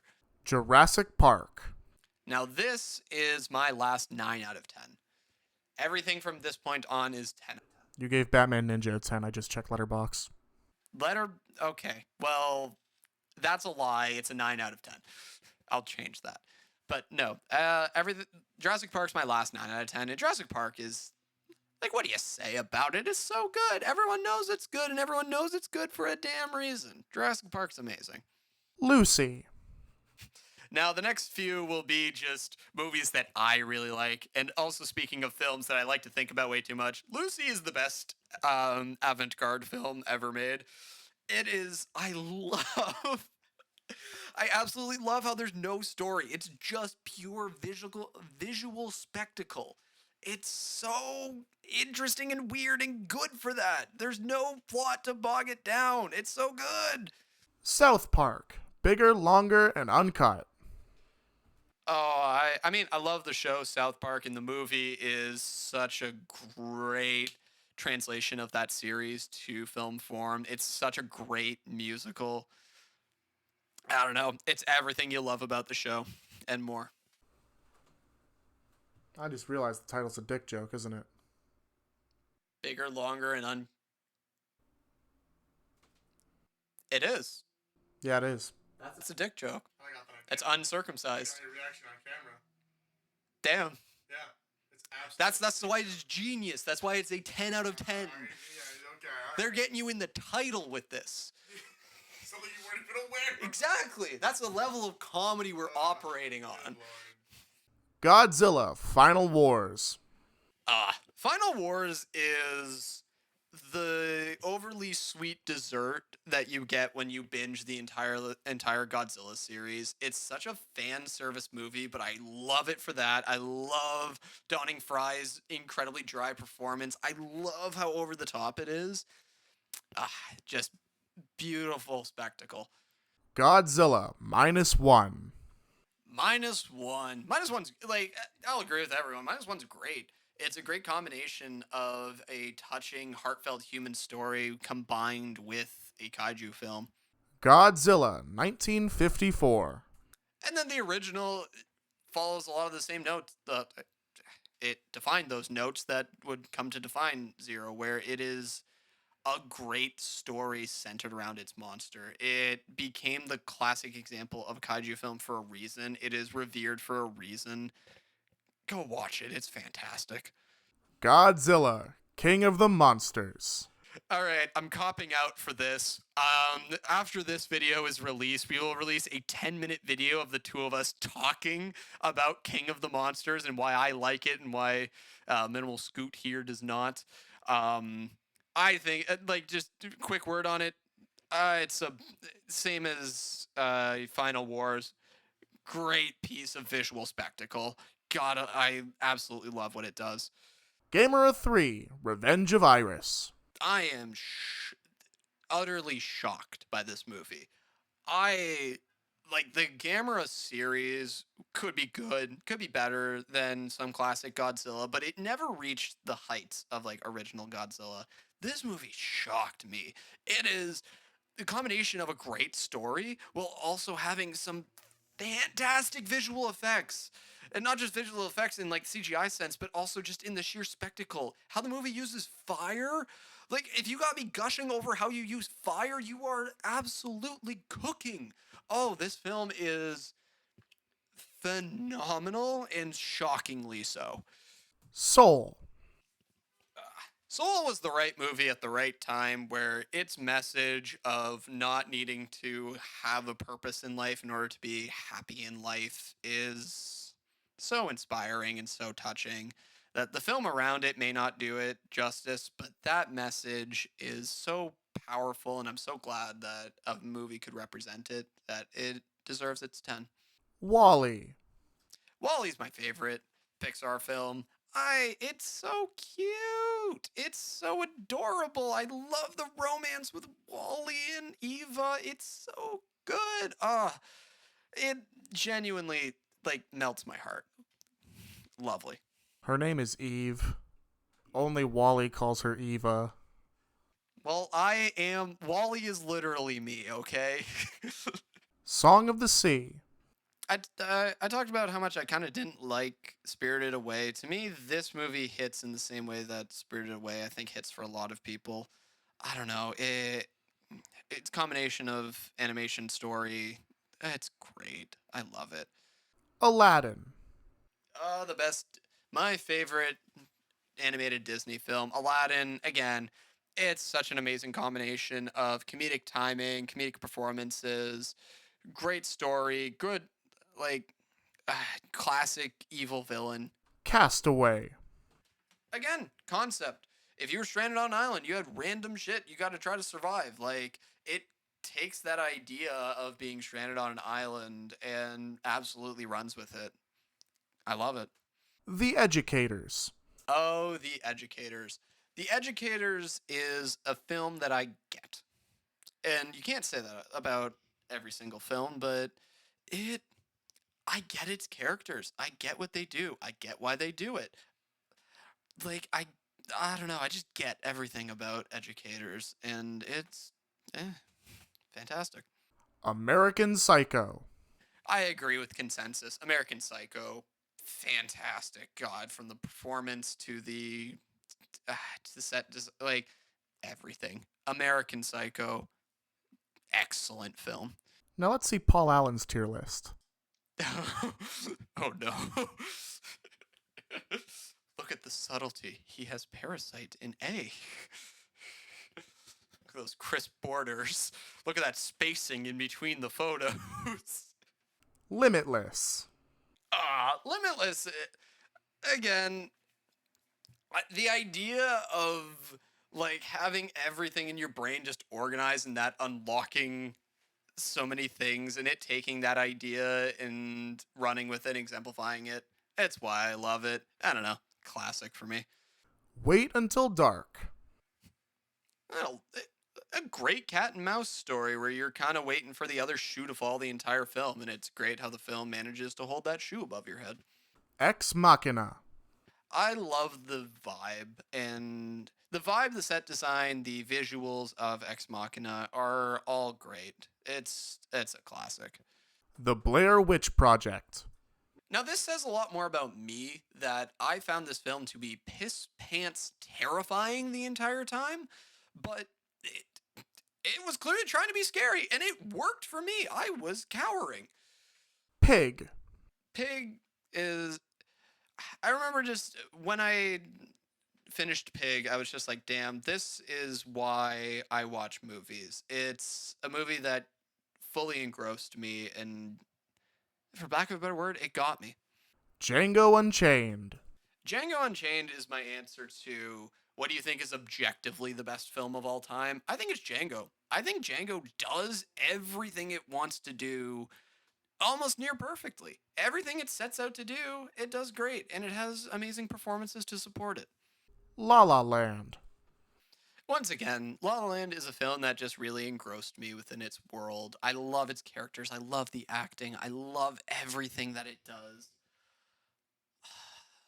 La La Land special. Sound of Metal.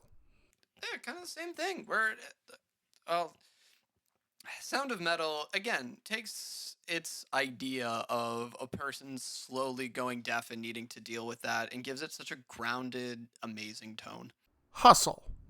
Hustle may be too high on this list, but it was a really enjoyable experience. Not only for its great filmmaking, not only for its classic sports story, but also Anthony Edwards. Holy, he was amazing in this. God damn, who knew he could act like that? He makes such a great villain character. Jojo Rabbit. Oh, man, what a gut-punching, gut-wrenching, gut-busting comedy. Taika Waititi, you cooked with this film. Drive. Oh, Gosling, you are literally me.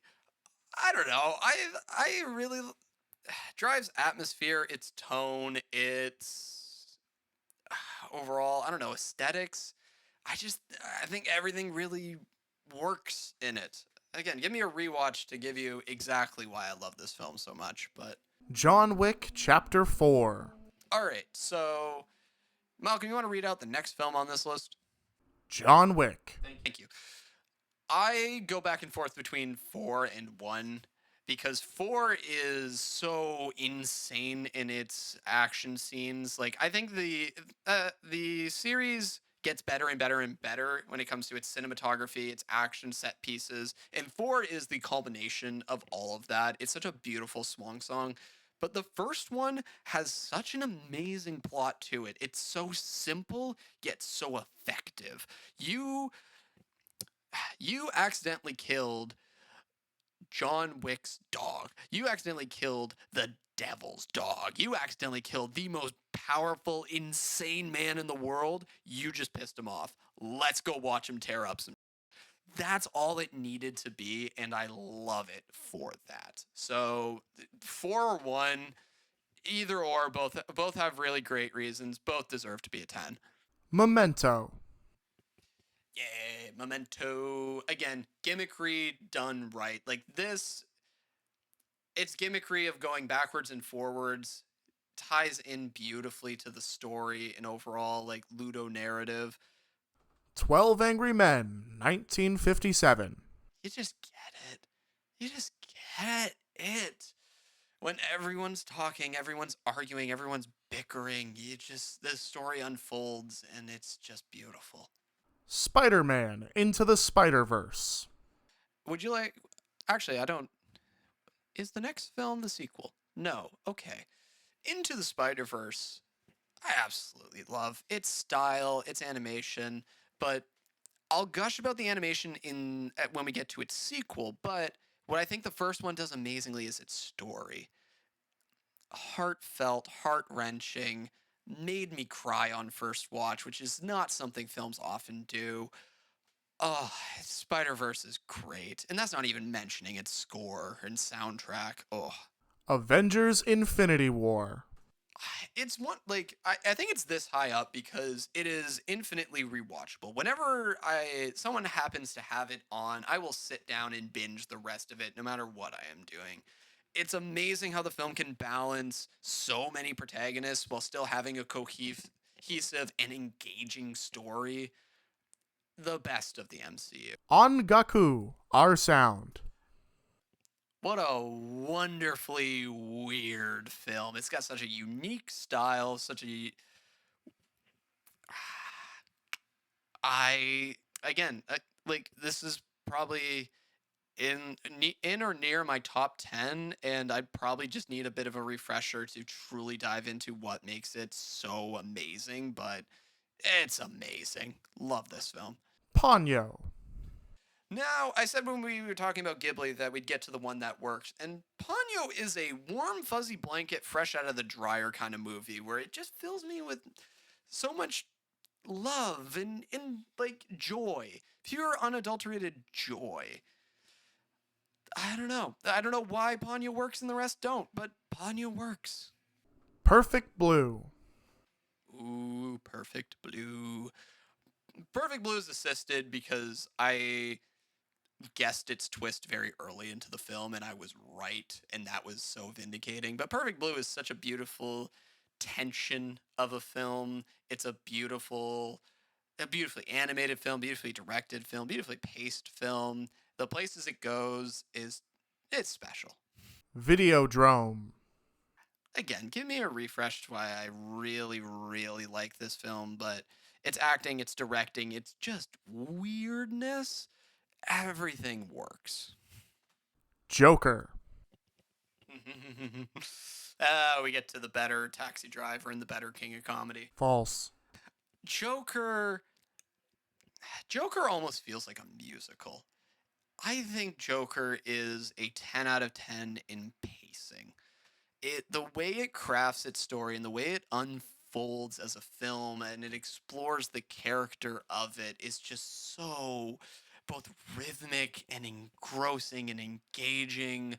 Like the big bang moment that happens later in the film is just so it's satisfying, it's intense, it's awe-inspiring. It's uh I I really do love Joker. And like I get now that I've seen both King of Comedy and Taxi Driver, I get its direct inspiration. I get that people would want like it's a very easy comparison to make, but it's its own unique combination of things that just absolutely works. The Birds. Oh, the best Hitchcock. The Birds. False. No, it is. And I'll tell you why. Because the birds make. You watch the birds, and then you go outside and you see a little sparrow sitting in front of you, and you're like, you bastard. I don't trust you. Hitchcock makes you afraid of birds, which are everywhere. Like, just the overwhelming presence and just idea to take these cute little flightless cute little flyboy things, these cute little government drones that they're spying on us with, and make us afraid of them. I It's amazing how he's able to do that in a film, and that's why I think it's his best. For this next one, I'm going to plug my ears because I don't want to hear what you have to say about this. You'll understand why. You'll understand. It's not a bad thing. Oh, okay. You'll understand. Okay. All right. Puella Magi Madoka Magica, the movie, Part 3, Rebellion. Okay. I won't scream about this movie. The original Magica Madoka series is fantastic, and it's fantastic because of Hamura. And what this film does with her is just astounding. Like it has everything that makes the Magica Madoka series great in that it has its absolutely amazing score, it has its beautiful animation style, and it has its subversion of your expectations. I don't know. Magica Madoka is a wonderful blend of existentialism and um existentialism, but also like cuteness as well. And it doesn't seem like it would work, but it works. And this movie, what it does with the characters, works even better. Neon Genesis Evangelion, the end of Evangelion. Yeah, so it's similar to Magica. It's kind of cheating to put this on here to more represent like the whole series, but the final film adaptation just does everything that I love about the original series, where the worst thing about the movie is the giant robot fights. And the giant robot fights are great. But what makes Evangelion special is the personal, like, auteur directing and the sense of personality and the sense of just heart that goes into it, combined with this unique way of telling its story and how it just messes with the animation medium as a whole. Evangelion's great. Spider-Man, Across the Spider-Verse. There we go. I am blown away by the animation of this film. It is so phenomenally gorgeous. So it's special the way this film looked. And the fact that you had such an amazing first film, you got the green light in order to do a sequel, and you cooked this much. You went ahead and made a fantastic film that genuinely builds upon its predecessor. Fantastic. Absolutely love it. House. House is House is what I would describe as a terrifying movie, where it's not terrifying in the sense of like slow, anxious dread. It is overwhelming anxiety. My house is on fire. Everything is wrong, but everything is going right at the same time. It's a genius blend of horror comedy and just sheer spectacle. Gotta love it. Hero. Hero is one of the films that got me into one of the films that got me into the medium of film as a whole. Its usage of color and usage of action scenes is so special, but also so just sheer entertaining at the same time. I don't know. I got a really special place for Hero. Battle Royale. Battle Royale, again, 10 out of 10 pacing, but it is like what makes Battle Royale this high on the list is it does not waste a second of screen time. Every second that is spent on screen, everything it shows you has a purpose, has later significance, is just really engaging and entertaining. And on top of all that, it has such a what was unique premise of being a battle royale. So you inevitably put yourself into almost every single character that you see on screen. You can succeed too. Yeah, my pick of this. I really like this one specific niche film, and it's definitely better than all these other films on the list. You Can Succeed Too is fantastic. What a great musical that celebrates it being a musical. And the deeper you go with You Can Succeed Too, the more rewarding it is. Again, on the surface, great fun musical. You dig a little bit deeper. Oh, it's actually kind of an interesting musical and what it does with its like diegetic nature of it. Oh, you dig a little deeper. Oh, it's actually like a really stern commentary and really interesting commentary on US Japan relations. And then you go a little deeper than that and you're like, "Oh, is this like a Japanese new wave film? It's tapping into a lot of the same things and its editing style is similar." It's a film that rewards rewatches. It's a film that rewards you for watching it, and I absolutely love it. Kimi no Nawa. Your Name. It's it's animation style, it's directing, but really it's the story and characters that really steal the show where I am so engrossed and engaged with both of these two stories. And again, it's an absurd premise that they take to a T. And it's just the moment when it's a bit of a spoiler, cover your ears. The moment when the meteor lands and everything goes quiet, everything goes white, special, genuinely special.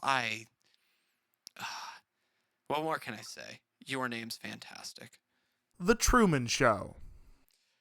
Truman Show is such a, again, what a weird idea. What a great execution. What a great performance by Jim Carrey. Like, no one else could have done that performance. It's such a great combination of everything that I love about films that you should absolutely watch it. The Shining. The Shining. Now, like, if anyone were to ask me what my favorite film is and I want them to respect me, I say The Shining. The Shining is genuinely a masterclass of pacing, of cinematography, of performance. And the fact that you have all of these genuine 10 out of 10 pieces combined together into such a unique, special film is so rare and so amazing. The Shining's fantastic. Baby Driver. No. Having being at the number one spot is really arbitrary. That's why I like tiers, so you can organize things and not necessarily need to have a number one spot. You can be like, well, it's in S tier, it's in the best tier. And if I had to pick a film just to be my favorite film of all time, I would. Like, everything being said, I would still pick Baby Driver to be my favorite film of all time. It is such a great combination of an auteur directing style combining with phenomenal action, combining with a beautiful set. Like, it's such a. The combination of everything in Baby Driver is what makes it so special, but ultimately, it is kind of arbitrarily number one. Like, I could easily put The Shining, I could easily put Truman Show, Your Name, You Can Succeed Too, Battle Royale, any of those films in this spot, but Baby Driver's great, and just films are great. Well, we did it. We got to the end. We did. You gonna give me a round of applause like the end of Evangelion? I did it. Congratulations. Congratulations to me. Congratulations. Thank you. If you're still watching, why? Thank you for putting me on in the background while you did some boring activity. I hope I could provide you with entertainment, and I hope I could provide you with a good time. Thank you for watching. Especially thank you to Minimal Scoot, whose channel will be in the description. Go watch him. I'm gonna say the name right. No, Minimal Scoot. Yeah. Minimal Scott. Thank you. I'll give you the respect. Check- You've donated like 6 hours of your time. When you gotta plug the channel, you gotta say it right. All that one right. time. All right. Sorry. Minimal Scott. Channel is in the description. Go check him out. He makes great content. And thank you for sitting here and announcing all of these films and for bearing my bad takes. Is there anything you would like to say before we wrap up? You know, opinions are a very subjective thing. They are. Absolutely. You know, even if when they're really bad. But it's okay. Well, thank you. Anyways, that's all from me. Goodbye.